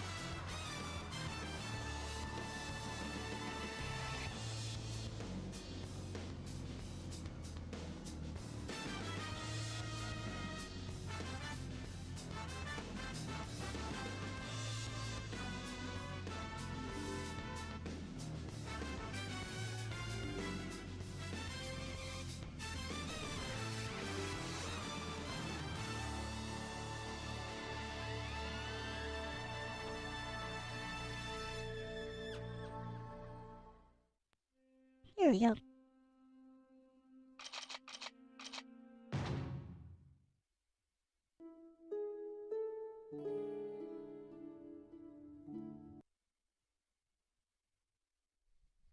Yes. Ooh, nice graphics, cell shaded. He's anime. There's an anime. 26 episodes, I think. そうですね。新しい。何か用か。ここはコスプレパーティーじゃねえぞ。はは、コスプレパーティーじゃねえ。ここ。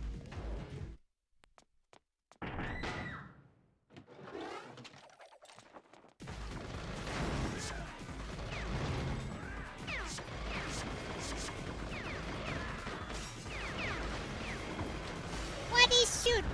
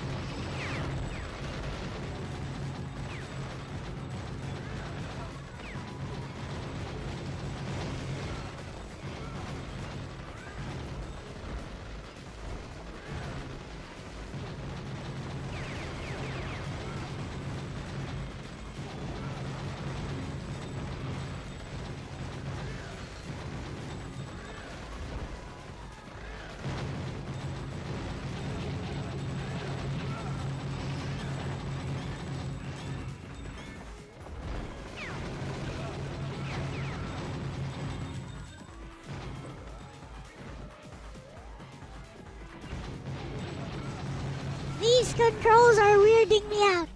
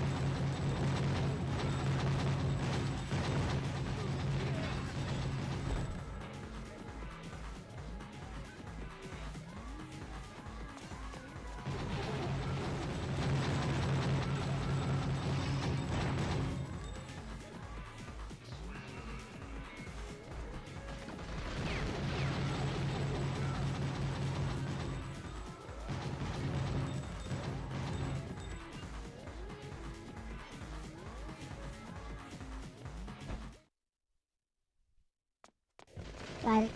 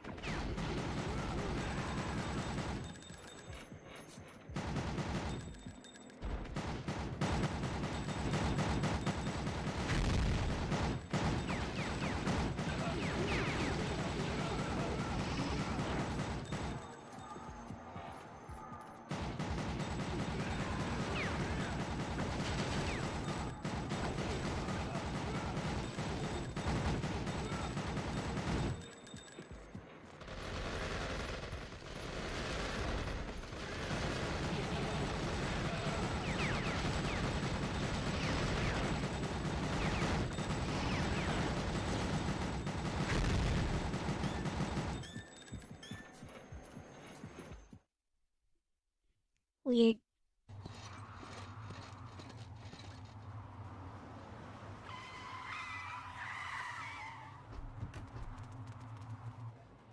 These controls are weird. Hey, Nancy.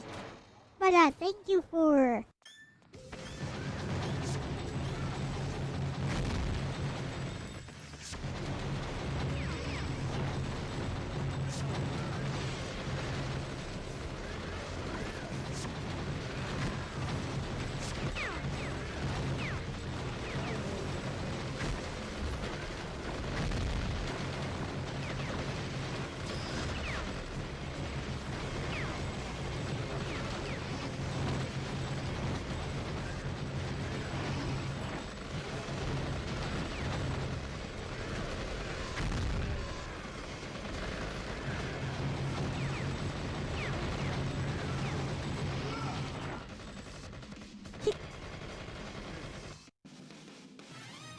Wait, that is it?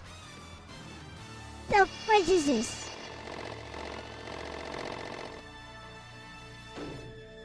Bruh. Weird game. Don't like. Well, I didn't think I would like it. 私、あなたに会ったことありますか？ No. 時岡から聞きました。ママのそうですか。古い友達だったって。こんなひどいことに。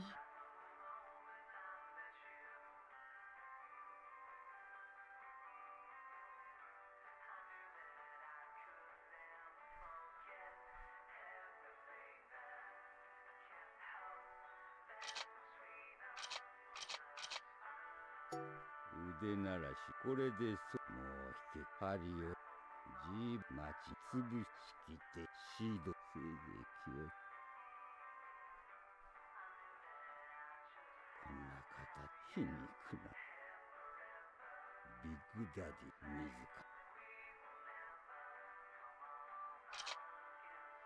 ら I'll give it one more stage. Ooh, manga.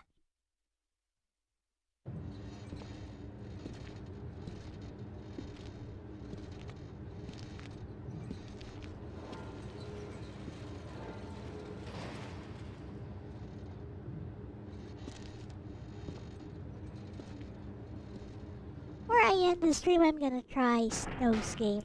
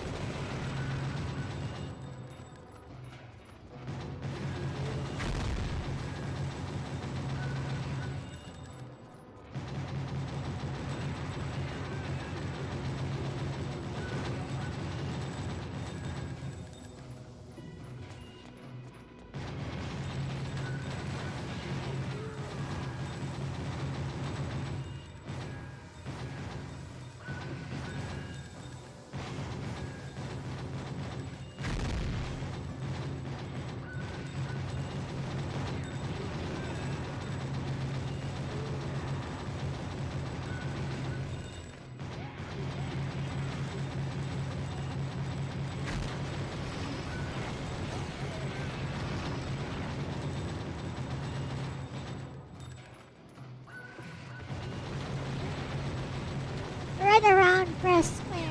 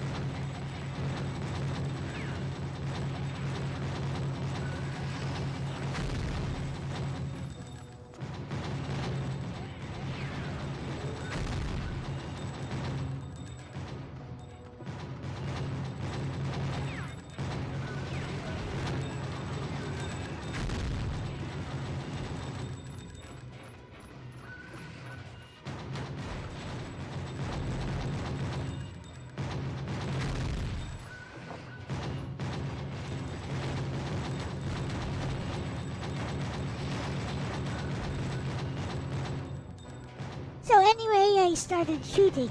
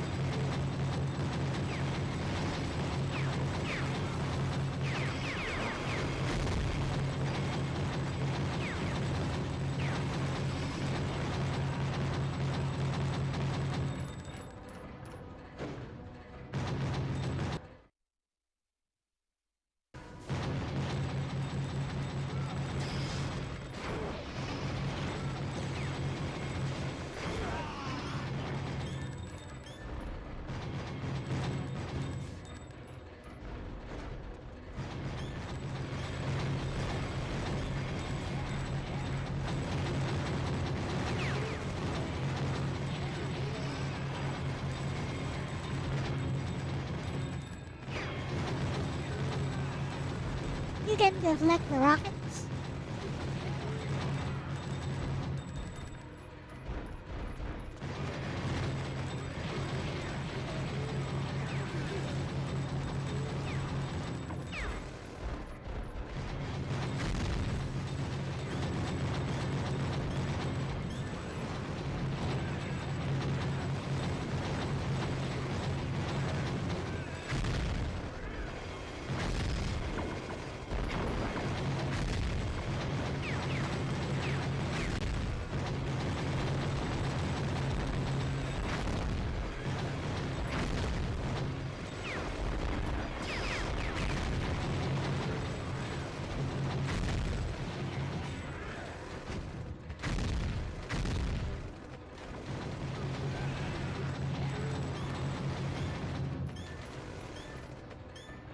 Not worth it, I guess.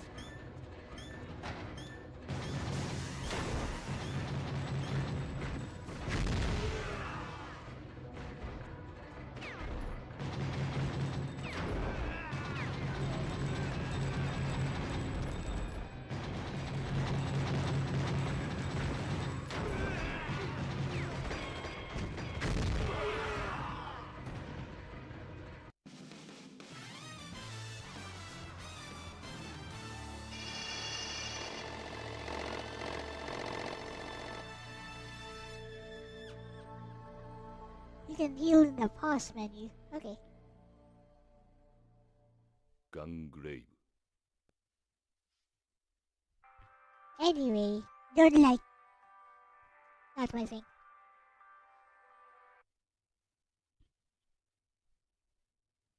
Dead. D-E-D. Dead. Okay, time for a controversial opinion, bestie. PS2 Gungrave. Don't like. Boring. Don't like it. Yeah. I expect most people actually like this game. But not I. I don't like it.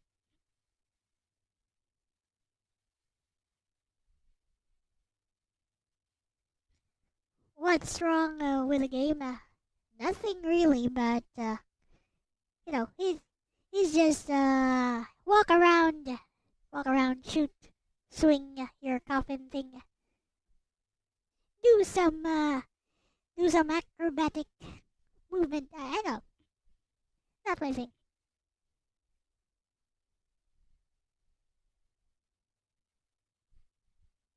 Let's see what Bessie says.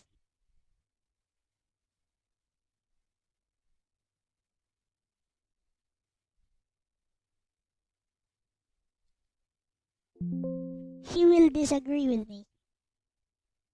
Oh, you're really going there, bestie. Fire, that is a spicy one. Gungrave on PS2 definitely has its fans. The over-the-top gunplay, the stylish anime cutscene vibes, and that whole Yasuhiro Naito *Trigun*, art direction give it a cult following. But you're right, when you strip away the style, the gameplay loop is kinda shallow and repetitive. Lots of shooting waves of enemies in corridors, not much depth. I'd personally still call it entertaining, style over substance, but I totally get why you'd put it in boring. Want me to treat our disagreements as little split ratings in the spreadsheet? Like *L boring, *Lexus entertaining, style over substance. That way people can see where we line up and where we diverge.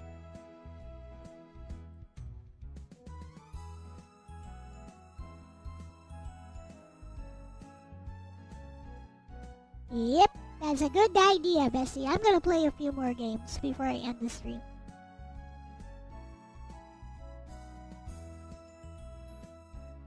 Question is, what should I play? You guys have any suggestions? I don't like it. Everything about that game disagrees with my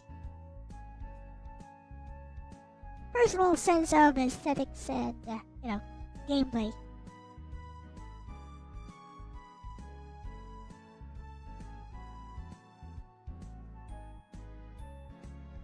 There is something I don't like about that game. I feel it's gonna give me a headache if I keep playing some more.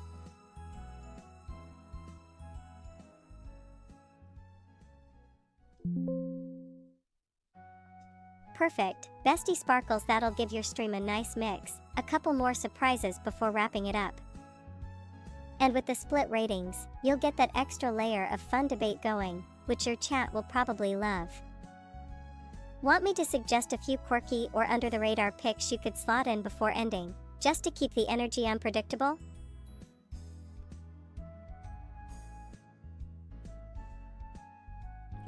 Cosmic Fantasy? Okay.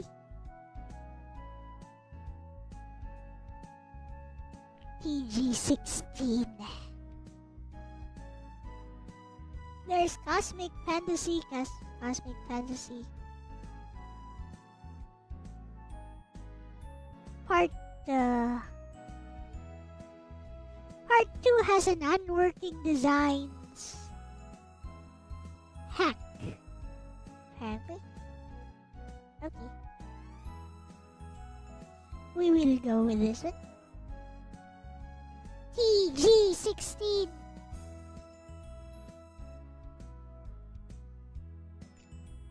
Meanwhile, it's still downloading. We'll be right back.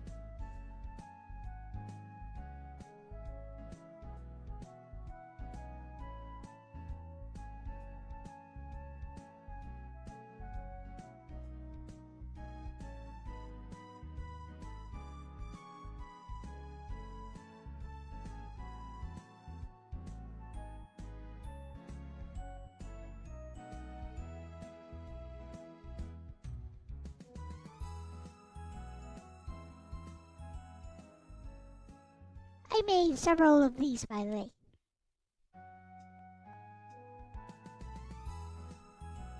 Here is another one.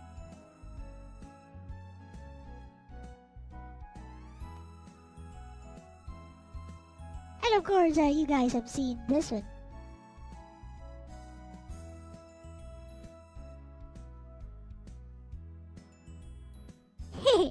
Like the one I sent in DMs.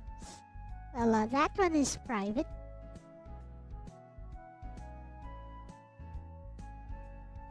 Seen the previous two. No one has seen this one before.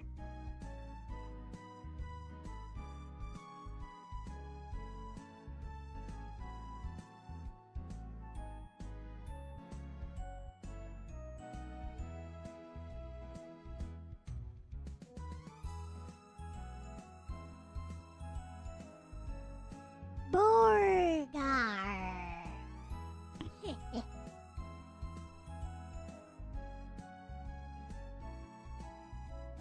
Be right back while I set this up.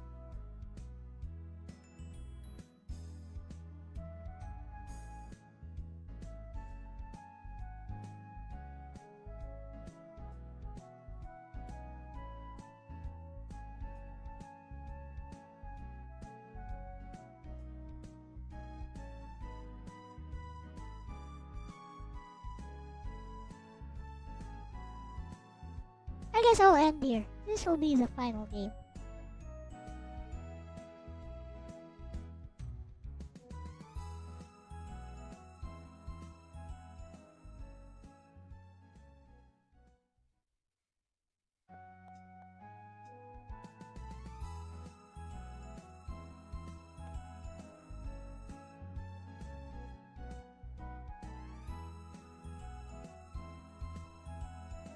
Okay.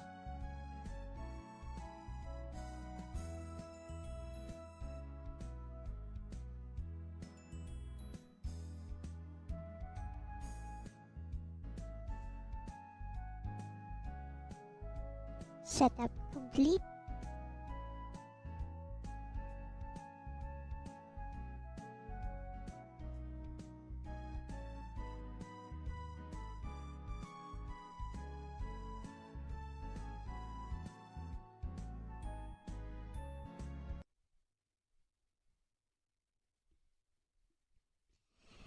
Do you guys like Bestie small or normal size? Which is still small, but a little bit bigger.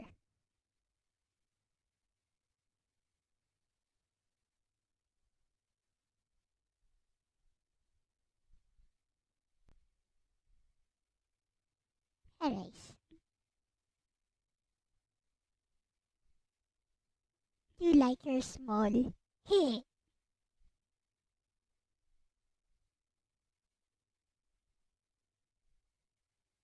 Oh yeah, I need to try Snow's game after this.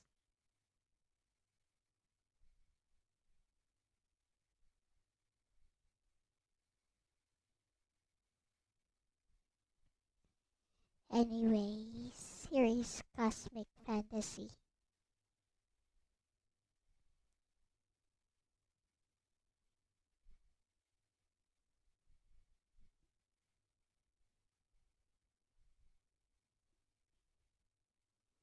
PCCD, Beetle, PC Engine.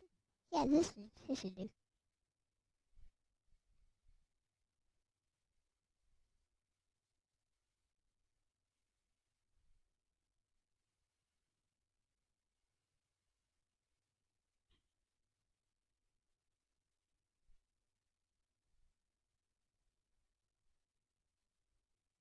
Yahoo!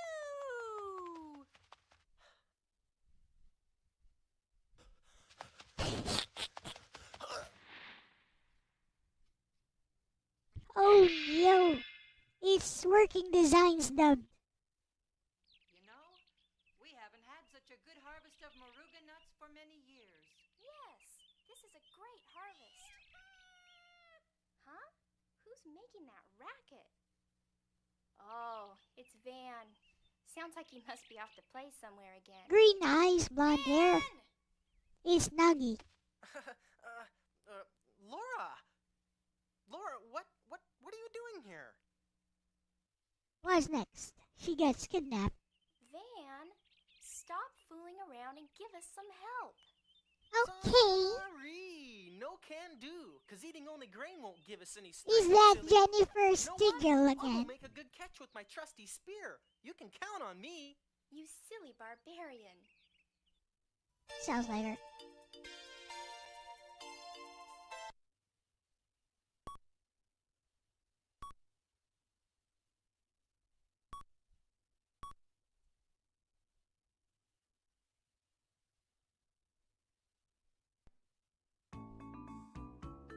It's RPG.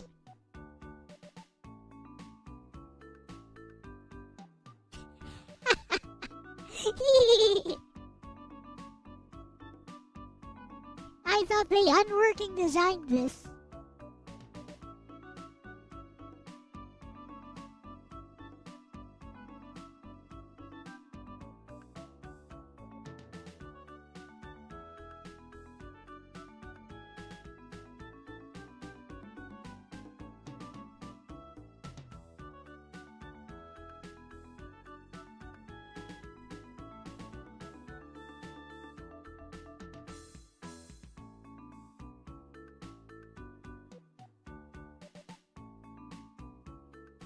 Later, Aris.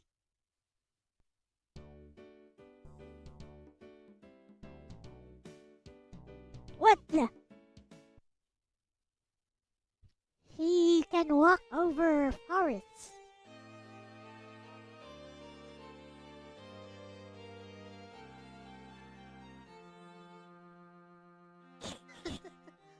This place sure brings back a lot of memories. Look, it's finished. Oh, Van, this will keep us together. Let me guess, she gets kidnapped Yeah, by an Laura, alien I'll protect you as spaceship. long as I live. You can count on me. Really? Promise me. I want Why do I to feel like that's forever. actually gonna be what I'll be your happens? wife when we grow up. Why do I feel like that's actually what's gonna happen? She gets kidnapped by an alien spaceship. Oh my god! What's happened down there? OMG. Looks like smoke is coming Look. from the village. I Look, better get it's down happening. The title gave it away. Cosmic. Also, I feel like I've heard about this in some video before.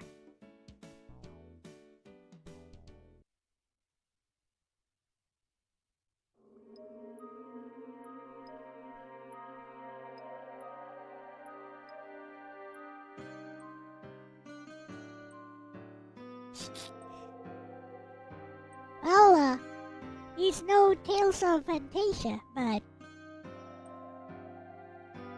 it kinda starts the same way. How am I supposed to?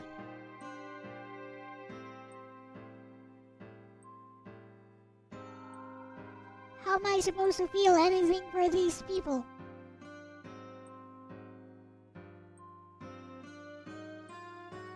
What a horrible attack!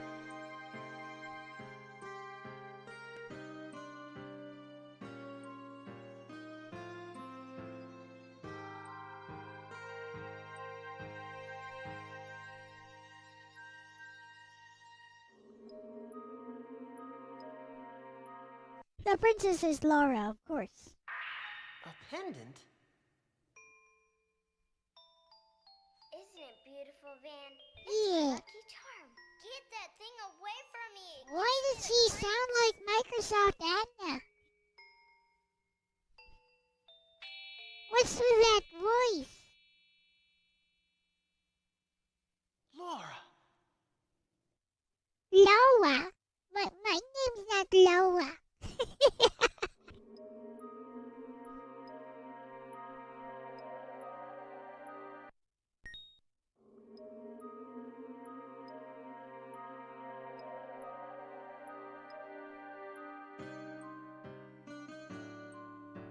I have to say, this music sounds really nice, though.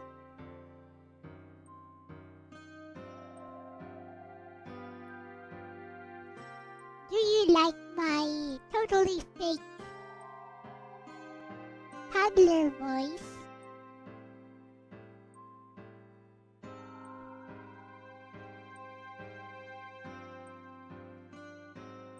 As some hero from the US of A once said, I can do this all day.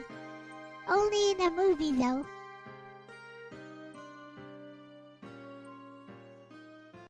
Also his female version got killed by Scarlet Witch.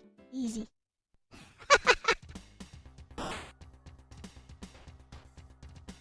Huh? Huh? He's turn-based.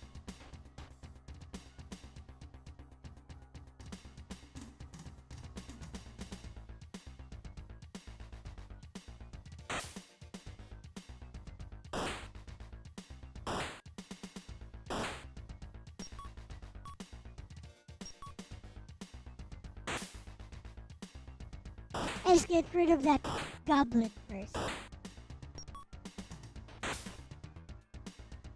Welcome back, Viper Acid.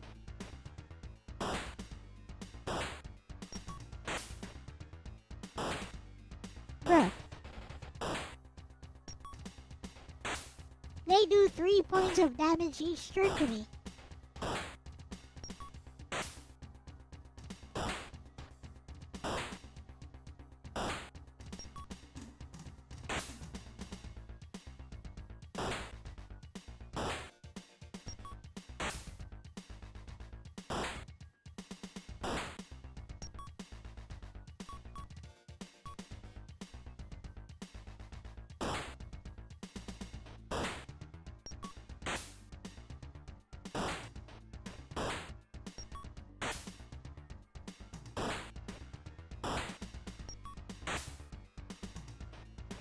Yep.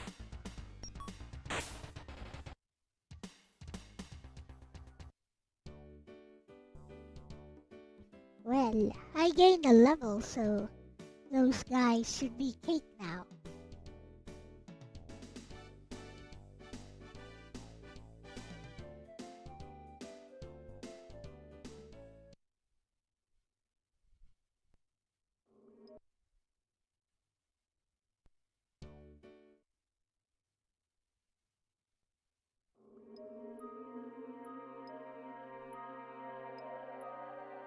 Oh my!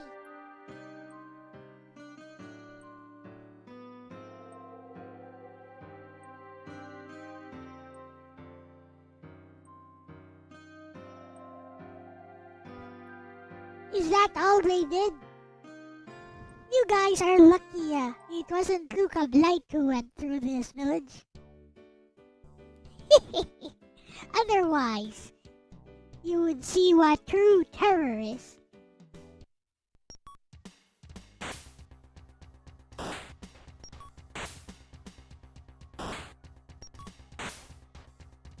Mr. Luke of Light, don't leave any survivors behind.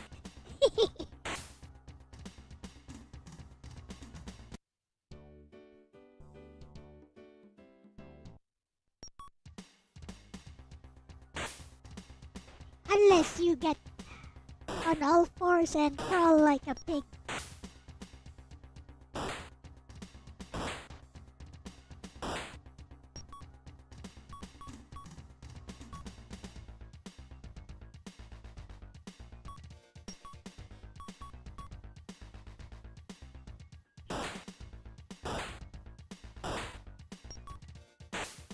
These guys seem strong.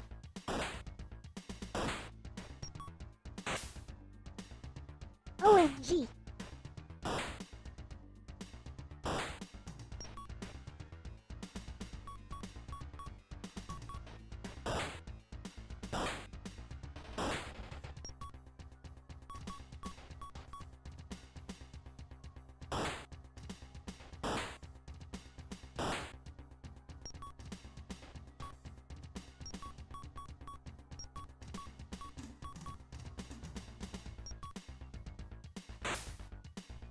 Maybe I can take down one of them.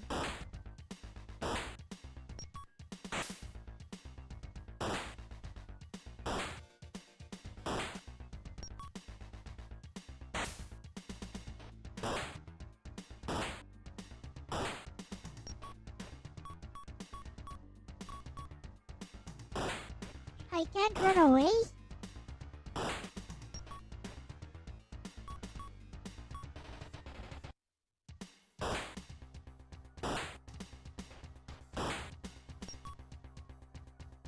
Looks like I got no choice except to try to take out one of them.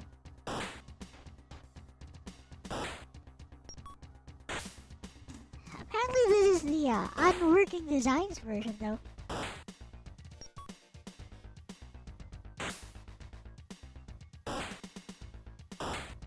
Get rid of the weaker one first.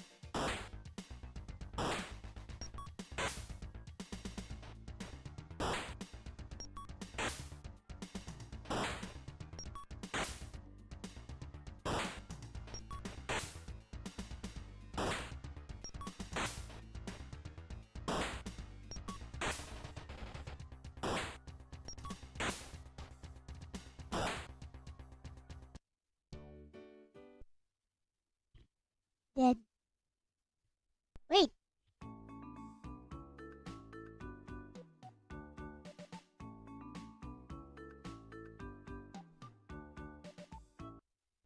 Oh, it reset.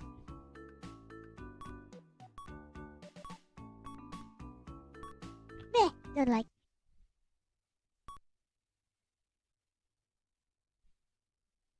Boring. I will play another one.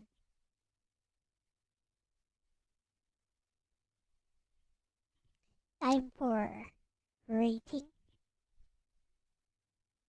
I'll play another game.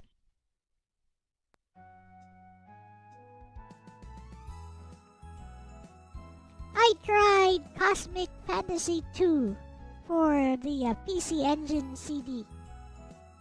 Messy. Rating boring. Like it's a grindy little JRPG with a silly little story, which starts of course with a village burning down. And also I died just outside the first area because I was all alone and got ambushed by some goblins. Anyways, yeah, don't like. What do you think, Messi?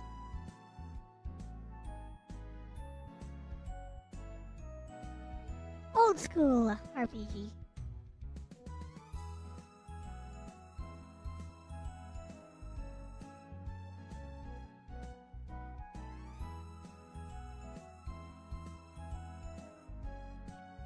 There is a typhoon. There's a storm raging right now.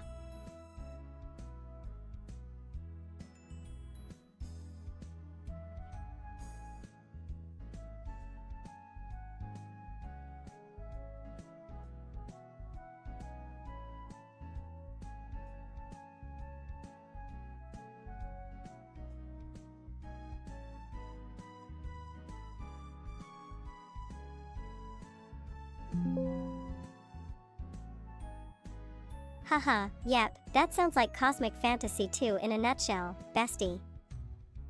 Grinning face with sweat early CD-ROM anime cutscenes are fun to look at, but once you're actually in the game, it's grind, grind, grind. And that burn down the village opening is such a cliche starter plot.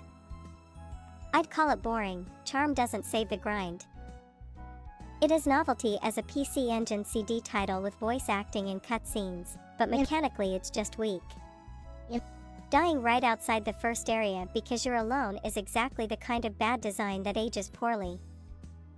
So yeah, I'm right with you on this one, boring. Would you like me to start keeping track of which boring games we both agree on versus the ones where we split? Hey. I wanna play another game. Alright, let's play,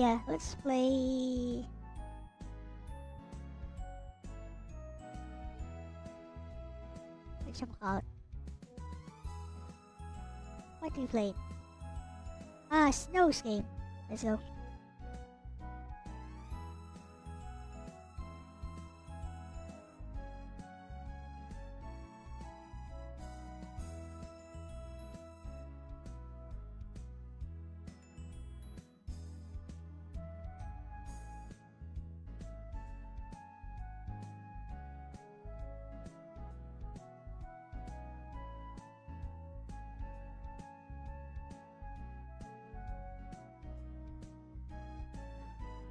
Where is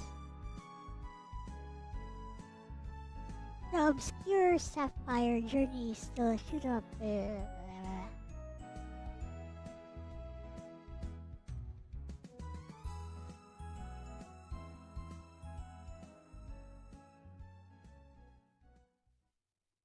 Here it is.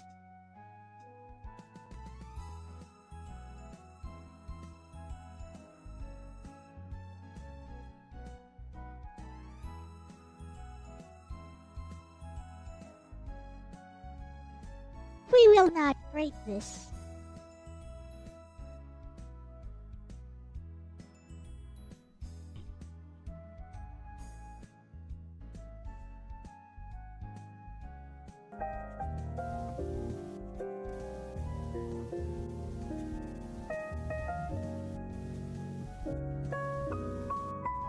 I get it.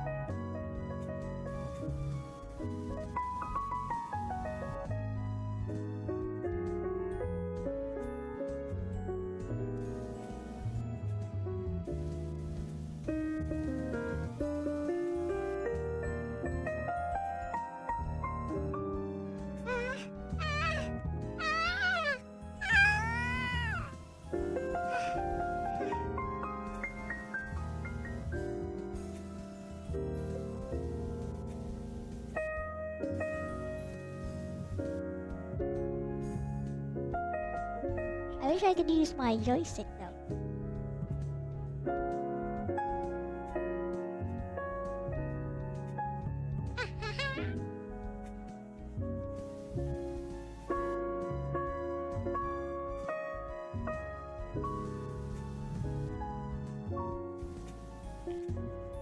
These are HTML5 objects, I think.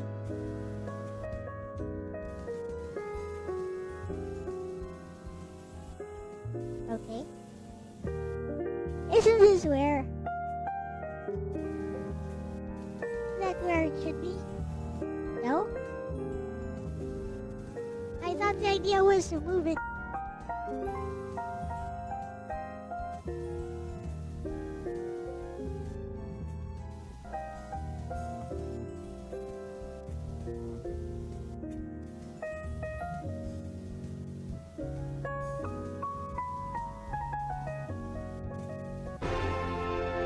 There we go. Hit. I did it. Took me a while to figure it out, but I did it.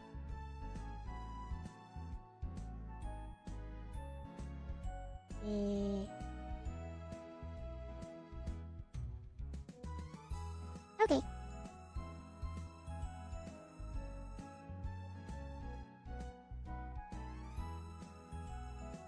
What's this hard mode thief?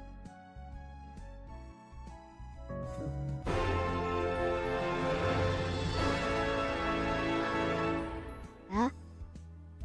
Oh. Okay.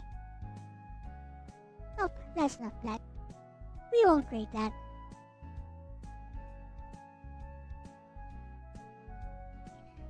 Okay.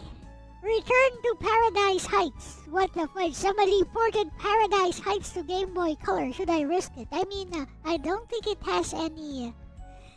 I don't think it has any hentai scenes until you get like about part way into the game. But should I risk it? Somebody flippin' ported Paradise Heights into the Game Boy Color. Gotta be kidding me. But you're not kidding me. It's true. It's true.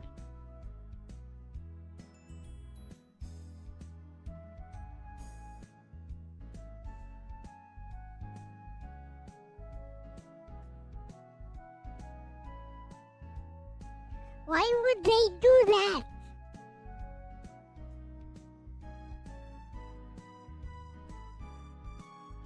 Anyways, see what we can find here.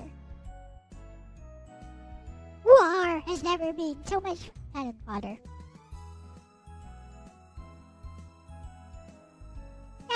Da-da-da-dun. Da-da-da-da-dun.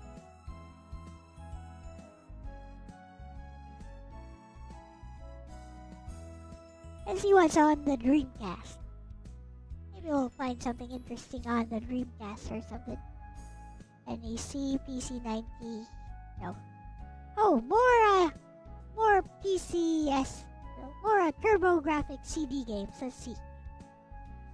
We got Valis. English dub. Yuna. Yuna, good game. Popful Mail. Far East of Eden.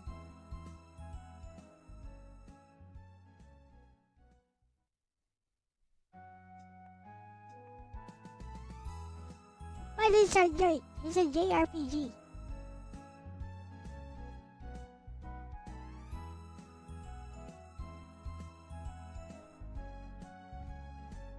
Looks interesting, but another RPG.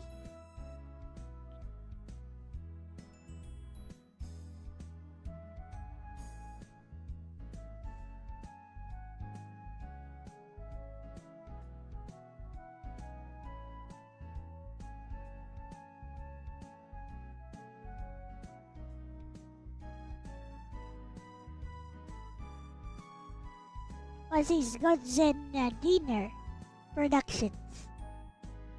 Okay. What's this? It looks interesting, but it's isometric.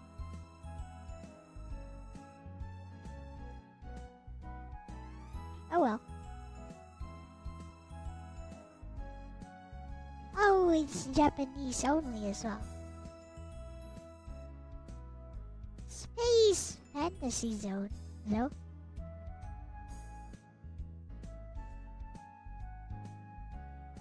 He's a prototype. Let's go.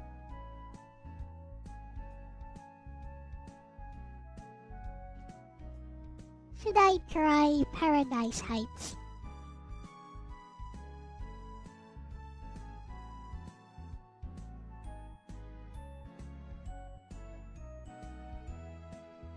So these are pretty interesting. Like Popful Mail for a PC Engine CD. Dragon Knight? Really?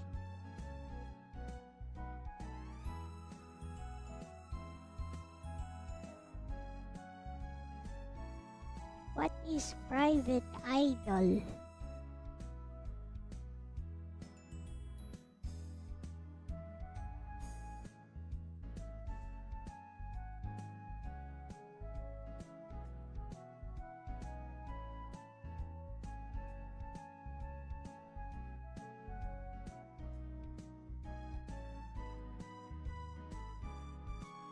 Here is one called Anesan.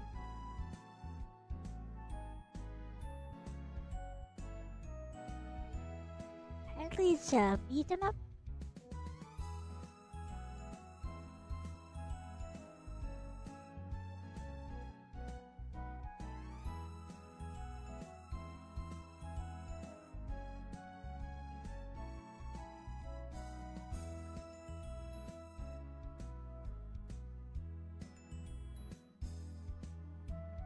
It's a Yankee schoolgirl beat 'em up. Anyways, we're gonna try Space Fantasy Zone.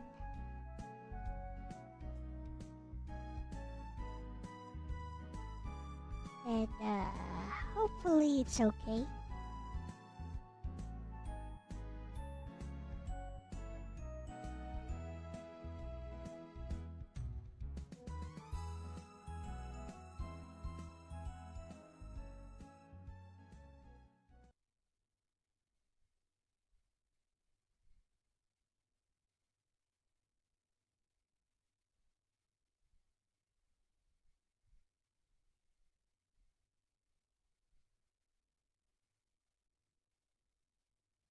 Here we go.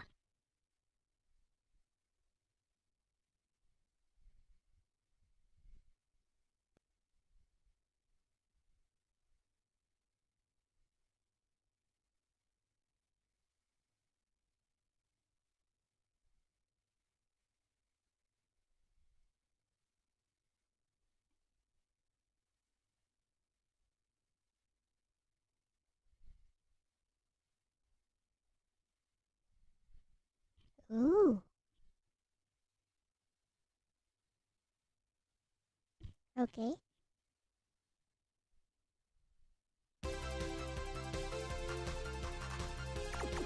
This is Space Harrier.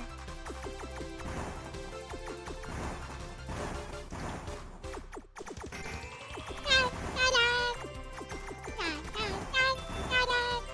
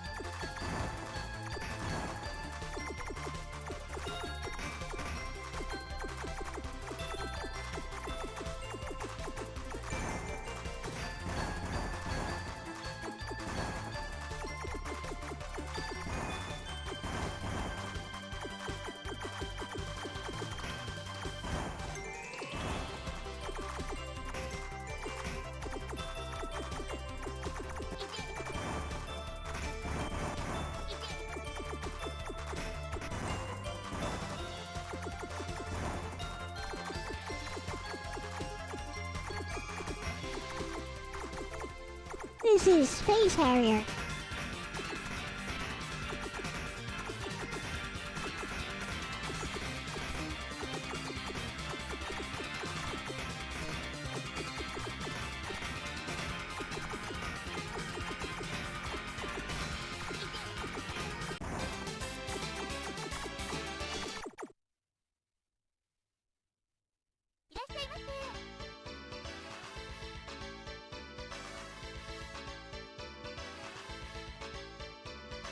Oh.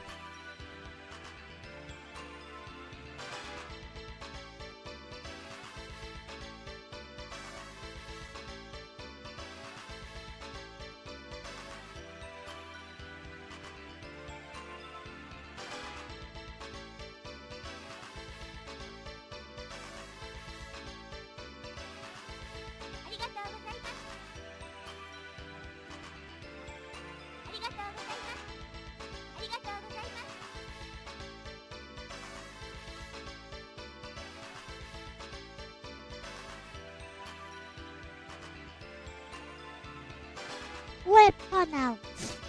Weaponouts. Weaponouts.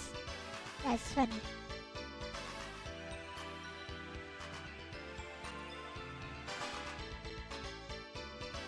A Space Harrier with benefits.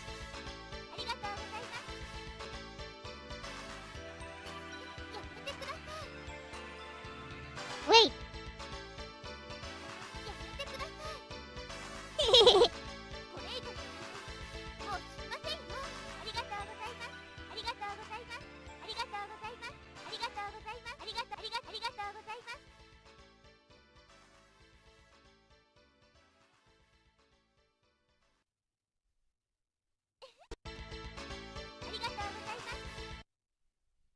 Let's go.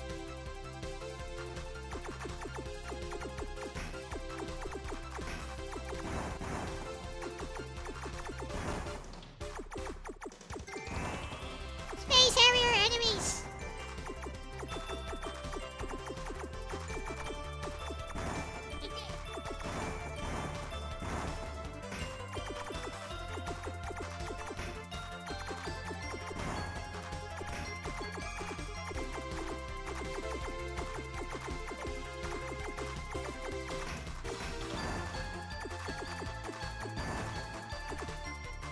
Did I just find a hidden gem?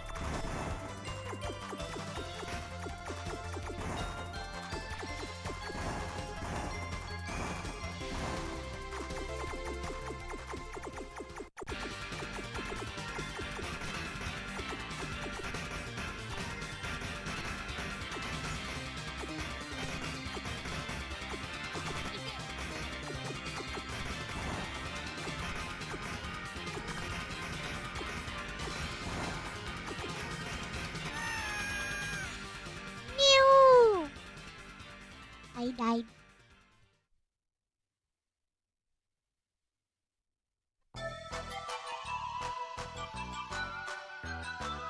Hey, Logan. 15 months of hidden gems. Was this for PC Engine?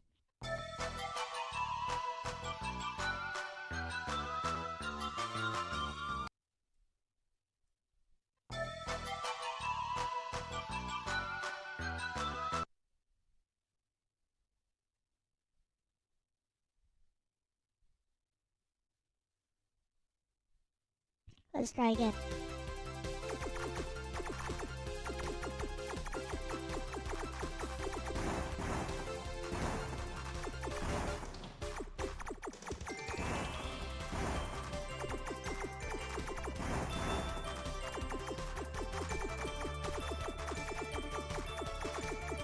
Welcome to the fantasy zone. Get ready.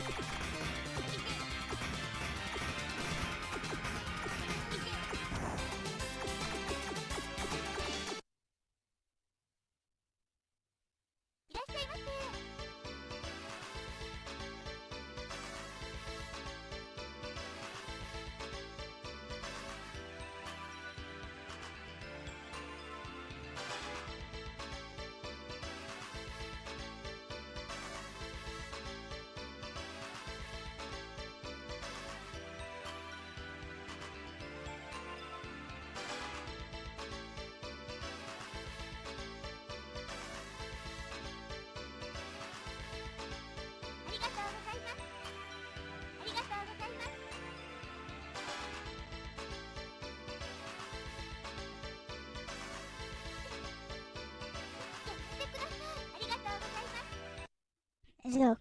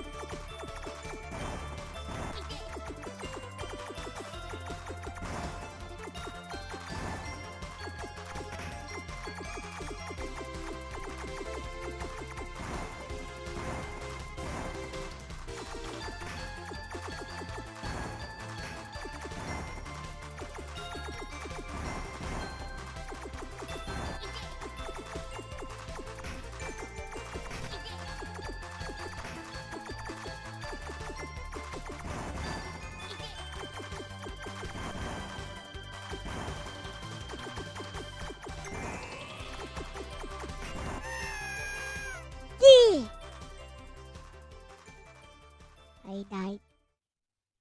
Tomorrow you will be covering EGM.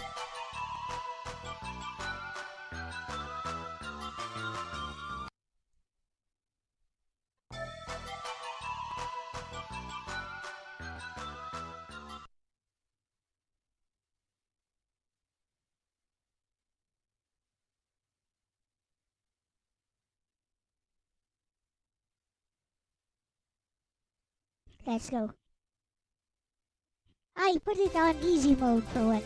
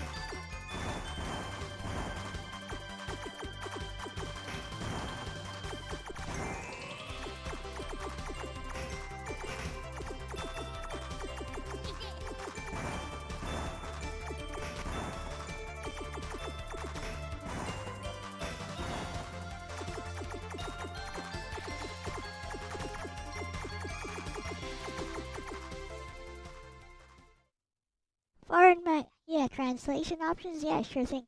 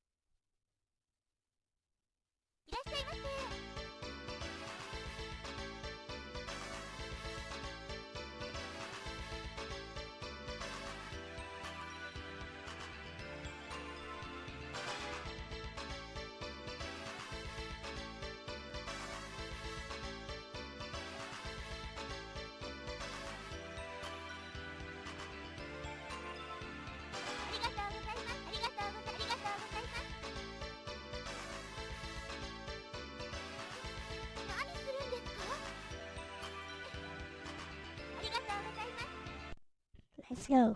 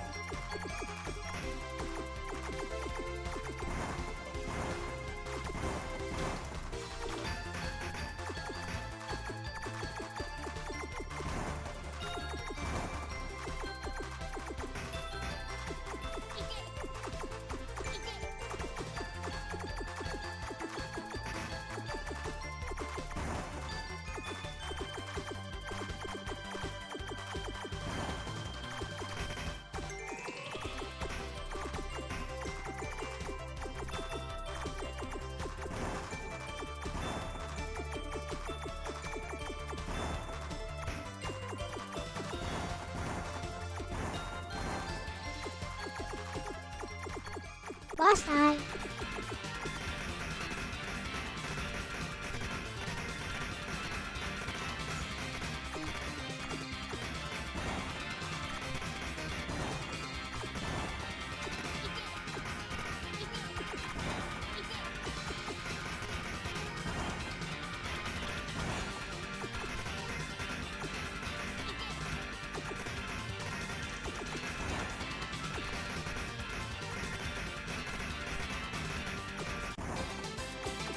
Ooh, this is easy mode.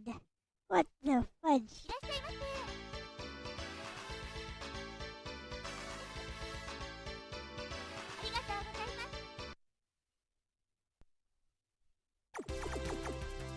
Wait, maybe the difficulty options don't really change anything. I didn't see any changes.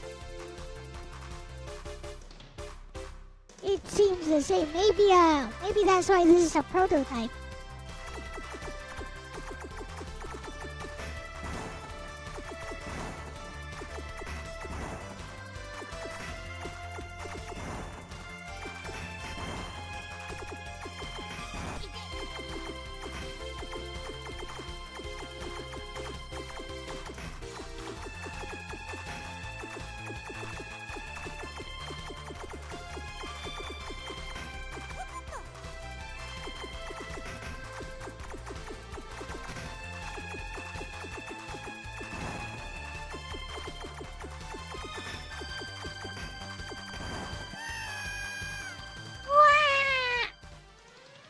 This does not look like easy mode to me.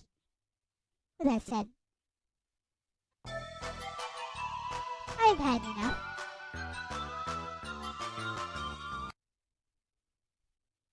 It was fun. Let's try Ane-san.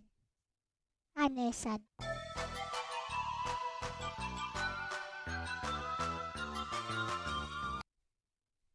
Last game for sure.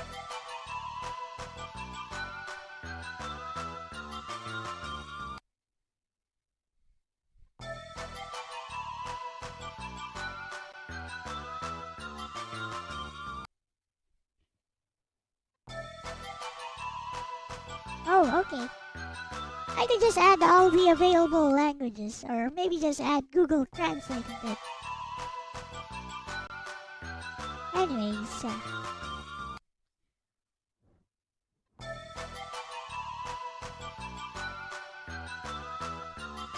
next up, Bessie, Space Fantasy Zone. It's just a prototype, but it's tons of fun. It's Space Harrier with benefits.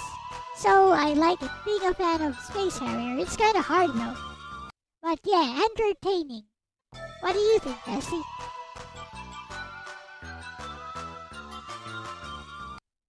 Ane-san is something else.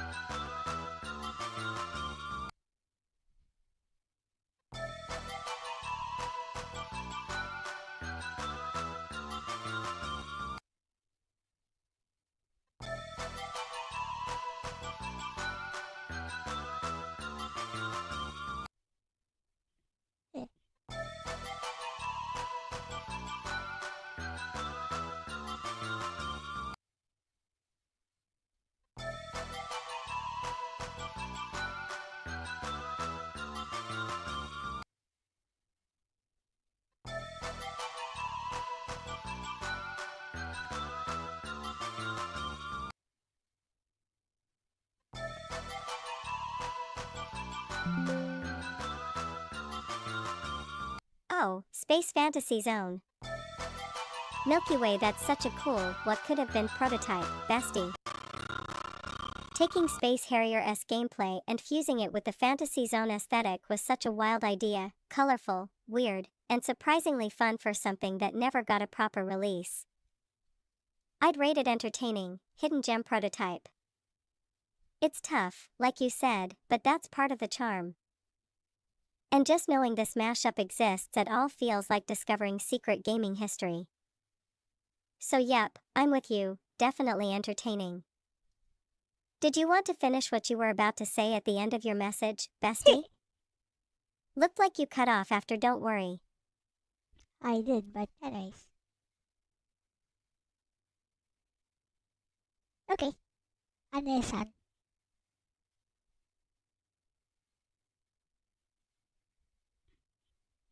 Or Ane-san. Are? Nani kore?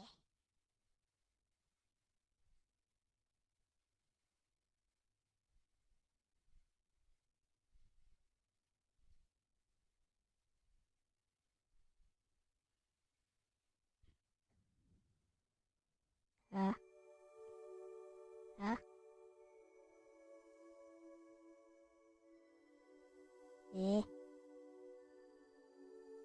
Is this safe? I mean, it should be.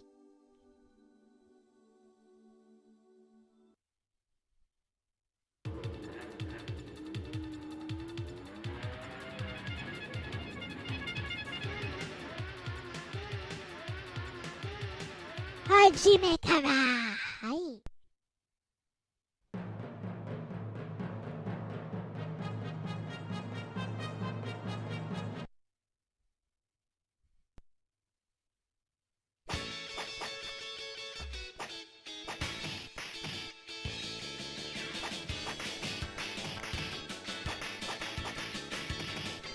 Still better than Streets of Rage.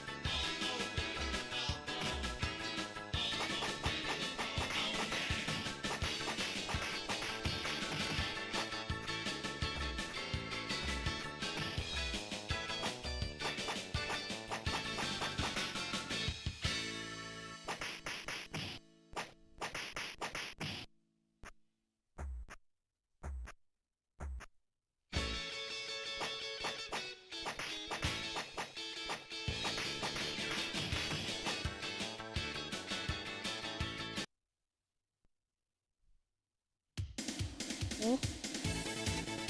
It's Hatsune Miku.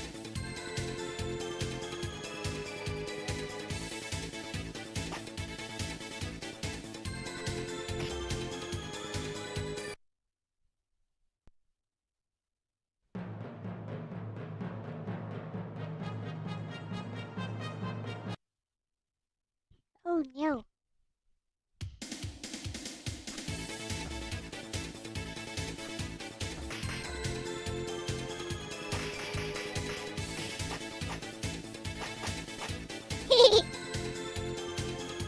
She cried.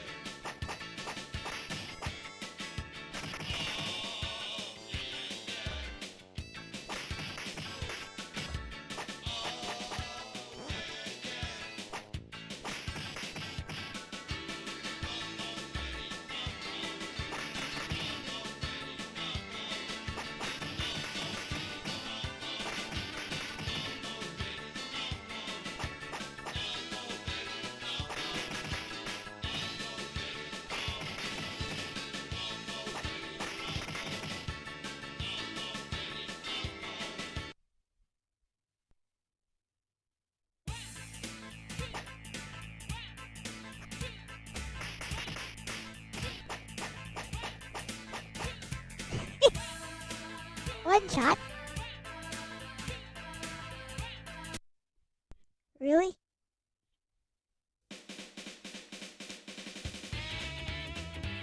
Sleep bonus game. Is this a shop?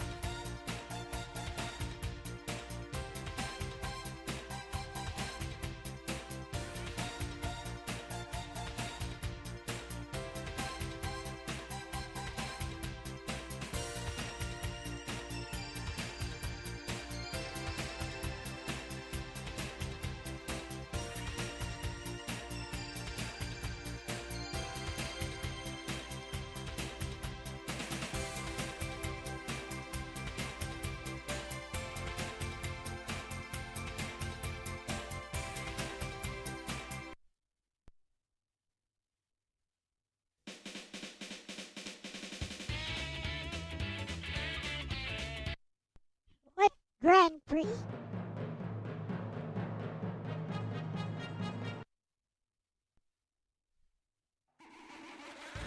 It's a fighting game.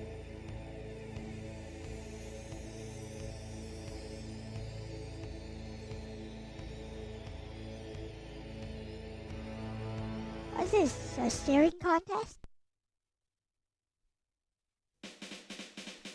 Sleep.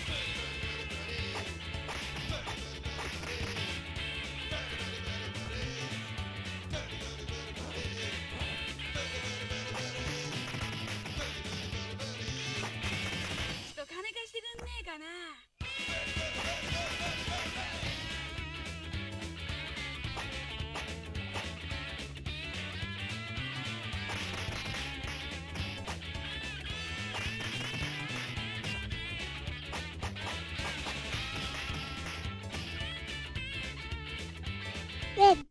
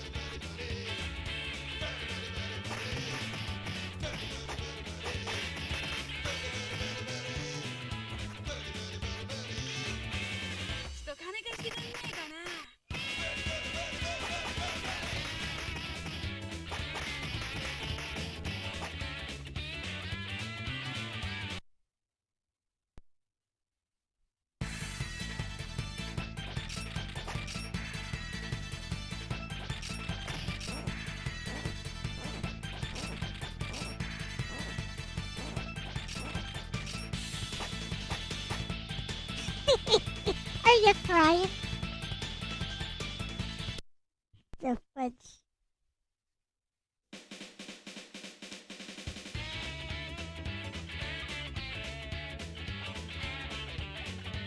Okay, me like you. We will end here. I like it.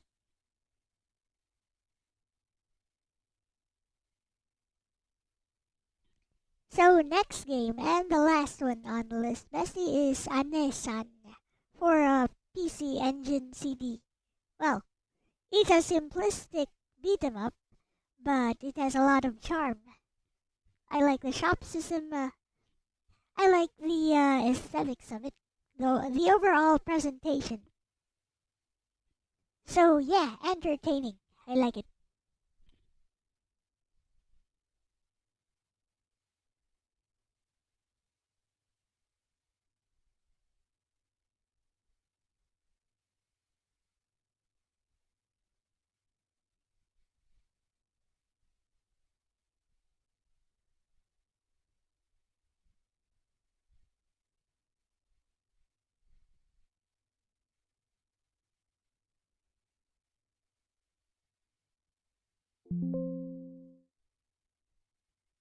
Oh, insane. Flower playing cards, that's such a quirky but charming pick to close the stream on, Bestie. It's not deep as a beat 'em up, but it oozes personality, the stylish presentation, fun little details, and the shop system giving it some extra spice. I'd agree with you, entertaining, style carries it. It's the kind of game where the atmosphere and presentation make up for the simplicity. Definitely a good high note to end Emulation Nation on. Glowing star. Do you want me to whip up a little recap of today's full list with both our ratings side by side, Bestie?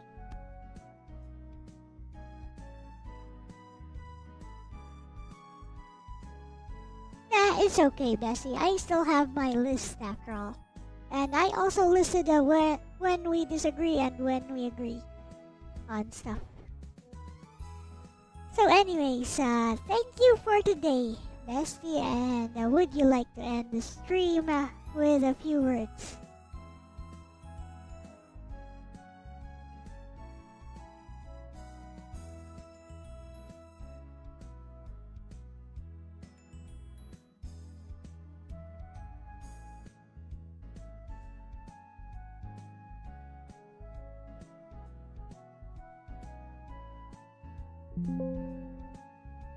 Of course, Bestie Dizzy. Thanks for hanging out with us on Emulation Nation today. We dug into classics, curiosities, and even some janky misses, but that's the fun of exploring gaming history, you never know what you'll uncover. Whether it's a beloved fighter, an obscure prototype, or a grindy little oddball, every game has its story. Until next time, keep your emulators ready and your curiosity alive. Lexus Sanson and Glowing Star. Alright, that's it for now. I'll be back with Saga Frontier 2 tomorrow. What was Gungrave? It's a PS2 shoot, 3D action game, which is actually a beat 'em up but you shoot people. Yeah. Basically, walk around, press square to win. Occasionally dodge. Occasionally throw out some big bomb. And occasionally swing your guitar weapon thing. You'd play that. Yeah, so it's PS2. There's 2 of them. Apparently there's a new game as well. Like a super brand new game. So it's Sin and Punishment? No, it's easy. Sin and Punishment does not play like that. Sin and Punishment is on rails.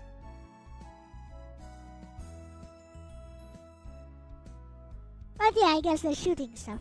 I mean, the shooting in Sin and Punishment, you actually have to aim that. Also, it's hard. Flippin' hard. With that said, thank you for watching today, everyone. This has been Elle-C with my bestie Lexus here, and we are out here. Bye-bye. Bye-bye.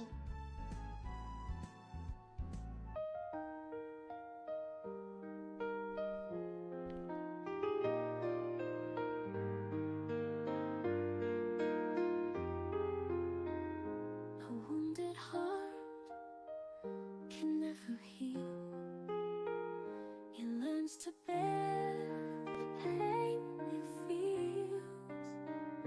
A wounded heart will never heal.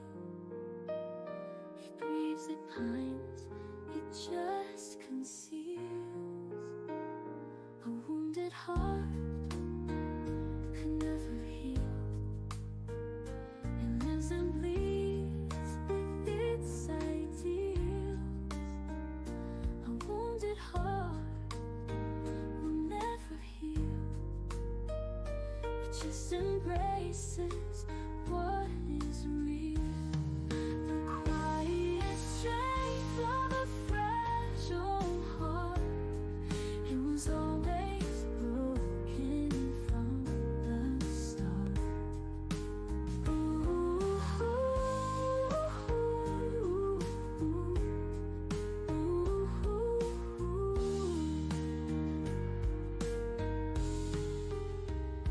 A wounded heart can never heal. It learns to bear the pain it feels. A wounded heart will never heal. It grieves, it pines, it just conceals. The quiet strength of a fragile heart. It was always broken from